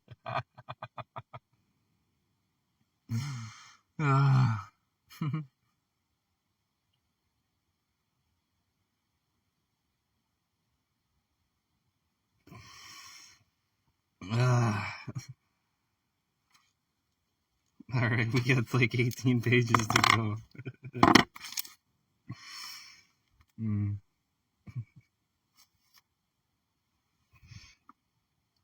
The inaudible voice of truth is to human mind as when a lion roareth.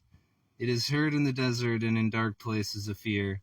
It arouses the seven thunders of evil and stirs their latent forces to utter the full diapason of secret tones. Then is the power of truth demonstrated, made manifest in the destruction of error. Then will a voice from harmony cry, "Go and take the little book, take it and eat it up. And it shall make thy belly bitter, but it shall be in thy mouth sweet as honey." Mortals obey the heavenly evangel. Take divine science. Read this book from beginning to end. Study it, ponder it. It will be indeed sweet at first taste when it heals you, but murmur not over truth if you find it that its digestion bitter. When you approach nearer and nearer to this divine principle, when you eat the divine body of this principle, thus partaking of the nature of primal elements of truth and love, do not be surprised nor discontented, because you must share the hemlock cup and eat the bitter herbs. For the Israelites of old in the Paschal meal thus prefigured this perilous passage out of bondage into the El Dorado of faith and hope. The 12th chapter of the Apocalypse or Revelation of St. John has a special suggestiveness in connection with the 19th century. In the opening of the sixth seal, typical of 6,000 years since Adam, the distinctive feature has reference to the present age. Revelation 7, and there appeared a great wonder in heaven, a woman clothed with the sun and the moon under her feet, and upon her head a crown of 12 stars. Heaven represents harmony, and divine science interprets the principle of heavenly harmony. The great miracles to human sense is divine love, and the grand necessity of existence is to gain the true idea of what constitutes the kingdom of heaven in man.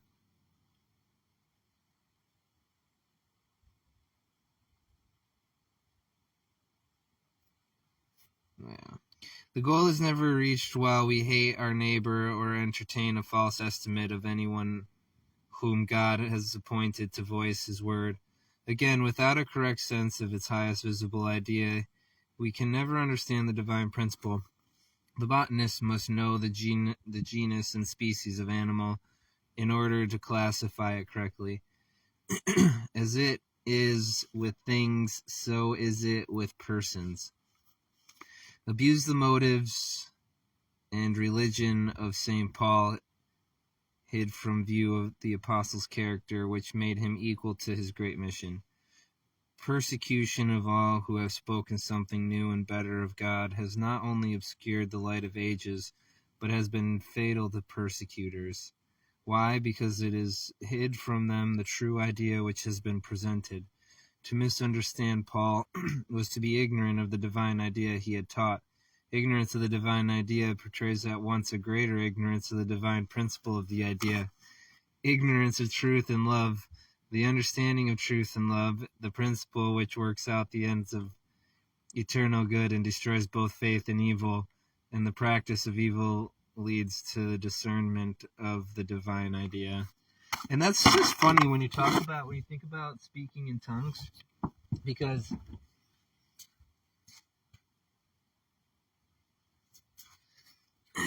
a poet can write something and the interpreter is going to take it. The artist is going to write it one way, and then the interpreter is going to see it through their eyes, through not the artist's eyes, but their own eyes, and then interpret it the way they can. And what she's kind of saying here, as I understand it, is the people that followed this guy knew how he talked, knew how he thought. So when he would say something, they understood it. And if you weren't paying attention and you didn't have the right mind state, then you would definitely interpret what he said either literally or falsely, because you're not essentially translating it through the eyes of God, and that's what this Bible book is about, is filtering your thoughts out on how God would feel if you did X, Y, and Z, and if God would be mad or disappointed, then you don't do that. But other people filter out their ideas through other gods and other deities that would encourage them to do unspeakable things. And so they'd be interpreting words and ideas through their gods, through their destructive gods. Not that the one God is less destructive, as he's also all those gods too, so he's just playing their game and being I don't know, it's really irritating to think about. And it really draws you back to when Cain got banished from his land. How was there a new land with potential people that would kill him? If he's the second generation. Yeah, the Bible's inconsistencies. Oh, she's back on this Agassiz guy. I'm gonna have to fucking look him up. Maybe she just had a crush on him or something. Wanted to suck his dick. Because it's like there's lots of people that done said things, alright? She just says, Jesus, and this Agassiz guy.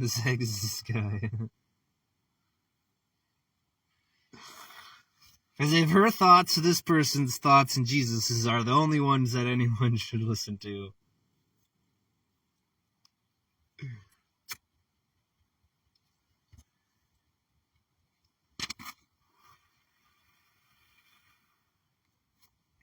Agassiz, through his microscope, saw the sun in an egg at a point of so-called embryonic life. Because of his more spiritual vision, St. John saw an angel standing in the sun. The revelator beheld the spiritual idea from the Mount of Vision. Purity was a symbol of life and love. The revelator saw also the spiritual ideal as a woman clothed in light, a bride coming down from heaven, webbed at the Lamb of love.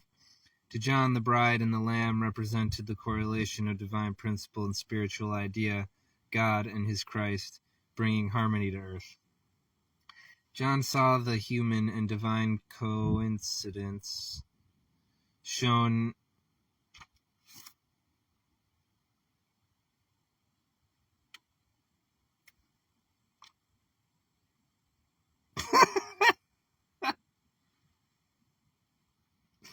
the phrase divine coincidence, it just doesn't seem like it can be a possibility for something to be divine and a coincidence at the same time.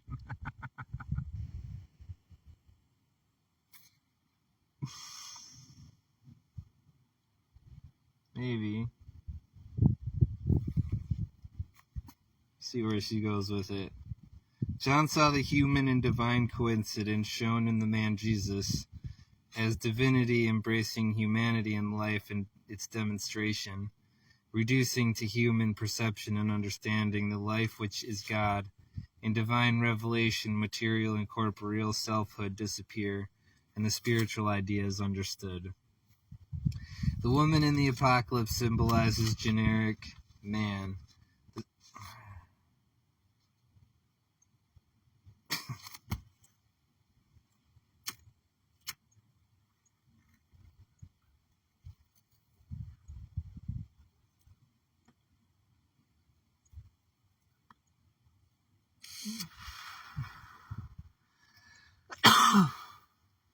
Sometimes I feel like I need to put a disclaimer out there that you should take everything this bitch says with a fucking grain of salt.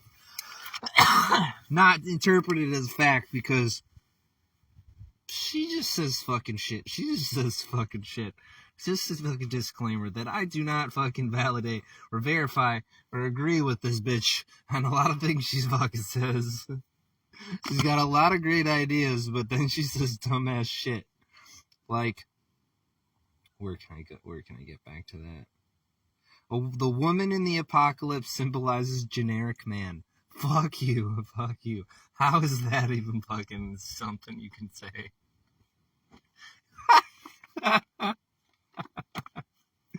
Something generic about where wasn't this bitch some bitch in the sun? She's in the fucking sun. That's generic. Yeah, that's right. It's obviously generic, guys. It's generic. It's generic. It's about generic shit.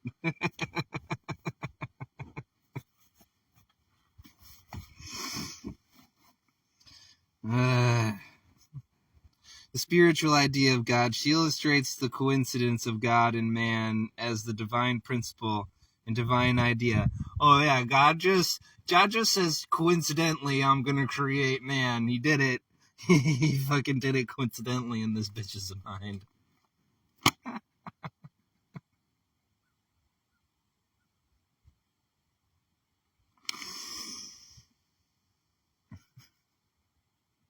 Divinely did it coincidentally.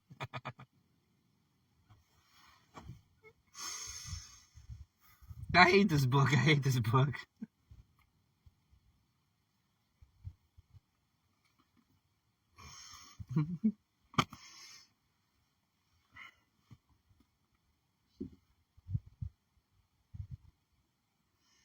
The Revelator symbolizes spirit by the sun. The spiritual idea is clad with the radiance of spiritual truth, and matter is put under her feet. The light portrayed as really neither solar nor lunar, but spiritual life, which is the light of men. In the first chapter of the fourth gospel is written, there was a man sent from God to bear witness of that light. John the Baptist prophesied the coming of the Immaculate Jesus, and John saw in those days the spiritual ideas as the Messiah, who would baptize the Holy Ghost, divine science.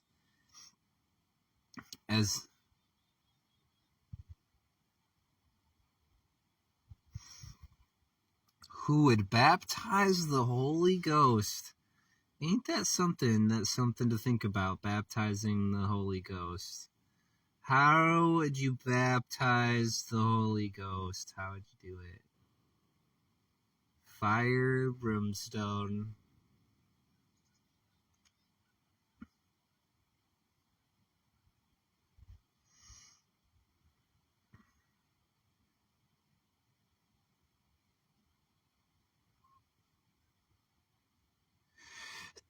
As Elias presented the idea of the fatherhood of God, which Jesus afterwards manifested, so the Revelator completed this figure with woman, typifying the spiritual idea of God's motherhood. The moon is under her feet. This idea reveals the universe as secondary and tributary to spirit, from which the universe borrows its reflected light, substance, life, and intelligence.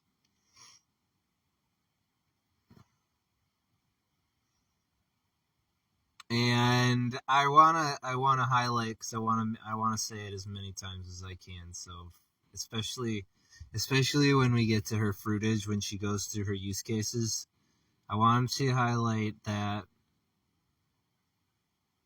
the concept of if you believe it to be real, then you're the one that's manifesting it into your own body. So all of these diseases that she's healing in this book isn't fact, but if you believe this book as fact, then you can tap into her energy, and that energy she's creating, and use it and harness it in the way she's saying you can. And so all the people that she healed, if they believed in her and they believed she was capable of doing it, then they worked with her and did whatever they were supposed to do and started doing all the right things and making their body, their mind, and their spirit clean and healthier. And then once they did that, it didn't matter whatever she said or did in this book, because God did the rest. So once they cleaned themselves up and purified them and made themselves clean in God's eyes, and were no longer ashamed to be seen by God, then God shines his light on them, and you're no longer hiding from that light, and then the healing starts. So all of the mumbo jumbo in this book isn't real unless you want it to be, and then just believe it's real, and then you can manifest whatever you want with this book that I'm reading, and the concept she's doling out. So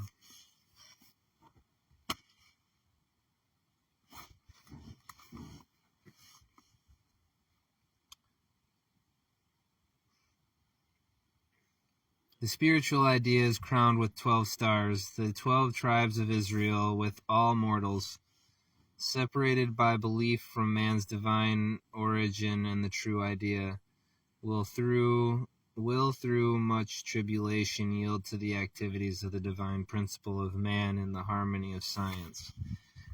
These are the stars in the crown of rejoicing. They are the lamps in the spiritual heavens of the age, which show the workings of the spiritual idea by healing the sick and the sinning, and by manifesting the light which shines unto the perfect day, as the night of materialism wanes. Revelation 12 is number 2.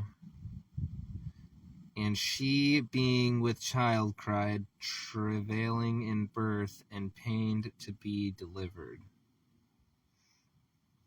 Also, spiritual idea is typified by a woman in travail, wanting to be delivered of her sweet promise, but remembering no more her sorrow for joy that the birth goes on. For great is the idea, and the travail pretentious. I don't know what she's trying to prove anywhere in this book right now. I feel like I'm just wasting my time. Just go to the fruitage and see what she's got to say there. Anyway, Revelation 12, again, number 3. And there appeared another wonder in heaven, and behold, a great red dragon, having 7 heads and 10 horns, and 7 crowns upon his head.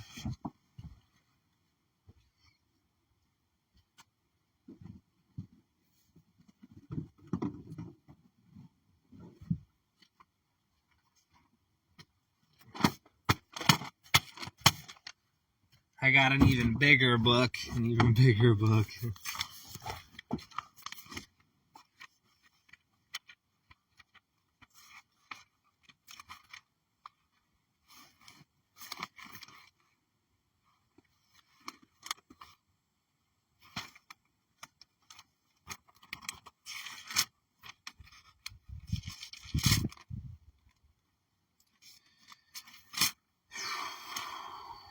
The Woman and the Dragon.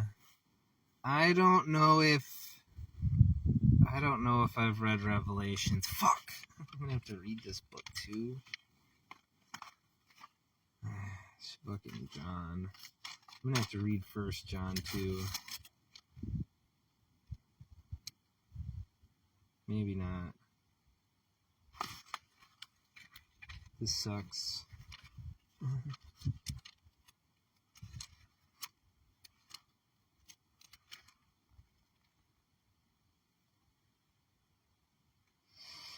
Fuck.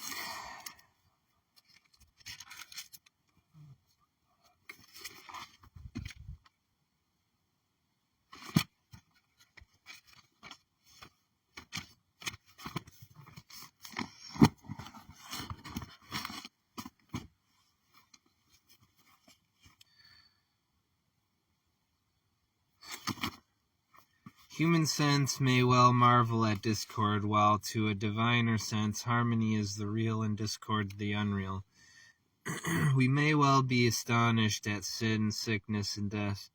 We may well be perplexed at human fear, and still more astounded at hatred, which lifts its hydra head, showing its horns in the many inventions of evil. But why should we stand aghast at nothingness? The great red dragon symbolizes a lie, the belief that substance, life, and intelligence can be material. This dragon stands for the sum total of human error. The 10 horns of the dragon typify the belief that material has power of its own, and that by means of an evil mind and matter the 10 commandments can be broken. The Revelator lifts the veil from the embodiment of all evil, and beholds its awful character, but he also sees the nothingness of evil and the allness of God. The Revelator sees that old serpent, whose name is devil or evil, holding untiring watch that he may bite the heel of truth and seemingly impede the offspring of the spiritual idea which is prolific in health, holiness, and immortality. And dragons in the Bible, if I recall, are more akin to the Eastern Asia. The snake with a couple of legs and a freaking T-Rex head.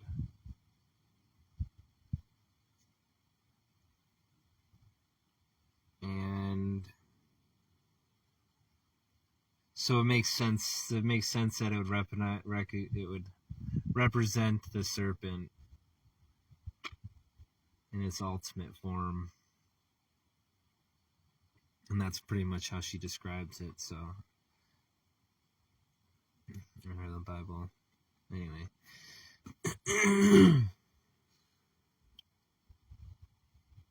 But why should?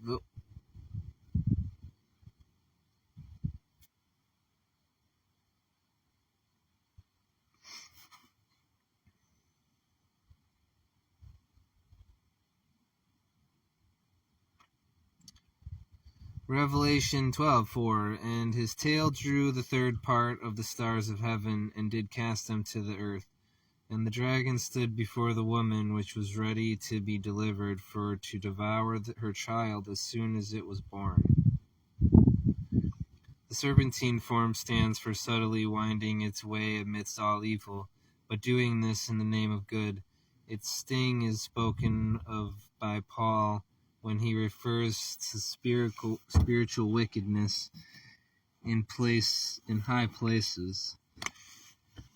It is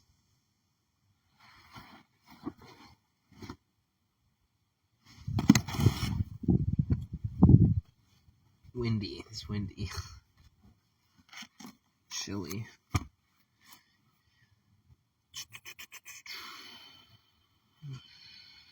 It is the animal instinct in mortals. Oh, that's interesting. The animal instinct. I feel, so I do. It's called an emotion.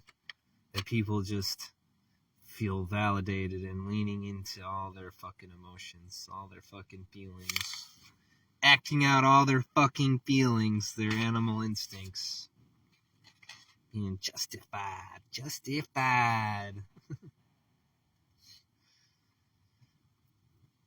Which would impel them to devour each other and cast out devils through Beelzebub. And we talk about the other gods, whatever name you want to give them.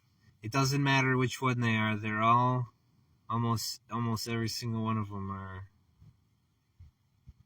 get their power from doing bad things. You gain that. You like Taylor Swift's song, I did something bad, why does it feel so good? So she gets her power from Beelzebub. She feels good by doing bad. And that's how you devour each other, is what we're talking about here. Who do you worship? What is your God? Is your God Taylor Swift and Beyonce? Then you're gonna devour each other and cast out devils through their eyes, and whatever you see fit. Whatever. If Taylor Swift would cast out a devil by being a fucking cunt, then so will all her minions. So will all her minions that worship her. So That's the danger in worshiping other gods, especially mortal ones like Taylor Swift, who come off as like the hero and a good person when the reality is they're just terrible, putting out awful into the world. Anyway, as of old, evil still charges the spiritual idea with error's own nature and methods. This malicious animal instinct, of which the dragon is the type, incites mortals to kill morally and physically even their fellow mortals, and worse still, to charge the innocent with the crime. That's something. Hey, Kenzie, did you read this? Must have known how it works. You must have known how it works, right, Jess? The malicious animal instinct, of which the dragon is the type, incites mortals to kill morally and physically even their fellow mortals, and worse still, to charge the innocent with the crime. Ain't that something? Do something awful, and then point a finger at somebody else.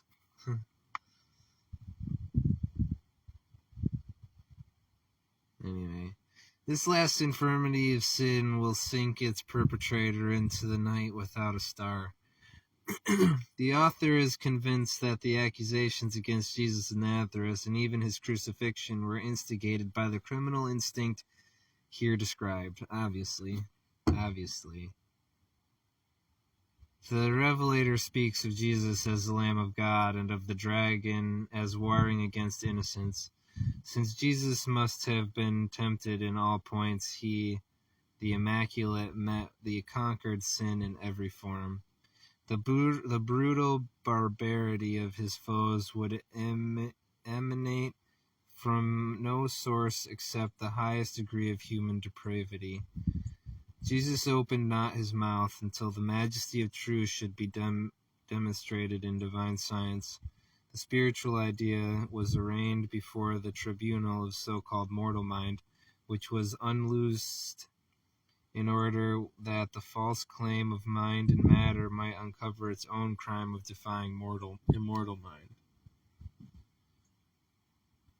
From Genesis to the Apocalypse, sin, sickness, and death, envy, hatred, and revenge, all evil, are typified by a serpent or animal subtly.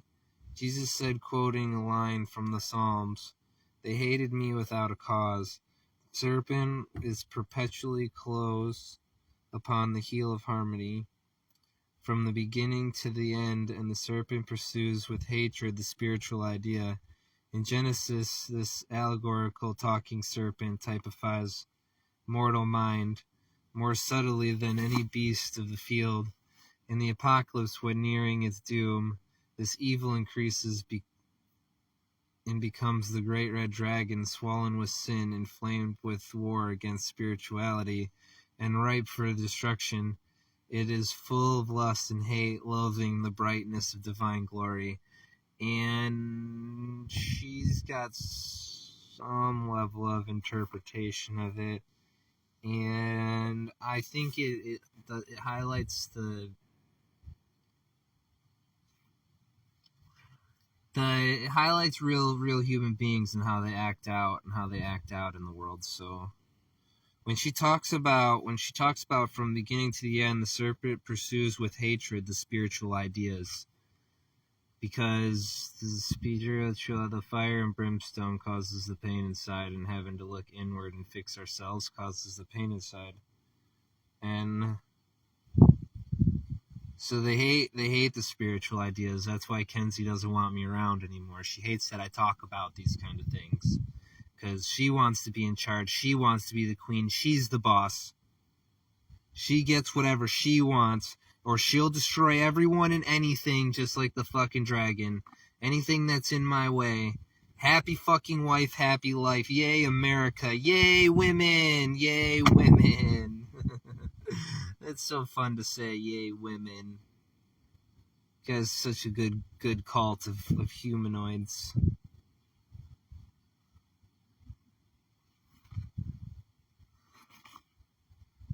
But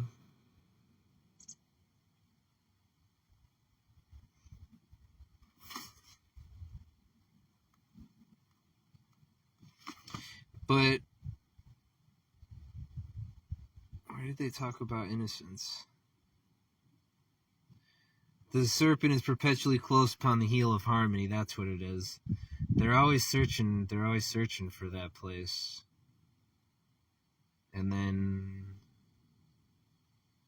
their intentions aren't to participate in the harmony. Their intentions are to remain who they are, the pile of shit scum they are, and just poison a cult of groups so that they can then shift the power to them and then get in control of that group, the group that they teamed up with. We talk about it in the demonstration they did when they put kids into a house for a week. All boys in one house, all girls in another. Two separate times, maybe the same house, I don't know. Anyway, guys destroyed the place, but then got along in relative harmony and kept peace and order. And the girls got along initially and kept peace and order until they got mad at each other, and then they divided into fractions, separated the house, and they couldn't speak. They couldn't even coexist with each other. And they had to pretend each other don't exist. And if you enter into my realm and I know you exist, then I'm well within my right to hurt you. Girls, the way they just fucking behave. So if there's no men in there, there's not going to be peace and harmony. It's one of the interesting laws that Ann Arbor has. As I understood, I haven't read the law, so I can't really quote it. I just heard it still exists, that if there's 4 or more women in a house, it's considered a brothel. It's 4 women without a male relative, I think, something like that would make sense. Cause all these girls get together and they just drag each other down to their base level, and they just become dirty fucking cunt slut whores, and have fun with all the fucking pile of shit frat boys and the drug dealers, and pretend they're good when they're around a man they wanna be with, and that's a potential mate and someone they could have a future with. But that guy already knows they're piles of shit, so these girls never become actually decent girls, so they just remain the bar hopping party and being friends with everyone, then fucking who you want in secret and pretending you're just friends. That whole games that girls play. Not just girls play, but like I said, it's most guys would love to be that guy if they could, but also have a moral code, an ethical code, so they don't spend their time trying to figure out how to manipulate and destroy people's minds so that you can get them into that world of chaos and destruction. Most guys, like I said, we want peace and harmony, and we create that we create that, and women don't. Women create chaos and divide and separate each other instead of finding the truth. They just live in the lie and say, you live in your lie and I'll live in my lie. There's 2 sides to every story, but there's really only one truth, and we're going to tell our story, you can tell your story, and we can go kill each other because we don't give a fuck about anyone or anything. Yay, girl power. Women empowerment. We need more women in charge. That's what we need. More women in positions of power, because women aren't corrupted. Women are wonderful and nice. They're never mean. They're never mean. Now we need to talk bad about Donald Trump. Don't forget, because you said something bad about Joe Biden and Kamala Harris. So now we need to go talk bad about Trump. He's president now, so we're going to have to talk bad about him. We're going to have to hear everyone talk shit about Trump for 4 years and pretend they're good because they're doing it. Yay, what's the new media media, the news, the people that are telling us the real important stuff, what are they making fun of our president for now? While we pretend Joe Biden is a good person, Because Orange Man bad. I gotta get this book done.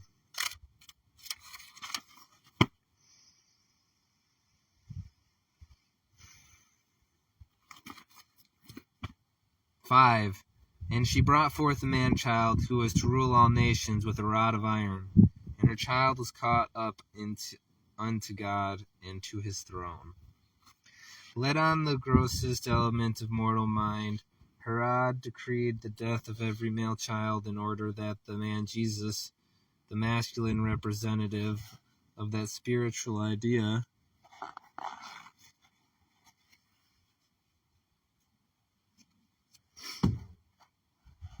had a brief history in the earthly life of our Master, but of his kingdom there shall be no end. For Christ, God's idea, will eventually rule all nations and the peoples, imperatively, absolutely, finally, with divine science. This immaculate idea, represented first by man, and according to the Revelator, last by woman, will baptize with fire, and the fiery baptism will burn up the chaff of error with the fervent heat of truth and love, melting and purifying even the gold of human character. After the stars sang together, and all was primeval harmony, the material lie made war upon the spiritual idea, but this only impelled the idea to rise to the zenith of demonstration, destroying sin, sickness, and death, and to be caught up unto God, to be found in his divine principle. 6. And the woman fled into the wilderness, where she hath a place prepared of God. As the child of Israel were guided triumphantly through the Red Sea, the dark ebbing and flowing tides of human fear, as they were led through the wilderness, walking wearily through the great desert of human hopes, and anticipating the promised joy, so shall the spiritual idea guide all right desires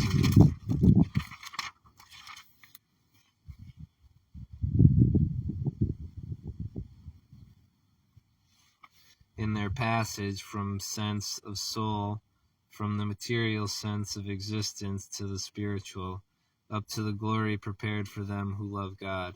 Stately science pauses not, but moves before them, a pillar of cloud by day and of fire by night, leading to the divine heights.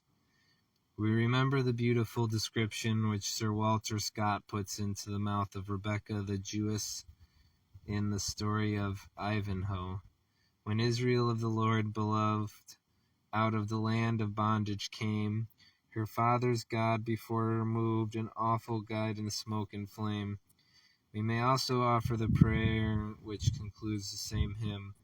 And oh, when stoops on Judah's path, in shade and storm in the frequent night, be thou long-suffering, slow to wrath, a burning and a shining light.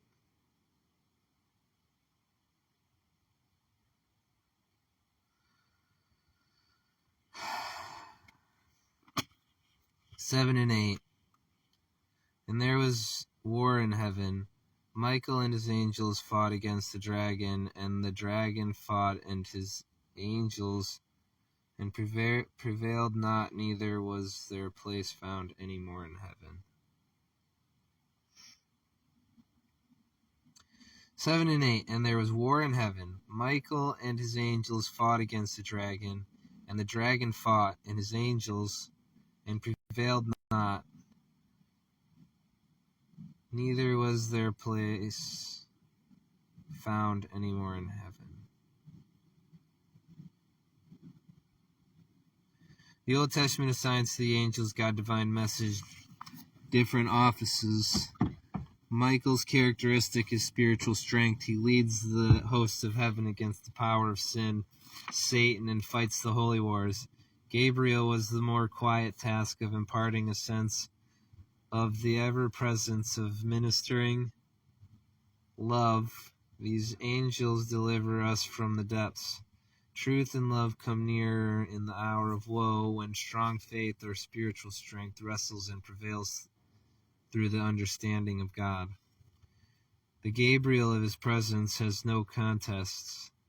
To infinite, ever-present love, all is love, and there is no error, no sin, sickness, nor death. Against love the dragon warreth not long, for he is killed by the divine principle. Truth and love prevail against the dragon, because the dragon cannot war with them. Lust endeth the conflict between the flesh and spirit. Revelation 9:12. Revelation 12, number 9. This is number 9 on the same chapter. And the great dragon was cast out, that old serpent called the devil and Satan, which deceived the world. He was cast out into the earth, and his angels were cast out with him. And ain't that some shit? Ain't that some shit for God to send them here? Could he fucking banish them somewhere else so we didn't have to fucking deal with these fucking cunts? Or we're the fallen angels and we're the cunts. Those are the two options, I guess. Those are the two options.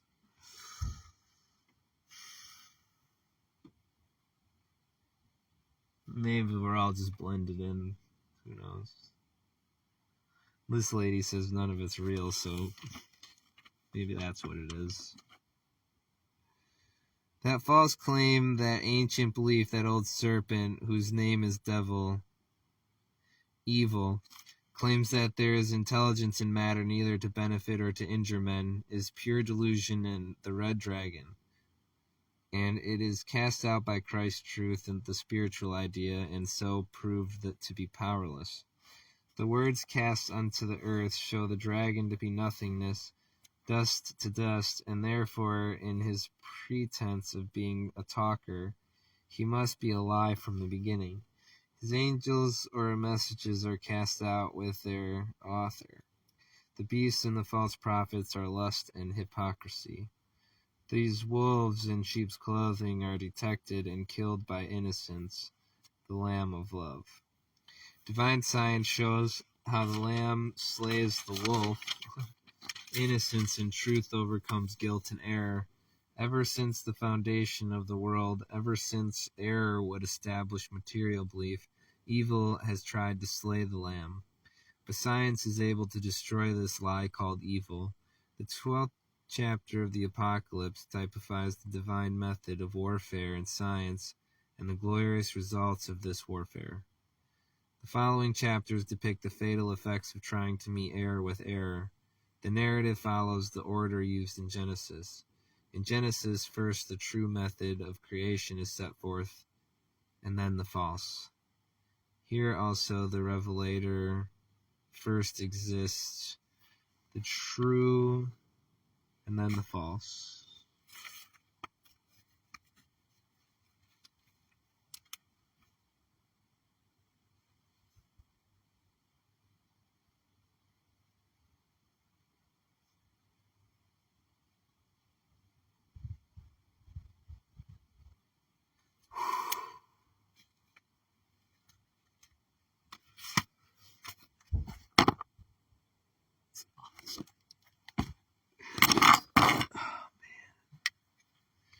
Revelation 12, number 10 through 12.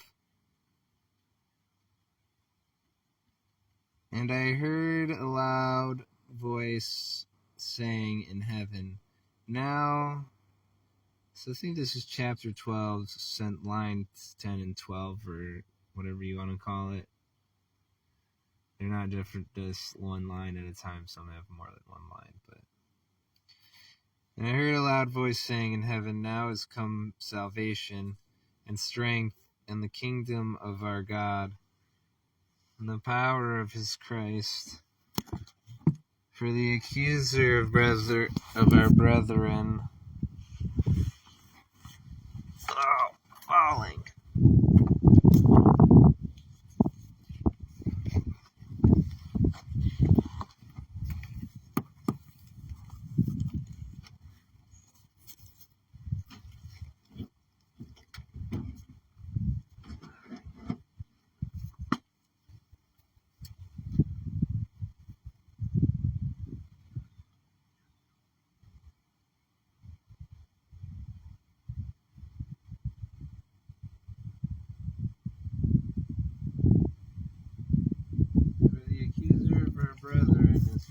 down, which accused them before our God day and night, and then overcame him by the blood of the Lamb and by the word of their testimony, and they loved not their lives unto the death. Therefore rejoice, ye heavens, and ye that dwell in them. Woe to the inhabitants of the earth and of the sea, for the devil is come down unto you, having great wrath, because he knoweth that he hath but a short time.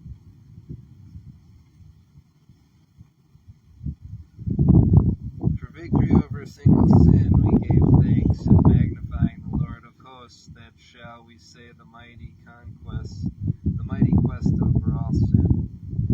A louder song, sweeter than has ever before reached high heaven, now rises clearer and nearer to the great heart of Christ. The accuser.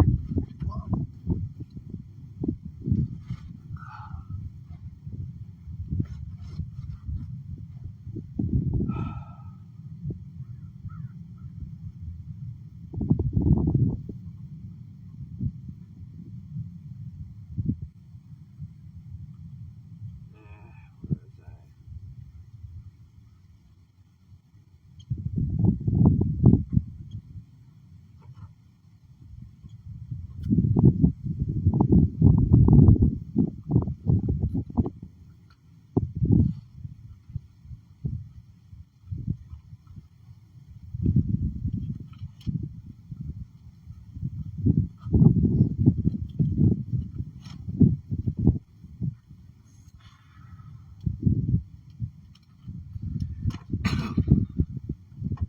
Alright, 10 more pages, and then we're gonna go harvest some trees.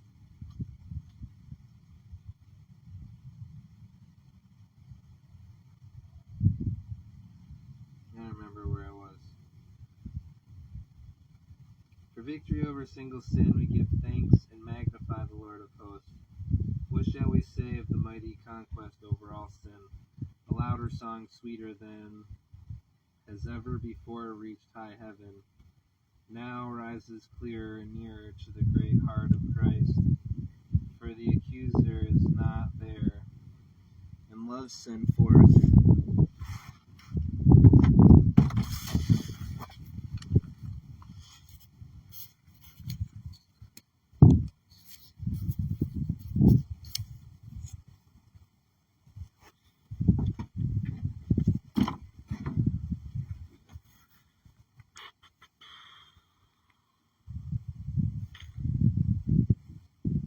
And love sends forth her primal and everlasting strain. Self-abnegation, by which we lay down all for truth or Christ in our warfare against error, is a rule in Christian science. This rule clearly interprets God as divine principle, as life represented by the Father, as truth represented by the Son, as love represented by the Mother.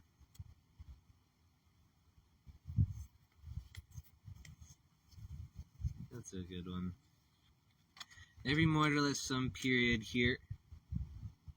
Where'd you go?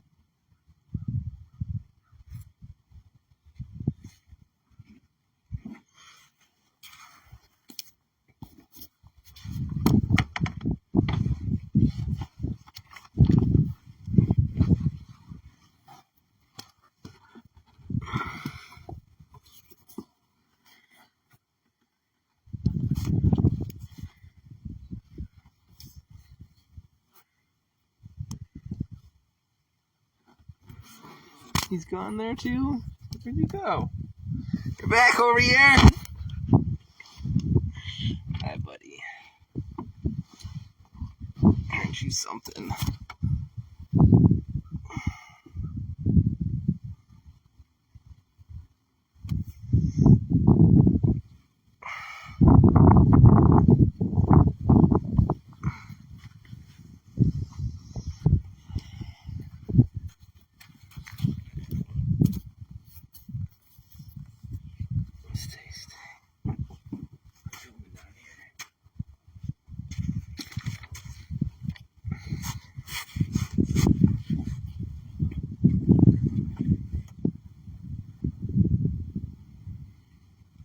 Every mortal at some period, here or the hereafter, must grapple with and overcome the mortal belief in a power opposed to God. The scripture, "Thou hast been faithful over a few things, it will make thee ruler over many," is literally fulfilled when we are conscious of the supremacy of truth, by which the nothingness of error is seen, and we know that the nothingness of error is proportioned to its wickedness. He that touches the hem of Christ's robe and masters his mortal belief, animality, and hate rejoices in the proof of healing, in a sweet and certain sense that God is love. Alas, for those who break faith, the divine science, and fail to strangle the serpent of sin, as well as of sickness. They are dwellers still in the deep darkness of belief. They are surging sea of error, not struggling to lift their heads above the drowning wave. What must the end be? They must eventually expiate their sins through suffering. The sin which one has made his bosom companion comes back to him at last with accelerated force, for the devil knoweth his time is short. Here the scripture declares that evil is temporal, not eternal. The dragon is last stung to death by his own malice, but how many periods of torture it may take to remove all sin must depend upon sin's obduracy. I'm not looking that up. And when the dragon saw, we're on line 13. And when the dragon saw that he was cast unto the earth, he persecuted the woman which brought forth the man-child.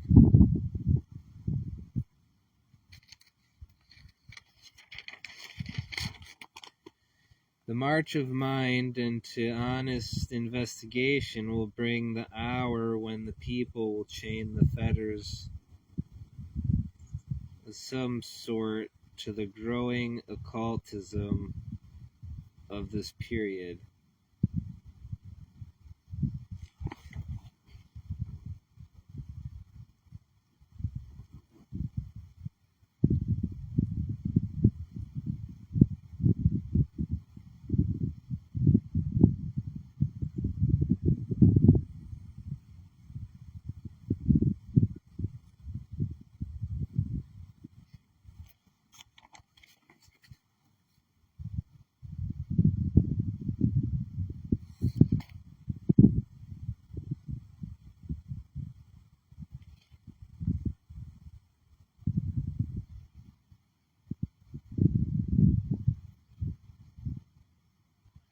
The present apathy as to the tendency of certain activity yet unseen mental agencies will finally be shocked into another extreme mortal mood, into human mind indignation, for one extreme follows another.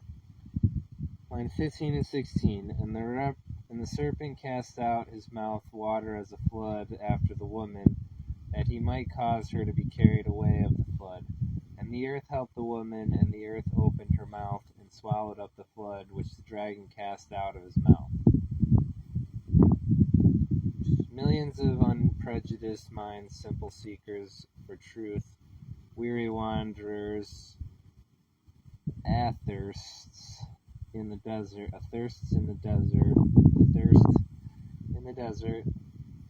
are waiting and watching for rest and drink. Give them a cup of cold water in Christ's name, and never fear the consequences.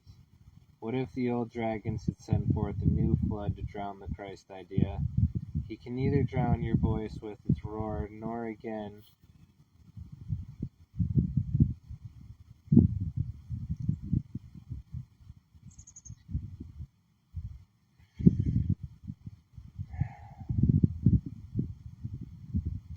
nor he nor again sink the world into the deep waters of chaos and old night.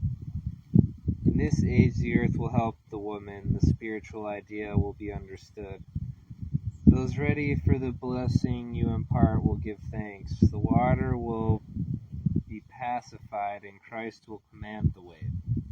When God heals the sick or the sinning, they should know the great benefit which mind has wrought. They should also know the great delusion of mortal mind. When it makes them sick or sinful, many are willing to open the eyes of the people to the power of good resident in divine mind, but they are not so willing to point out the evil in human thought and expose evil's hidden mental ways of accomplishing iniquity. And that's the danger. Any girl will tell you, any of these bitches out here will tell you, you gotta fit in, you gotta fucking fit in. So you can't be exposing those games of how people do wicked things, because then you're part of the get kicked out, call you crazy, start a campaign to turn everyone against you. You know, just the way girls fight. Girls will be girls, no big deal. Girls are never mean. Girls are always nice and friendly and kind and caring. That's all of them. Not a single one of them's ever mean. Especially Mackenzie Engelhart. She's just a sweetheart. She's just a kind, wonderful person.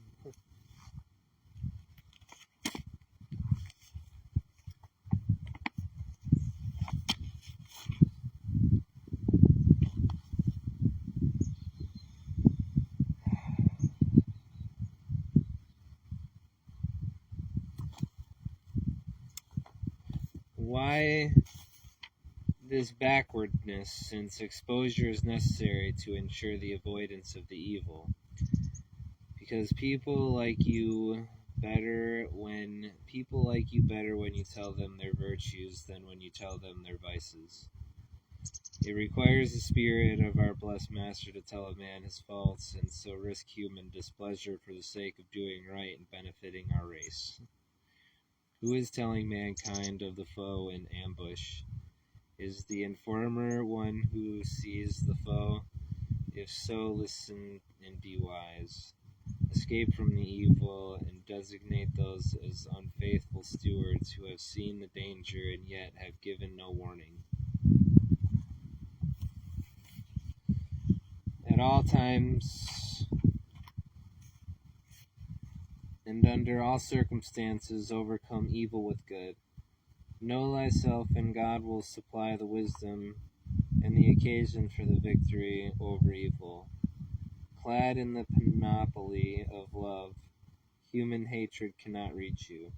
The cement of higher humanity will unite all interests in the one divinity.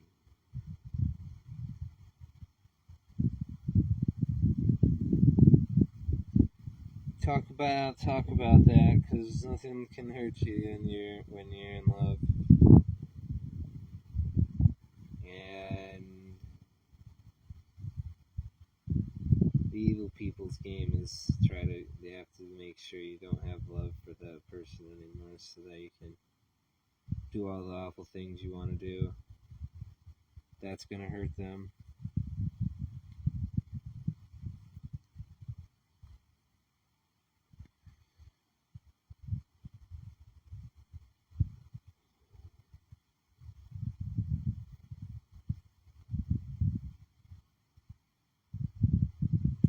Through trope and metaphor, the revelator, immortal scribe of spirit and of the true idealism, furnishes the mirror in which mortals may see their own image.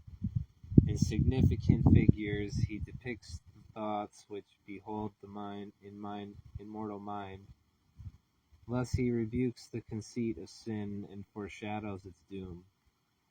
With spiritual strength he has opened wide the gates of glory and illuminated the night of paganism with the sublime grandeur of divine science, outshining sin, sorcery, lust, and hypocrisy.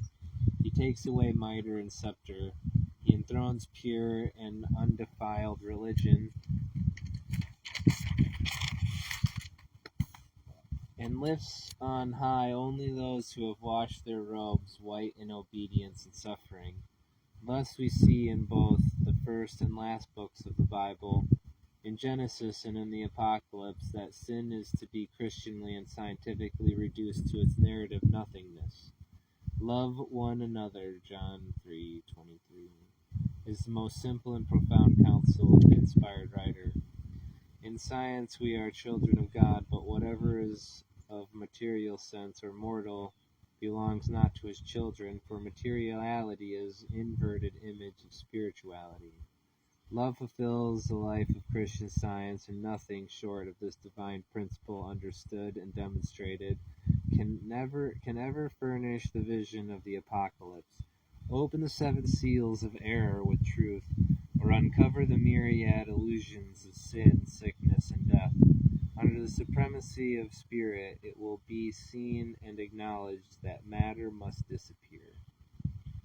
In Revelations 21:1, we read, "And I saw a new heaven and a new earth, for the first heaven and the first earth were passed away, and there was no more sea." The Revelator had not passed the transitional stage in human experience called death, but he already saw a new heaven and a new earth. Through what sense came this vision to St. John? Not through the material visual organs for seeing, for optics are inadequate to take in so wonderful of science, a wonderful scene. Were this new heaven and new earth terrestrial or celestial, material or spiritual, they could not be the former, for the human senses space is unable to grasp such a view.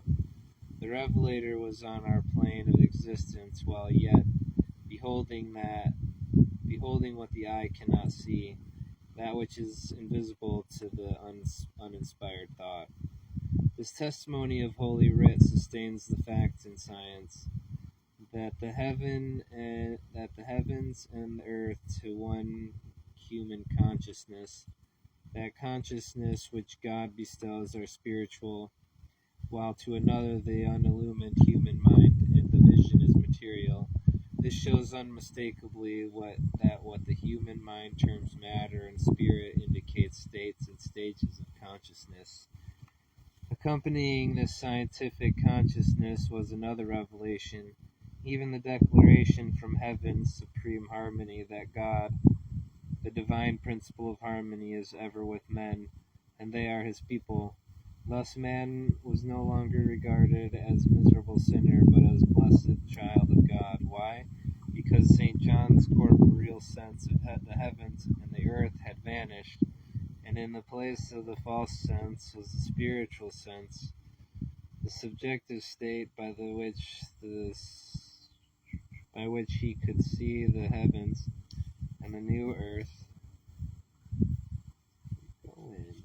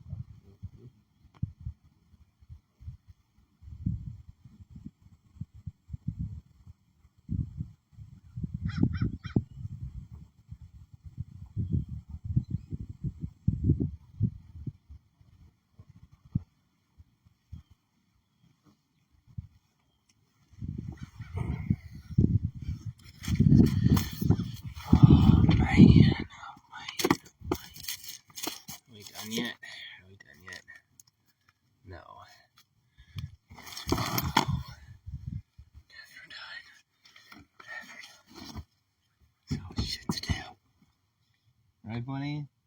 They're always doing shit. Alright. 6 more pages, and then we can grab again. Alright.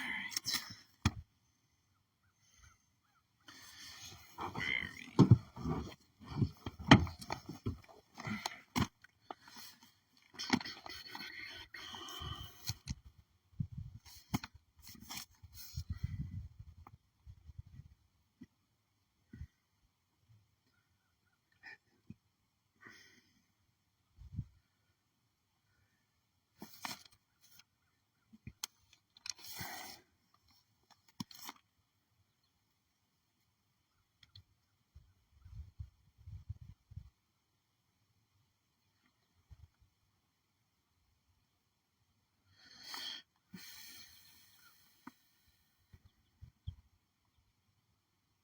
I remember where I stopped and go start here. This is a scriptural authority for concluding that such a recognition of being is and has been possible to men and in this present state of existence, that we become conscious here and now of cessation of death, sorrow, and pain.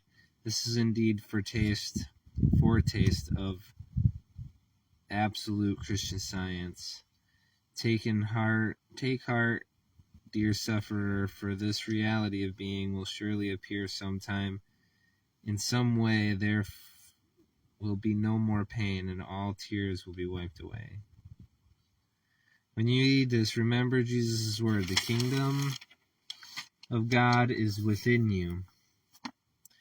The spiritual consciousness is therefore a present possibility. The Revelator also takes in another view, adapted to console the weary pilgrim journeying uphill all the way.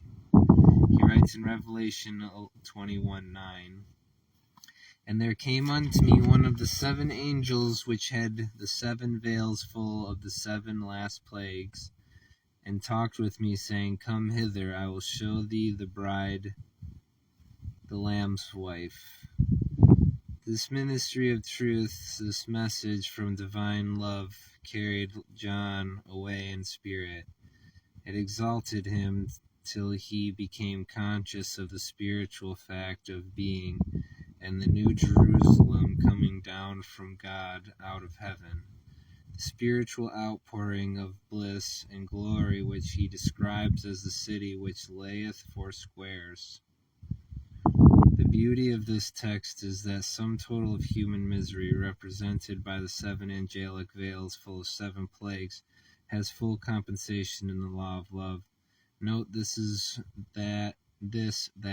very message or swift-winged thought which poured forth hatred and torment, brought also the experience which at last lifted the seer to behold the great city, the 4 equal sides of which were heaven bestowed and heaven bestowing. Think of this, dear reader, for it will lift the sackcloth from your eyes, and you will behold the soft-winged dove descending upon you. The very circumstance which your suffering sense deems wrathful and afflictive, love can make an angel entertained unawares. Then thought gently whispers, Come hither. Arise from your false consciousness into the true sense of love, and behold the Lamb's wife. Love webbed to its own spiritual idea, then cometh the marriage feast. For this revelation will destroy forever the physical plagues imposed by material senses.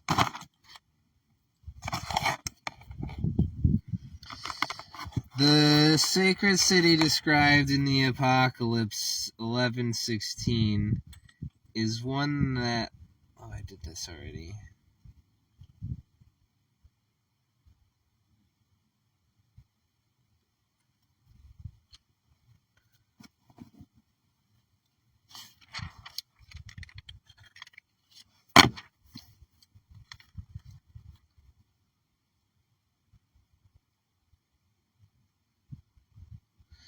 The builder and the maker of this new Jerusalem is God, as we read in the book Hebrews, and it is a city which hath foundations, the description is metaphoric. The spiritual teaching must always be by symbols. Did not Jesus illustrate the truth he taught by the mustard seed and the prodigal? Taken in its allegorical sense, the description of the city as foursquare has a profound meaning.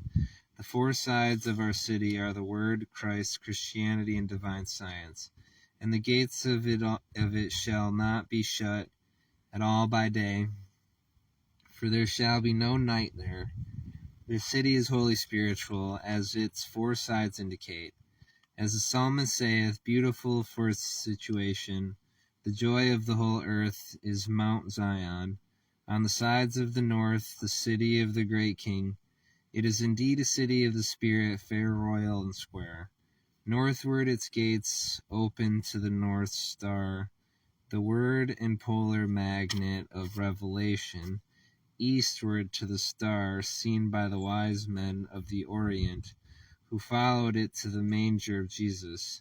Southward to the genial tropics, with the Southern Cross in the skies, the cross of Calvary, which binds human society into solemn union. Westward to the grand revelation of God, of the golden shore of love and the peaceful sea of harmony. This heavenly city lighted by the sun of righteousness, this new Jerusalem, this infinite all, which to us seems hidden in the midst of remoteness, reads St. John's vision while yet he tabernacled with the mortals.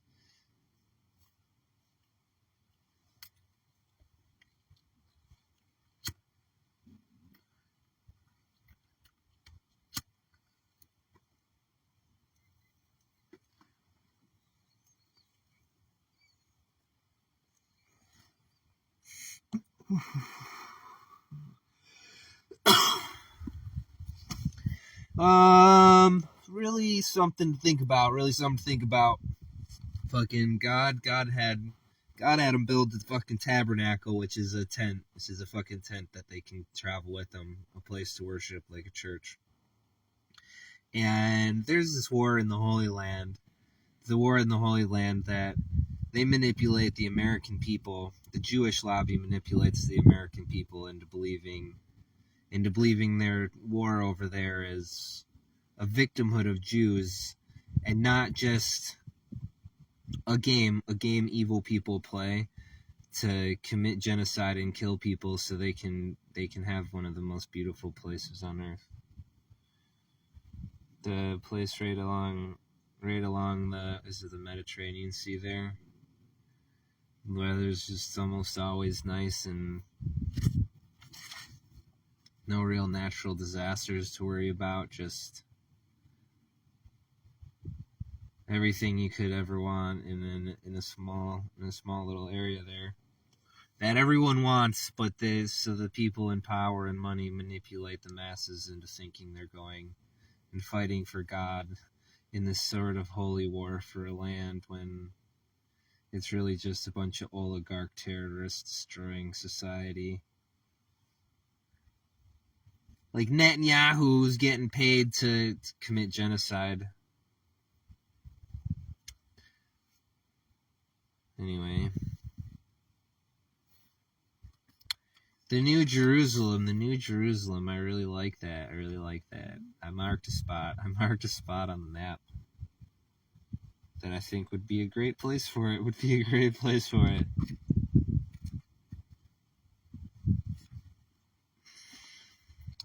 In Revelation 21:22, further describes this holy city, the beloved disciples writes, "And I saw no temple therein, for the Lord God Almighty and the Lamb are the temple of it." It's just so funny to think about that. The temple being whatever our existence is. Isn't in a fucking church with some Vatican cunt regurgitating what he's told to say.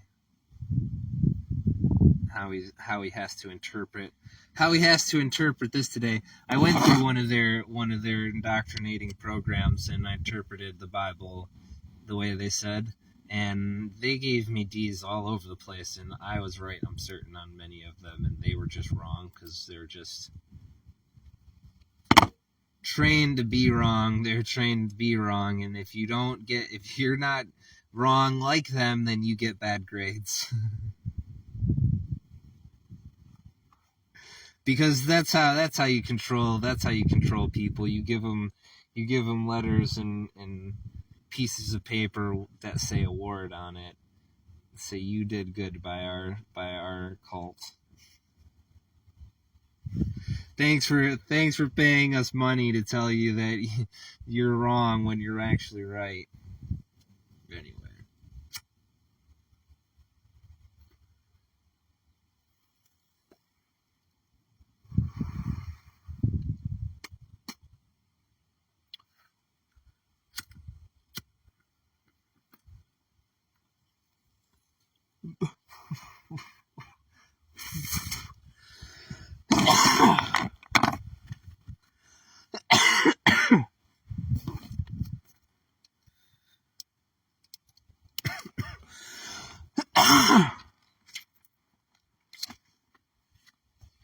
There is no temple that is no material structure in which to worship God, for he must be worshipped in spirit and in love.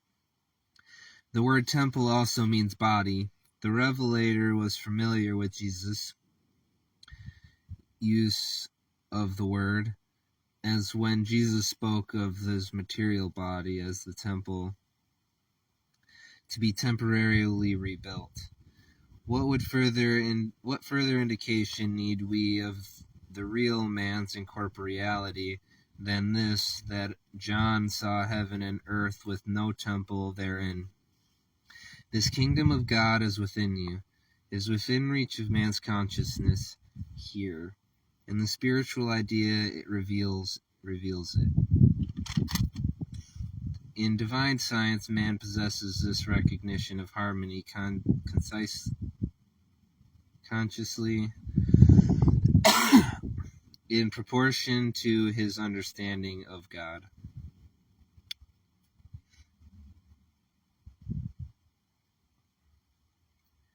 And that she has capital G, because that's eternal harmony if you can be on that page, but people will find harmony living in whatever God they worship. It's not real harmony because it breaks so fucking easy. It just breaks instantaneously. And other people intentionally break it, because when you're living in with those gods, that's the game. So you're subject to that kind of chaos and destruction. And so it lacks the harmony. But anyway. The term Lord, as used in our version of the Old Testament, is often synonymous with Jehovah and expresses the Jewish concept, not yet elevated to deific apprehension through spiritual transfiguration. Yet the word gradually approaches a higher meaning. This human sense of deity yields to divine sense, even as the material sense of personality yields to the incorporeal sense of God and man as the infinite principle and infinite idea. As one Father with his universal family held in the gospel of love.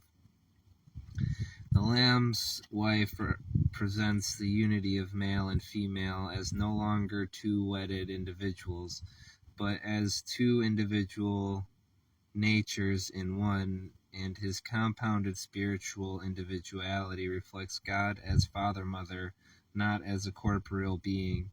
In this divinely united spiritual consciousness, there is no impediment to eternal bliss, to the perfectibility of God's creation. And we're just going to read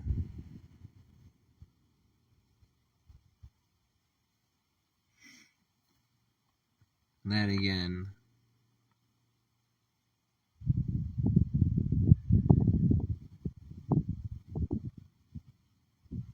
God and man as the infinite principle and infinite idea. As one Father with his universal family held in the gospel of love. One Father with his universal family held in the gospel of love. That's the infinite idea, she says. And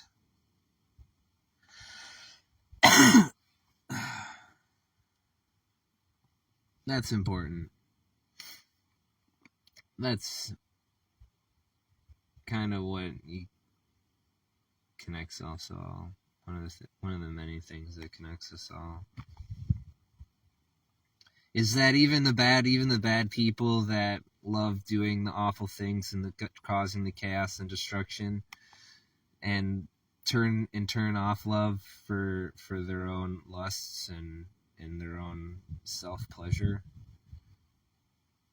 and call that love because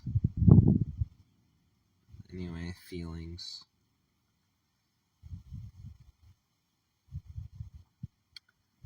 But deep down, they have all the same wants. That's why it's one of the games they have to play too, is find a way to let people know that, and let people know that you want.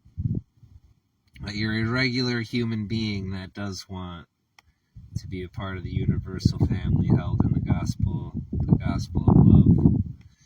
But also you just enjoy being a pile of shit, and you're going to keep doing that. But you'll pretend to be a good person for as long as it lasts. As long as you can play pretend.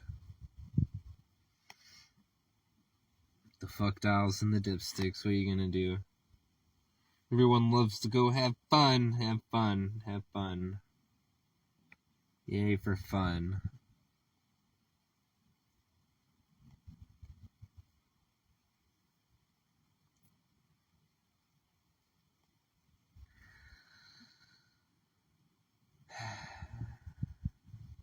The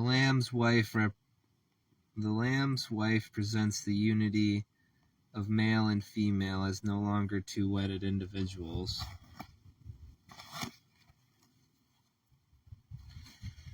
but as two individual natures in one.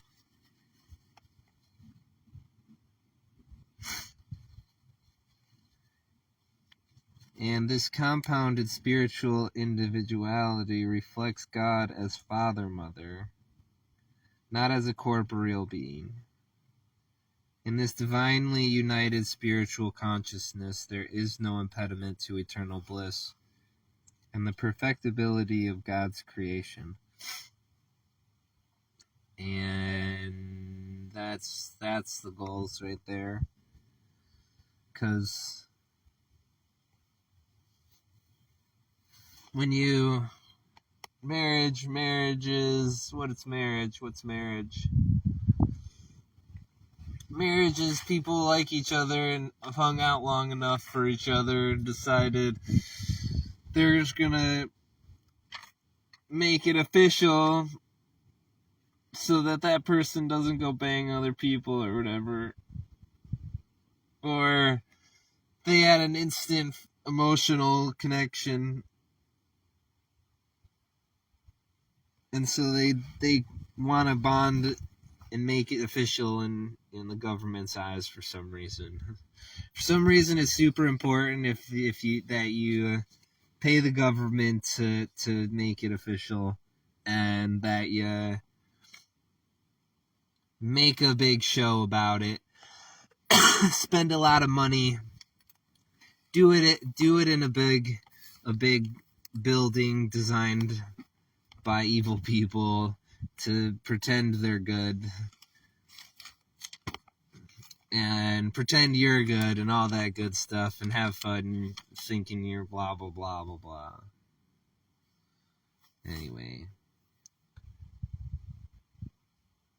no longer two wedded individuals, but as two individual natures in one. That's what we're talking about.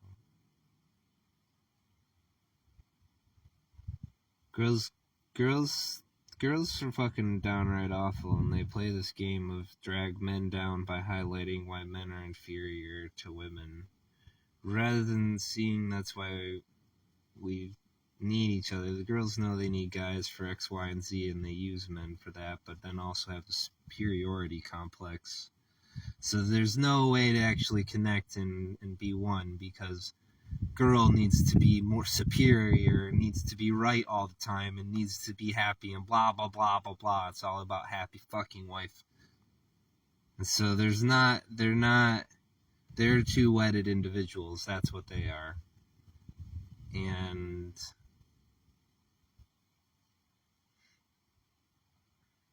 to be two natures in one is to be on the same team. Not just with one another, but with all of nature, with all of nature.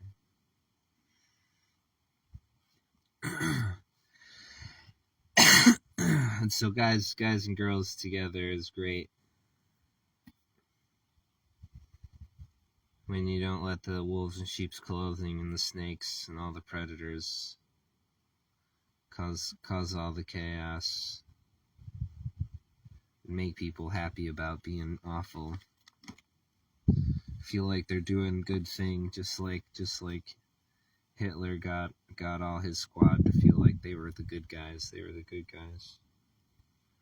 As is Kenzie Engelhart. She's a good person. She's a good guy. She's a doctor.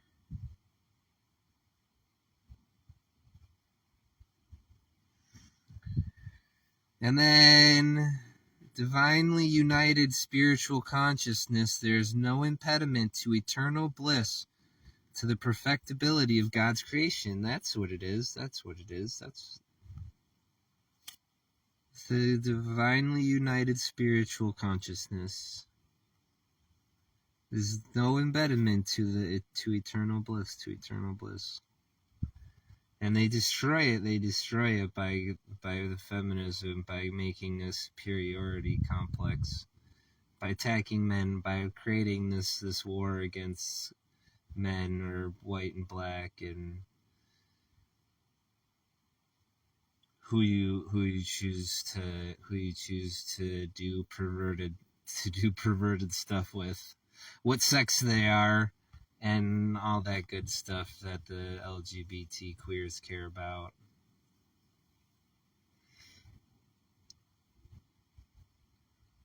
That cause the division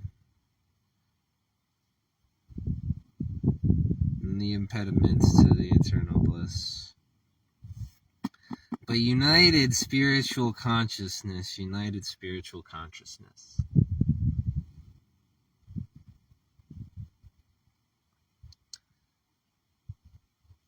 No impediment to eternal bliss when that's happening. And then she talks about the perfectibility of God's creation, which I don't necessarily care about the perfectibility of it. I think the perfectibility of it is just not doing the things that cause the destruction.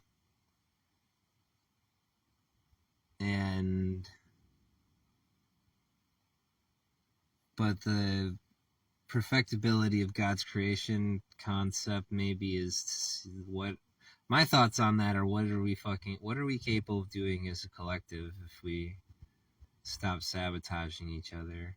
If Mackenzie Engelhart and Jessica Klein, people that say they care about me, weren't playing fucking make-believe, how do we destroy Luke and pretend Luke's a bad guy for being angry at us for doing awful fucking things in secret and denying they did anything because they're awful fucking people?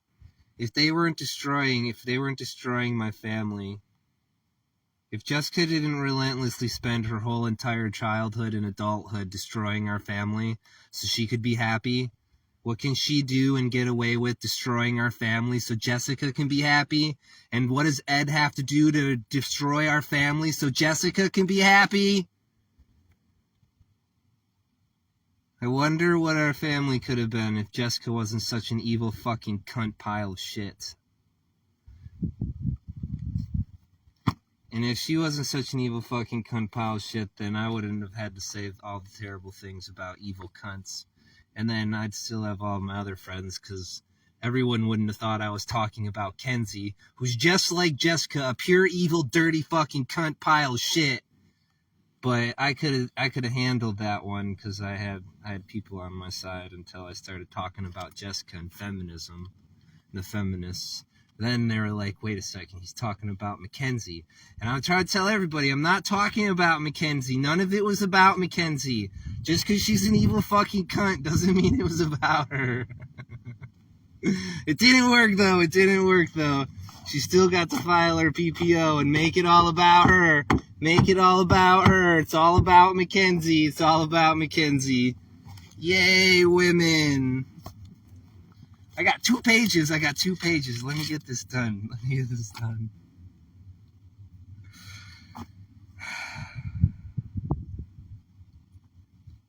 I like that one, though.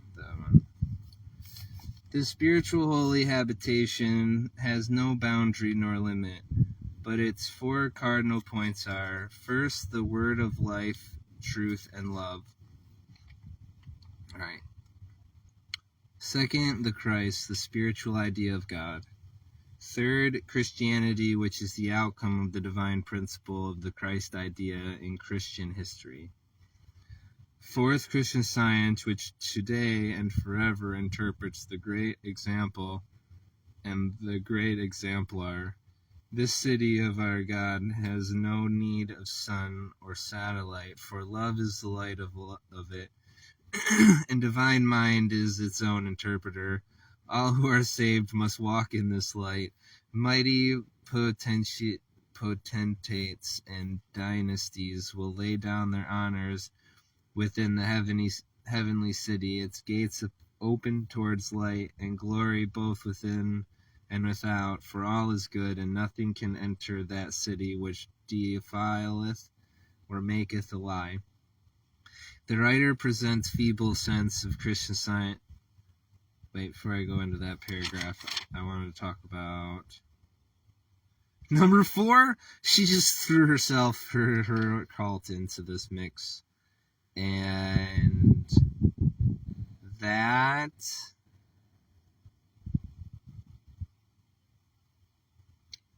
she's just replicating what Jesus did, so she's just making a redundancy and adding herself as something above and beyond what Jesus was, and she's just not, so she's just fucking not.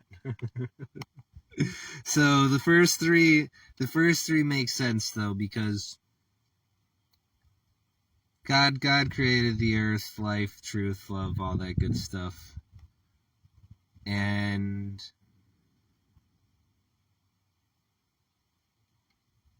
the spiritual idea of God,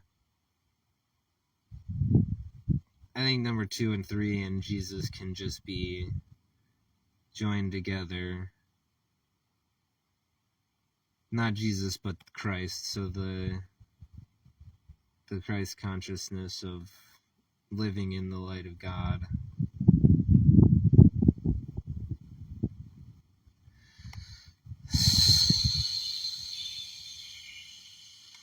So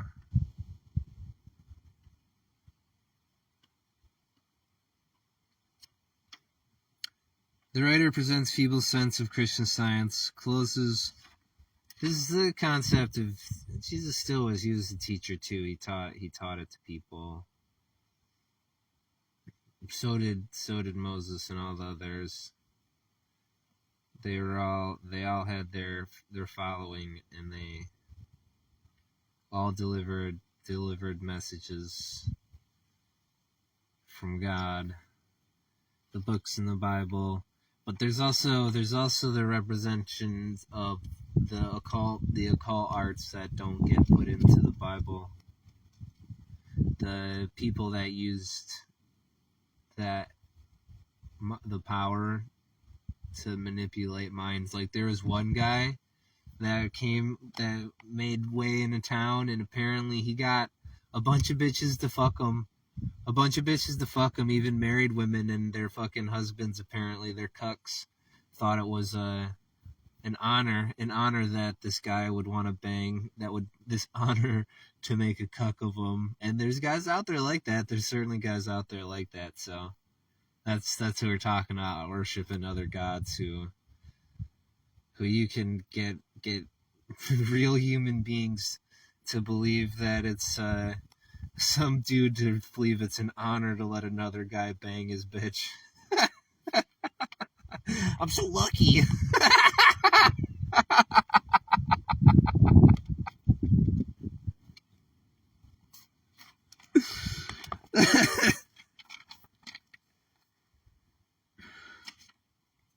Alright, the writer presents Feble's sense of Christian Science, closes with St. John's Revelation as recorded by the great apostle, for his vision is the acme of the science of the as the Bible reveals it. In the following psalm, one word shows through faintly the light which Christ's science throws on the scriptures by substituting for the corporeal sense the incorporeal or spiritual sense of deity. And it's Psalm 23. Divine love, she says in parentheses. She's got love in here is a lot.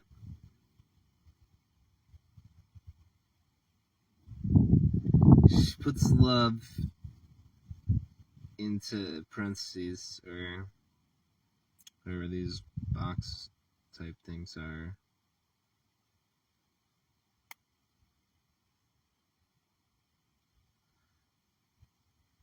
I think she's adding this word, I don't think. Or changing the word God to love. I don't know. I can figure it out.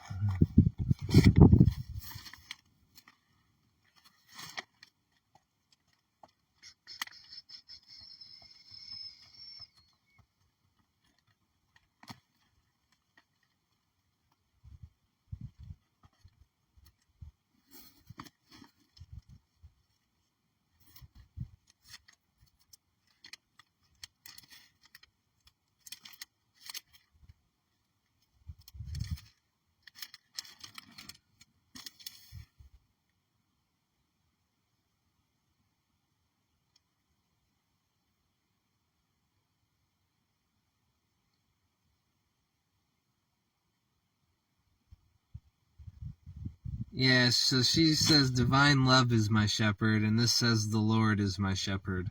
So I kind of like that, because the Christians follow that Jesus guy. They idolize him, they idolatry him, they sin on him.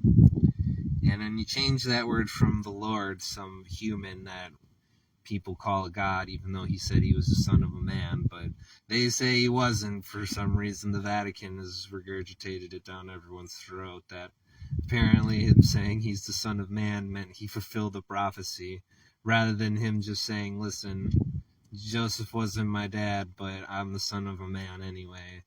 And my mom, I love that woman, so it is what it is. He just said that, and everyone's like, he fulfilled the prophecy! Let's go eat him! Let's go eat him every week!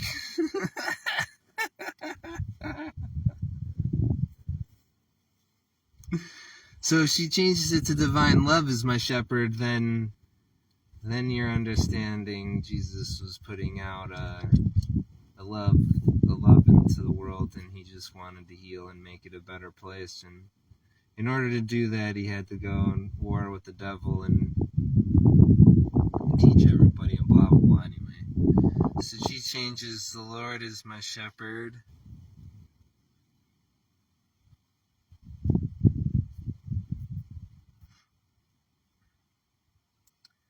And adds it every time, talking about he as love instead of he as a human. In Jesus, she says divine love, God, the Lord are all the same. They're synonymous. So we'll just go with her interpretation and read it as she's got it. Divine love is my shepherd, I shall not want. Love maketh me lie down in green pastures. Love leadeth me beside the still waters. Love restoreth my soul, spiritual sense. Love leadeth me in the paths of righteousness for his name's sake. She didn't put for love's name's sake, which she probably should have. I think that's a typo, probably. She missed it. Yeah, I thought I walked through the valley of the shadow of death. I will fear no evil, for love is with me. Love's rod and love's staff, they comfort me.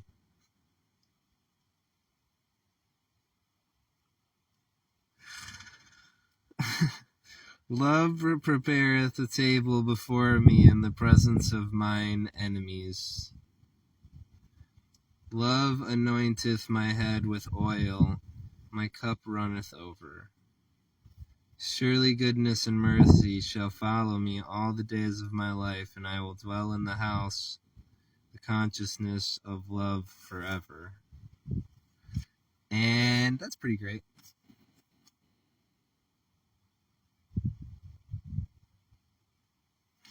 And chapter 17 is the glossary. And I might just talk about a couple of them later today or tomorrow. And then we'll dive into fruitage, which I'm gonna fly through. I might not read every bit of it out loud and skim over some of it, because other people can read her use cases if they want to. I'll highlight each one and give an overview of her overview. But she rambles on about shit, and I don't want to fucking go on about all of it forever. I want to knock this book out and get to another book.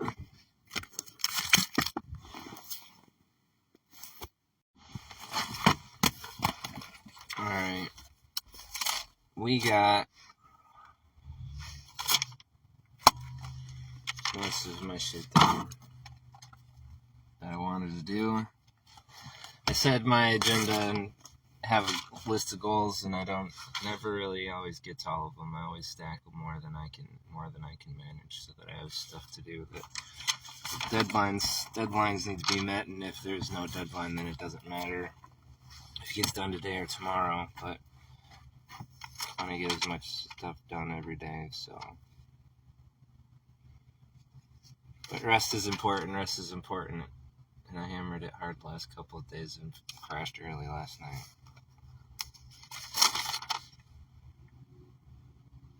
Didn't outline the business. I'm starting another business. I'm selling these things. Me and my uncle are selling these things. He's gonna fire a bunch of them out.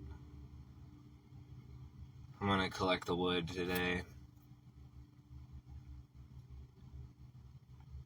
And we're gonna have a lot of them made. We're gonna make hundreds of them, because these things are pretty fucking awesome. It's a niche market. Anyone can make it, but people don't make it, and they go to the store and buy it. So I already got one store that said they'll buy some if I make them. We're going to read some of the glossary. There's a few words that I wanted to go through. 1, 2, 3, 4, 5, 6, 7, 8, 9, 10, 11, 12, 13, 14, 15, 16. 16 words, maybe 17, less than 20. And she's got, I don't know how many pages of glossary there is. 20 pages of glossary. And there's 3 to 5 on each page, so, or more. There's less than 100 probably, but 175. Anyway, I put the link in the text of put the link of the text in the text here, in the description here, after the video's done. What do I want to go through? We're just going to go alphabetical order down the list. What does she say an angel is? This is what I like. I like her definition of an angel.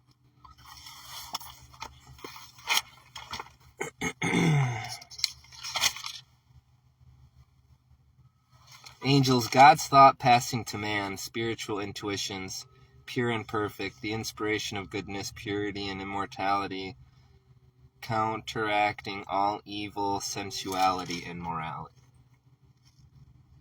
And mortality.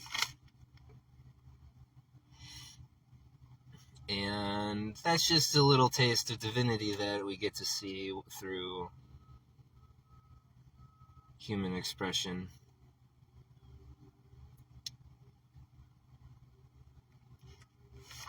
And I like that definition of an angel, so I wanted to share that one. And then baptism. I didn't read it, but I wanted to read it. Baptism, purification by spirit, submergence in spirit. We are willing rather to be absent from the body and to be present with the Lord. 2 Corinthians, verse 8. Baptism, the purification by spirit, by fire, by the Holy Ghost.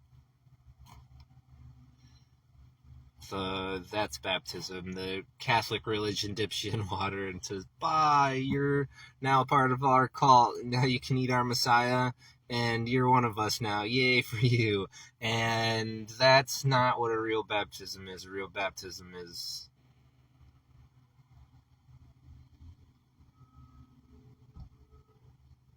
awakening into the truth from the lie that you were living in.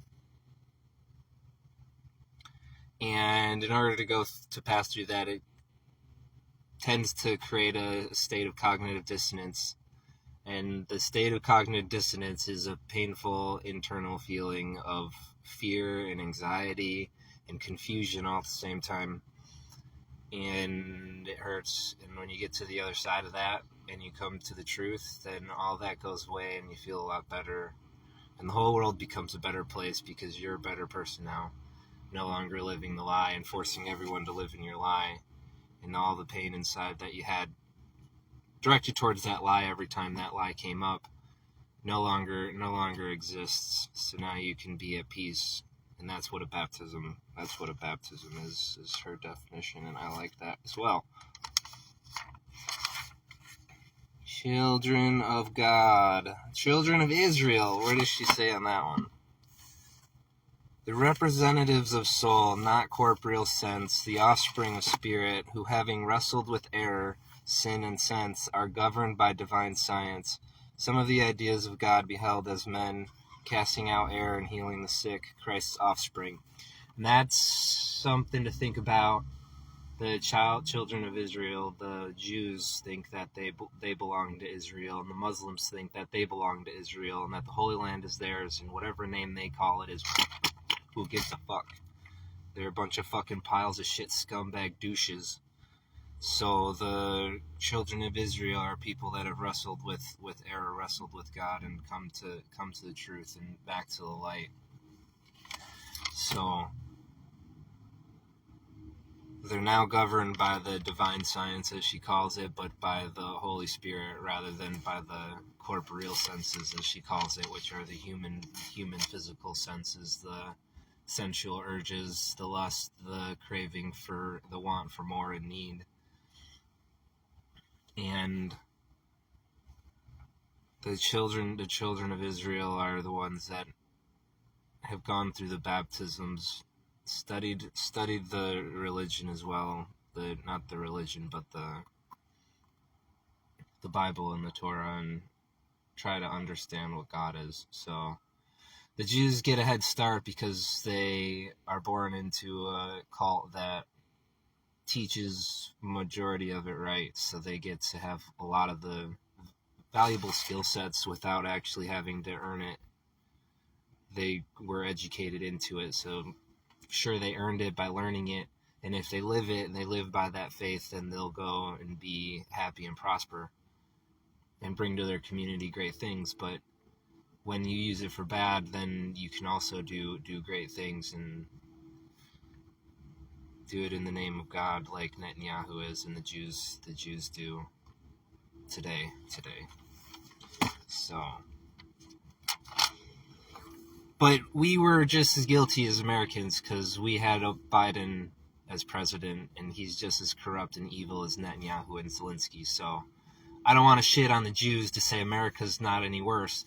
Although America did vote against the genocide machine and Kamala on her face Harris, the vice president of the United States. So at least they got the reigning regime of terrorism out, and Trump will be able to be attacked and make everyone try to hate him for the next 40 years.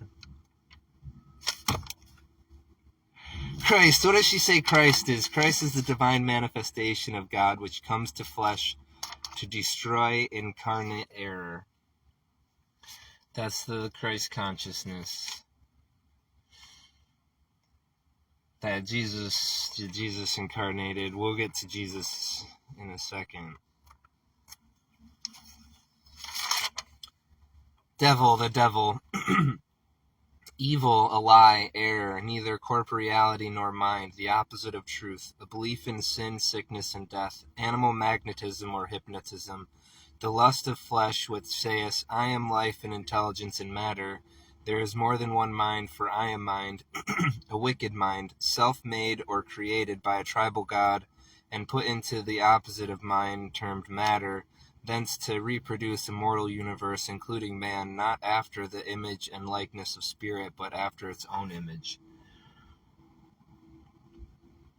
And the devil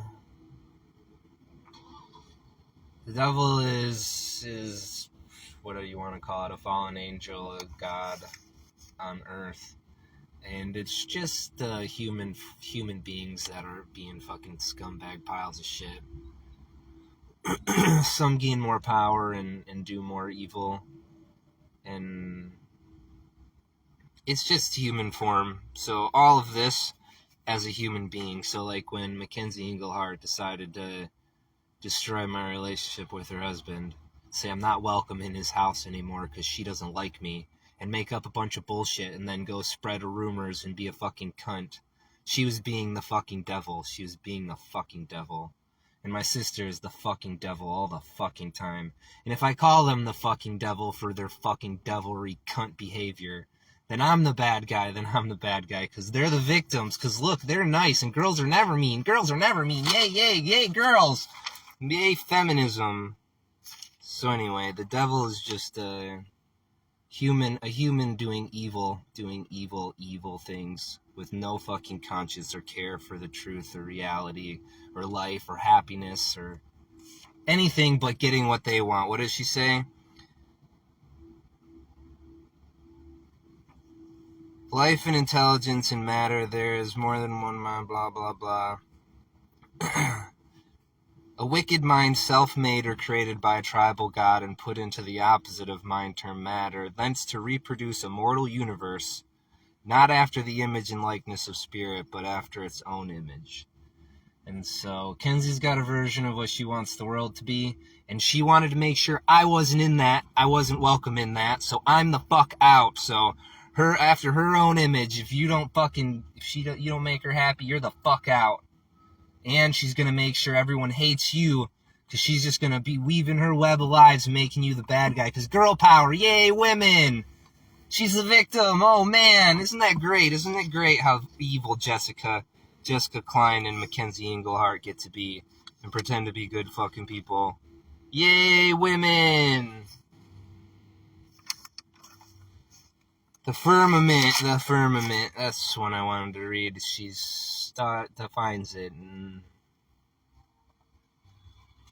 as above is so below, as it is above as it is below, is what we're talking about. So the reality of heaven and the reality of earth are they're one. We get a physical representation of what heaven looks like as earth, as we're creating it. And then we have a version of heaven, that ideal standard that we're striving to get, that we all see as what heaven should be. And that's the spiritual heaven that she's talking about. So as we create the spiritual world, our internal world, and we manifest it outward, we create what heaven should be on earth. And the firmament can be real on earth, as Elon hasn't got any rockets out out to the moon yet. With all that money and all that brains of his, he can't fucking get a rocket to the moon, but they did it fucking 60 years ago. And all you guys worship that Elon Musk guy. And he can't do shit. What did he fucking shoot his car into outer space? Whoa.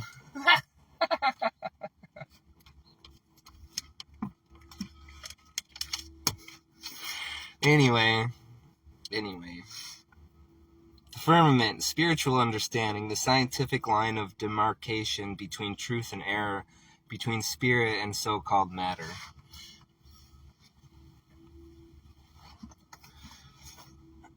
Ghosts, an illusion, a belief that mind is outlined and limited, a supposition that spirit is finite. The people that believe that ghosts are real are fucking stupid, dumb-ass fucking cunts. They're so fucking dumb. It's such a fucking stupid thing to think that there's a real energy body floating around of a spirit of somebody you used to know, or somebody that used to exist in that place. And you not just realizing it's all in your own fucking head. And letting your emotions and your actions act accordingly to whatever fucking delusion you have. Anyway, ghosts are an illusion. It's not fucking real. It's not real. That's what a ghost is just to say it's not real. Example, me, I'm a ghost. Kenzie wanted me gone, so she made sure everyone made me a ghost. So she never had to hear, see, think about me ever again. That's what she wanted. I'm not welcome. I'm not fucking welcome, and that's that, because happy fucking wife, happy fucking life. Yay, women! Yay, women! So man get to be ghost, so girl get to be happy. Yay, women! Fucking Kenzie, you're such a dirty fucking cunt. You lying sack of fucking shit. The devil, remember, the devil is just a liar that sows deceit, fear, uncertainty, doubt, as often as much as they can so that they can create chaos and hell on earth for the person they want to hurt. And then they can go be happy being evil fucking cunts and pretending they're good people. God, the great I am, the all-knowing, all-seeing, all-acting, all-wise, all-loving, and eternal, principle, mind, soul, spirit, life, truth, love, all substance, intelligence. And she doesn't put mean, vindictive, vengeful, all the fucking cunt things that he is too. Fuck that guy. Sees everything. He creates the destruction and the chaos too. He is the devil as well.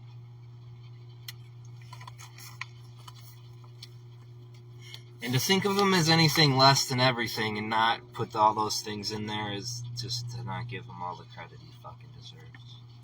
This fucking thing he did.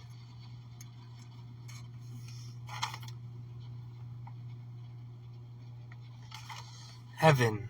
What's heaven? Harmony, the reign of spirit, government by divine principles, spirituality, bliss, and atmosphere of soul. It's the ability to live connected with everyone and everything and not have that burden and fear. And to just be happy and at peace in this world and not have a want or need.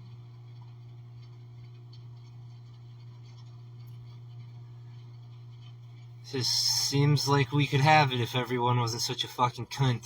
Kenzie wasn't such a dirty fucking cunt and didn't need to have her little fucking happy world. She didn't need to be a happy wife. She didn't need to be a happy wife and she could be a human fucking being. That would be something. But nope. America, where we need to have happy wives or else. Yay, women. Yay, women.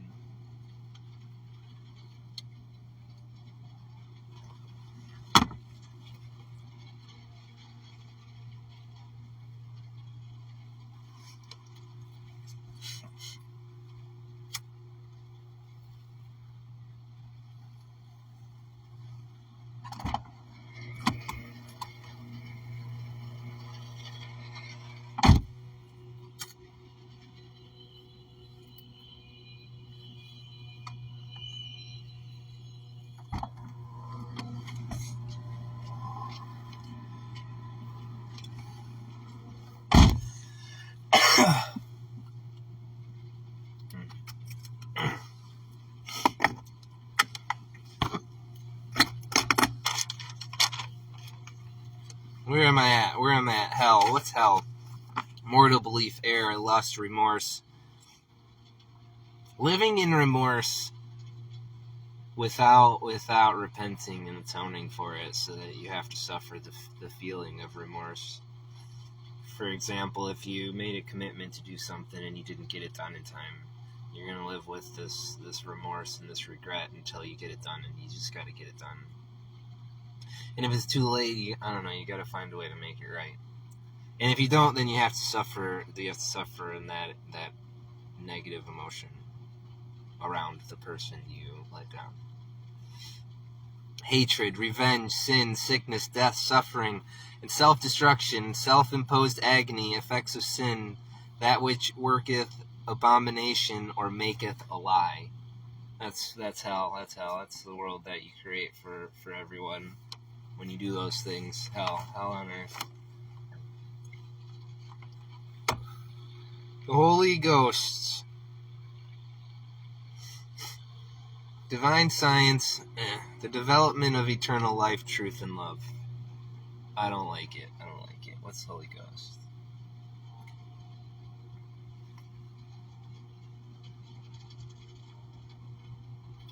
The Holy Ghost is the energy.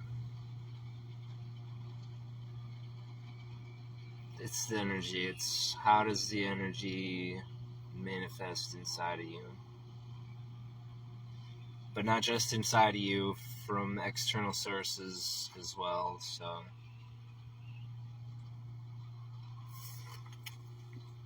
it's a hard one to define. So the I or ego, divine principle, spirit, soul, incorporeal, unerring, immortal, and eternal mind. There is but one I or us, but one divine principle or mind governing all existence, man and woman, unchanged forever in their individual characters, even as numbers which never blend with each other, though they are governed by one principle. All the objects of God creation reflects one mind, and whatever reflects not this one mind is the false and erroneous. Even the belief that life, substance, and intelligence are both mental and material.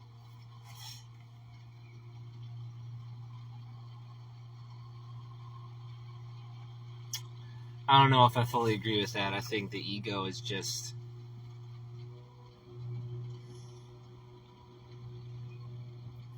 connection. It's connection to materialism and self-value. That's the ego, and the negative effects of the ego is it holds you down, it prevents you. It's an anchor that's holding you down. So the things and all the stuff that you want to be and that you want to see the world to see you as, the stuff that you have, those are the ego, the I, the self. How do you separate yourself from other?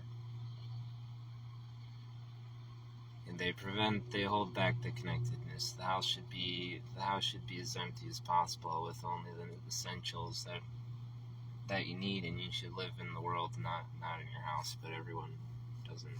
A lot of people don't do it that way, and it's by design. The system is set up to keep you in your house as best as possible. So the ones that want to do all the awful shit can do all the awful shit they do, while you guys just hide in fear, watching your mainstream media resource, pointing fingers at everyone else, creating hell on earth with all your fucking delusions and your hate and your fucking ego,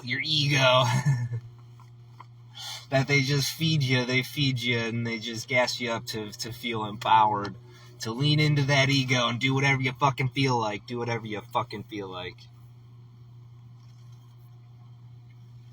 I am God, incorporeal and eternal mind, divine principle, the only ego. Which fails there. It's not the only ego, obviously. Divine principle, eternal mind, divine principle is good. What is I am?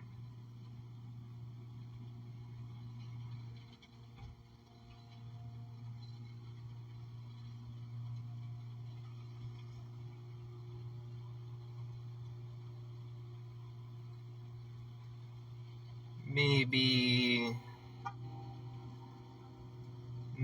it's that cusp between heaven and hell.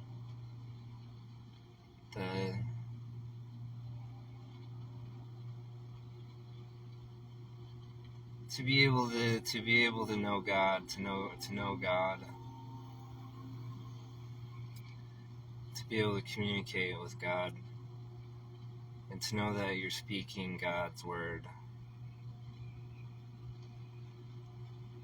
doing His work.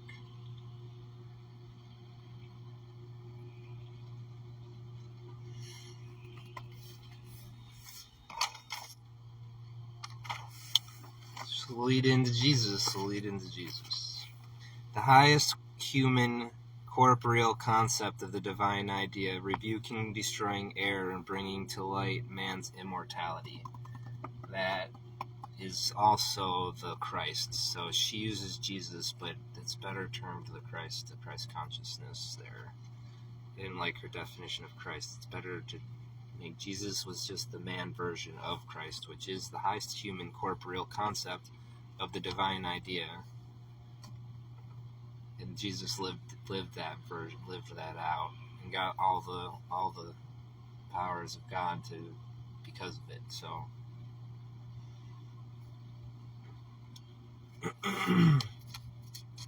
I like that one.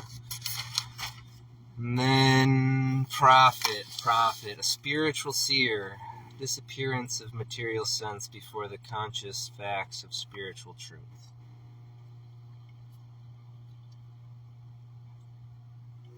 So there's human forms of spiritual seers.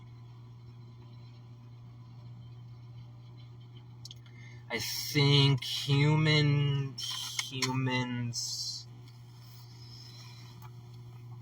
fail to understand the word prophet because they see prophecy and prophet as connected, which they're similar, but they're not the same. A prophet doesn't necessarily prophesize the future. That's to say a prophet sees the future is false. It's false. And so to make those two connected, that a prophecy and something that a prophet speaks. So like Jesus was the Christ because he fulfilled a prophecy. Is a failed ideology. A prophet is just somebody that can speak God's word. And is connected to Mother Earth, this Earth, connected to Earth and God at the same time. So the ability to predict the future and be omniscient is one of the skills of God, but not everything a prophet says is a prophecy kind of thing is where I'm trying to get at.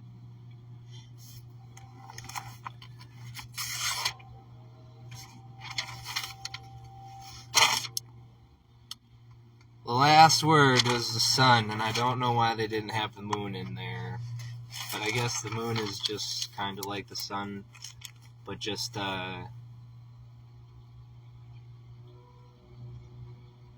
less aggressive, less intense form of light.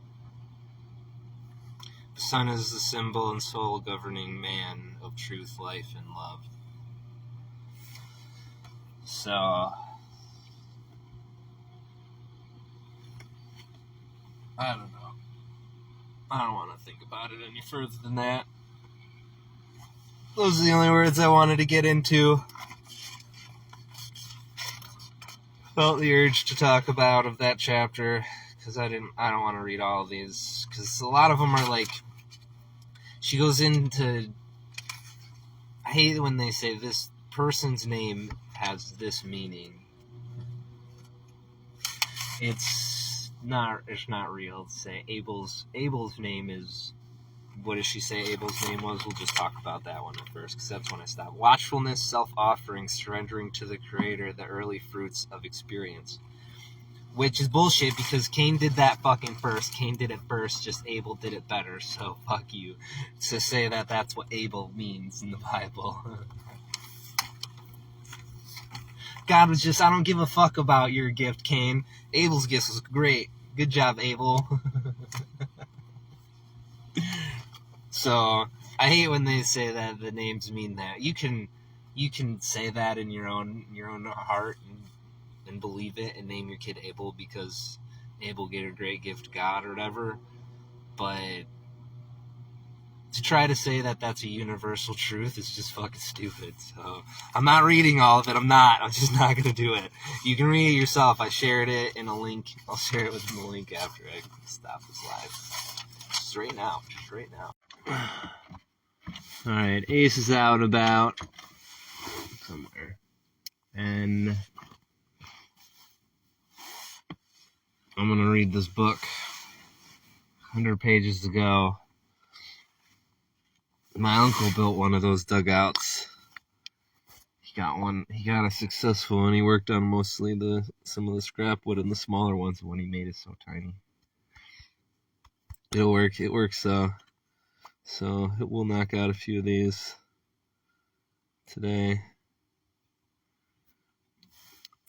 Teaching them some business. Because one of the things we chatted about yesterday is the market that we have for these items. And so the amount that we'll be able to sell, he wants to be able to pump out these generic ones that'll be really easy to make. He can pump 3 to 5 out an hour once he gets good at it, maybe even more. But the problem is if we can only sell, let's say we sell 10, 20 in the city for over the course of a year, and we can sell these ones we can make fast for $20 each, that's $400. But if we can make really fancy ones, and let's say sell half of them are the fancy ones, now all of a sudden we can double, triple our profits, our income. Because it's a niche market, so we're gonna not have it won't be a big, massive selling. Maybe days where we have big hits, but we're gonna sell a deal to like a business that gives them to all of their employees or something, and we can knock out a bunch at one time, but mostly it's just going to be a sale here and there. So the idea is to have higher ticket items, spend more time on a higher ticket item, and have those lying around to sell rather than mass produce a bunch of cheap ones. There's both ways to go at it. It's just, where do you want to dedicate your time and your energy? Perfecting your craft. You want to perfect your craft, being pumping shit out quick.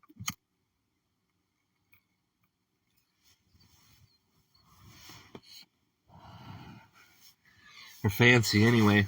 Fruitage. This bitch goes into some shit. Thousands of letters could be presented in testimony of healing efficacy of Christian Science, and particularly concerning the vast number of people who have been reformed and healed through the per-usual or study of this book. For the assurance and encouragement of the reader, a few of these letters are here republished from the Christian Science Journal of Christian Science Sentinel.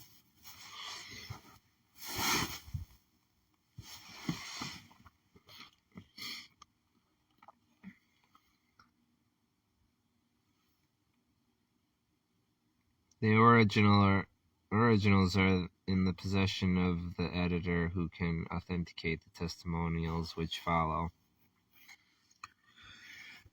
So that pretty much just said that she can authenticate her own. She can authenticate her own miracles. Isn't that great? Isn't that great?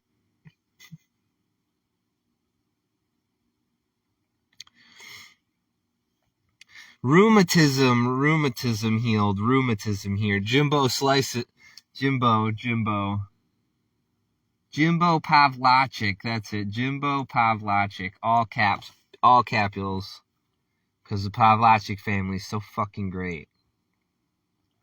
Has this fake-ass disease called rheumatoid arthritis, where essentially you just pretend like you're a giant fucking pussy, and then people let you quit, and you don't have to do work, and you don't have to do things, and you can just play make-believe all the time that your minor aches and pains for doing regular work, the same shit that most everybody feels until we get strong and our aches and pains go away.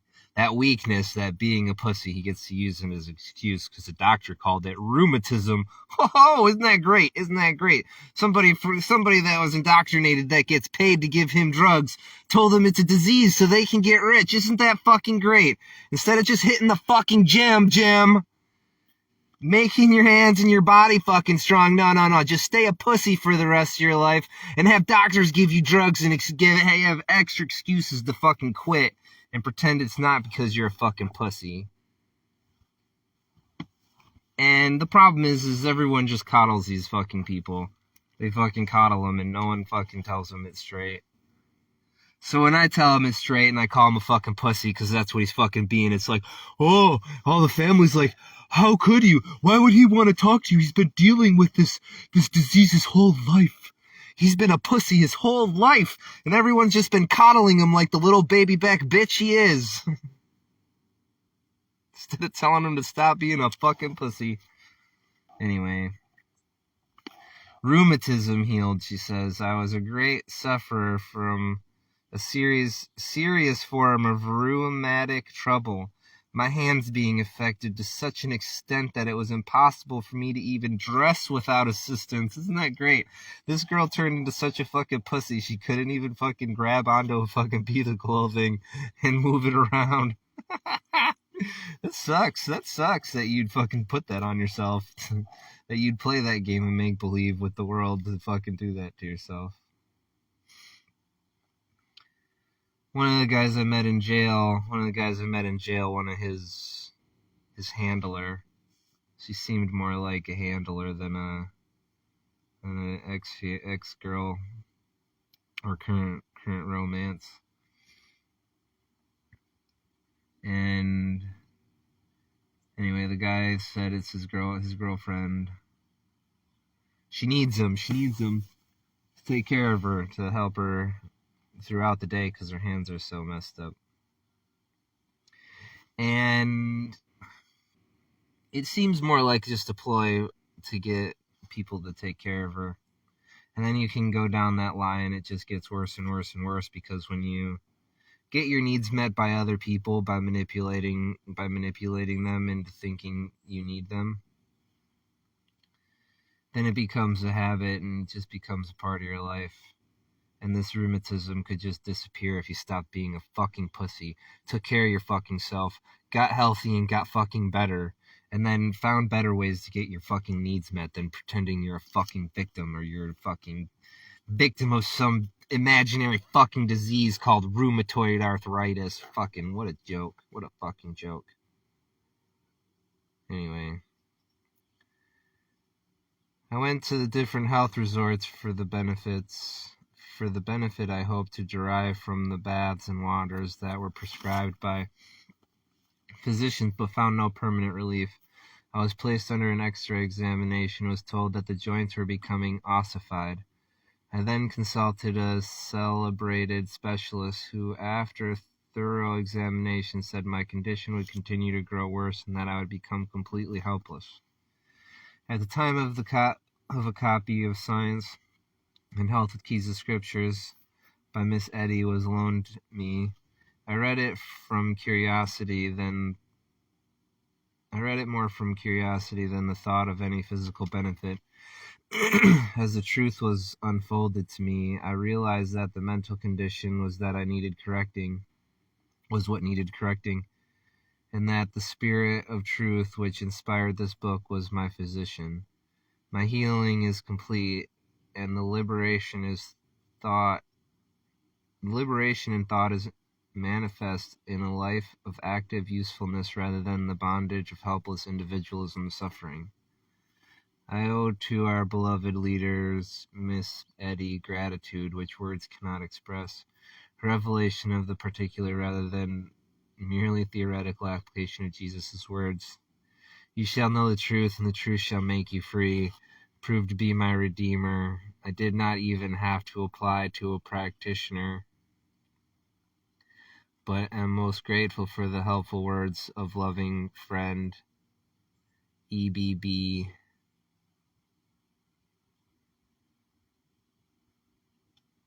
And that's a load of fucking bullshit. That's a load of fucking bullshit that this fucking woman takes credit for this. All she did was just say fucking what Jesus said and what Moses said and what all the other fucking prophets are said, but oh yeah, this lady's the one that did it. She's the one.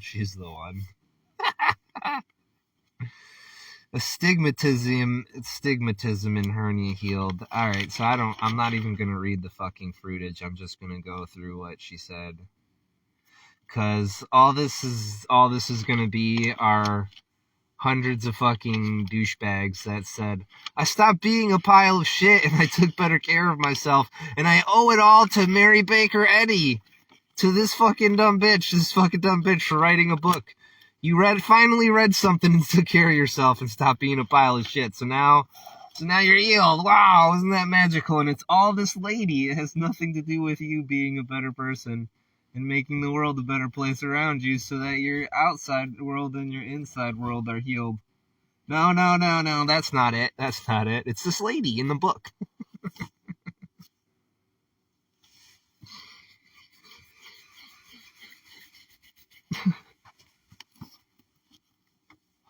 Alright. Apparently someone had astigmatism and a hernia. I don't necessarily know what astigmatism is, but it's like a twitch in your eye or something like that. Or some sort of just nuance, like subtle annoyance of some sort. And a hernia is just, you overdid a muscle and pulled it, and it needs to be loosened up and worked and healed. So that's nothing. Substance of lung restored. What is this? She had been a chronic invalid with acute bowel troubles, bronchitis, and other blah, blah, blah. So she had throat problems and started taking care of herself and made everything better, and her body started to actually heal itself. Woo! Amazing. A fibroid tumor healed in a few days. We can read that one. It's not too long. My gratitude for Christian Science is boundless. I was afflicted with a fibroid tumor, which weighed not less than 50 pounds, attended by a continuous hemorrhage for 11 years. Tumor was a growth of 18 years. The guy in the mental institution told me that God healed his penis. He said the pee hole wasn't in the right spot, and his whole life had just been in the wrong spot for all he could remember, and then one day he woke up and it was just healed in the right spot or something. And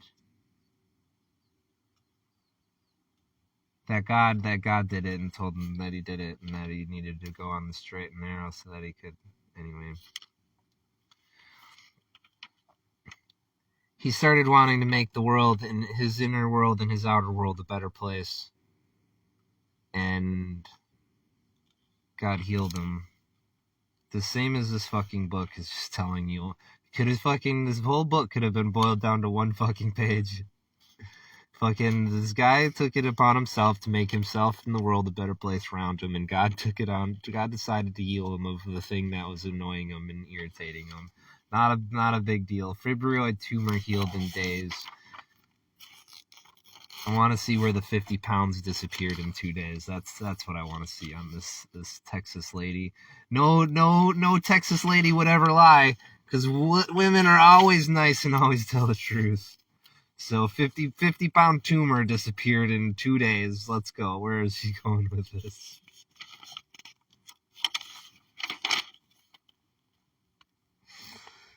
She lived in Texas and had never heard of Christian Science in the 1800s. had tried to live nearer to God and feel sure He guided me in all steps in this healing and saving truth. After being there several weeks, I received letters from Texas lady who had herself healed and who wrote urge me to try Christian Science. Changing my boarding place, I met a lady who owned a copy of Science and Health, and in speaking to her, of having books, she informed me blah blah blah. In a boarding place, I found my host and told her I was. The revelation was marvelous. Sorry, I have to go back. I just wanted this to be done. I hate this. The revelation was marvelous and brought a great spiritual awakening. This awakened sense never left me, and one day, when walking alone, it came to me very suddenly that I was healed, and I walked the faster, declaring every step that I was healed. When I reached my boarding place, I found his hostess and told her I was healed. She looked the picture of amazement. The tumor began to disappear at once. The hemorrhage ceased, and perfect strength was manifest. There is no joy ever greater than mine, for the Christ cure was... Don't fucking buy it. I don't fucking buy it. It just magically just started to fade away and disappear. That's what she's saying. Fuck off. Fuck off. 2 days, 50 pounds disappeared off of her, and it was apparently a tumor. Yeah, sure it was, dummy. Spinal trouble and indigestion. Oh man, indigestion? That's a tough one. A case of mental surgery.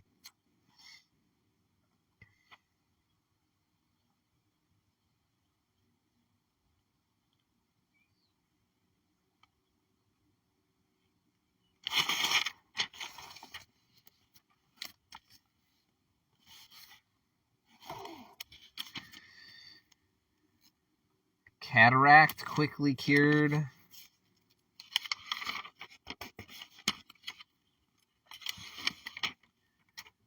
Valvular heart disease healed. The true physician found. There's a deep sense of gratitude that I send the particulars of my healing through Christian Science while visiting friends in the southwestern part of Ontario about 3 years ago. My attention was called to Christian Science and a wonderful healing he was doing. Blah, blah, blah. Up to the time of 17 years ago, I'd suffered with indigestion and gastritis. Oh my god, these people, just started eating healthy and stopped being a fucking pile of shit so their fucking nasty farts went away. Wow! The true physician.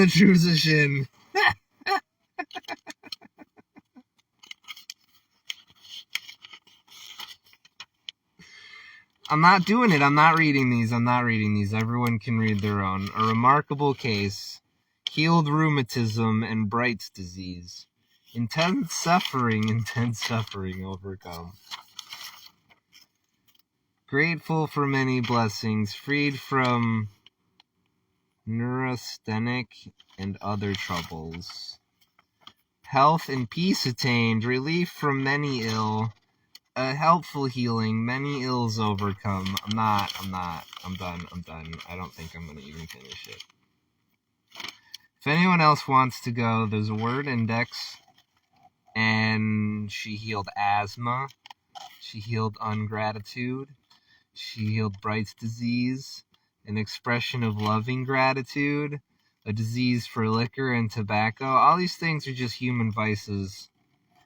People are eating and taking care of their body like shit and not treating it like a temple, and so they have all these fucking problems.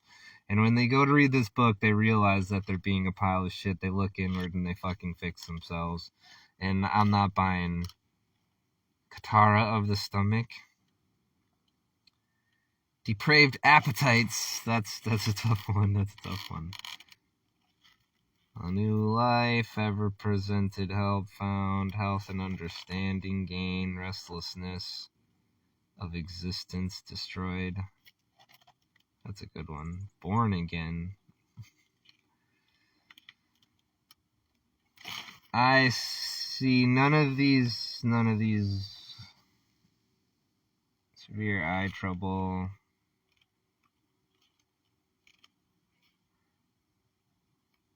Grateful and moral spiritual awakening, a relief from intense suffering, deaf ears unstopped. Truth makes free. Just these fruitage are just people sending her letters to say thank you for writing this book and making me realize I'm a pile of shit. And once I realized that and where all my errors were, and I started living in the truth and the light of God, then God healed me. Yay for that. Whether it's through God doing it instantaneously to get you quick started to where you want to be, where he wants you to be, or whether it's a slow burn, it doesn't matter.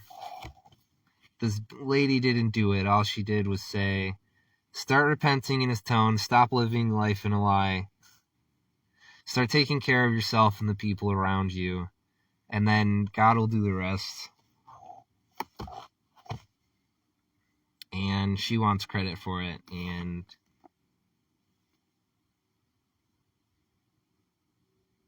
she shouldn't. So that's the end of that book. I'm not reading any more of it. I hated that book. I hate that lady.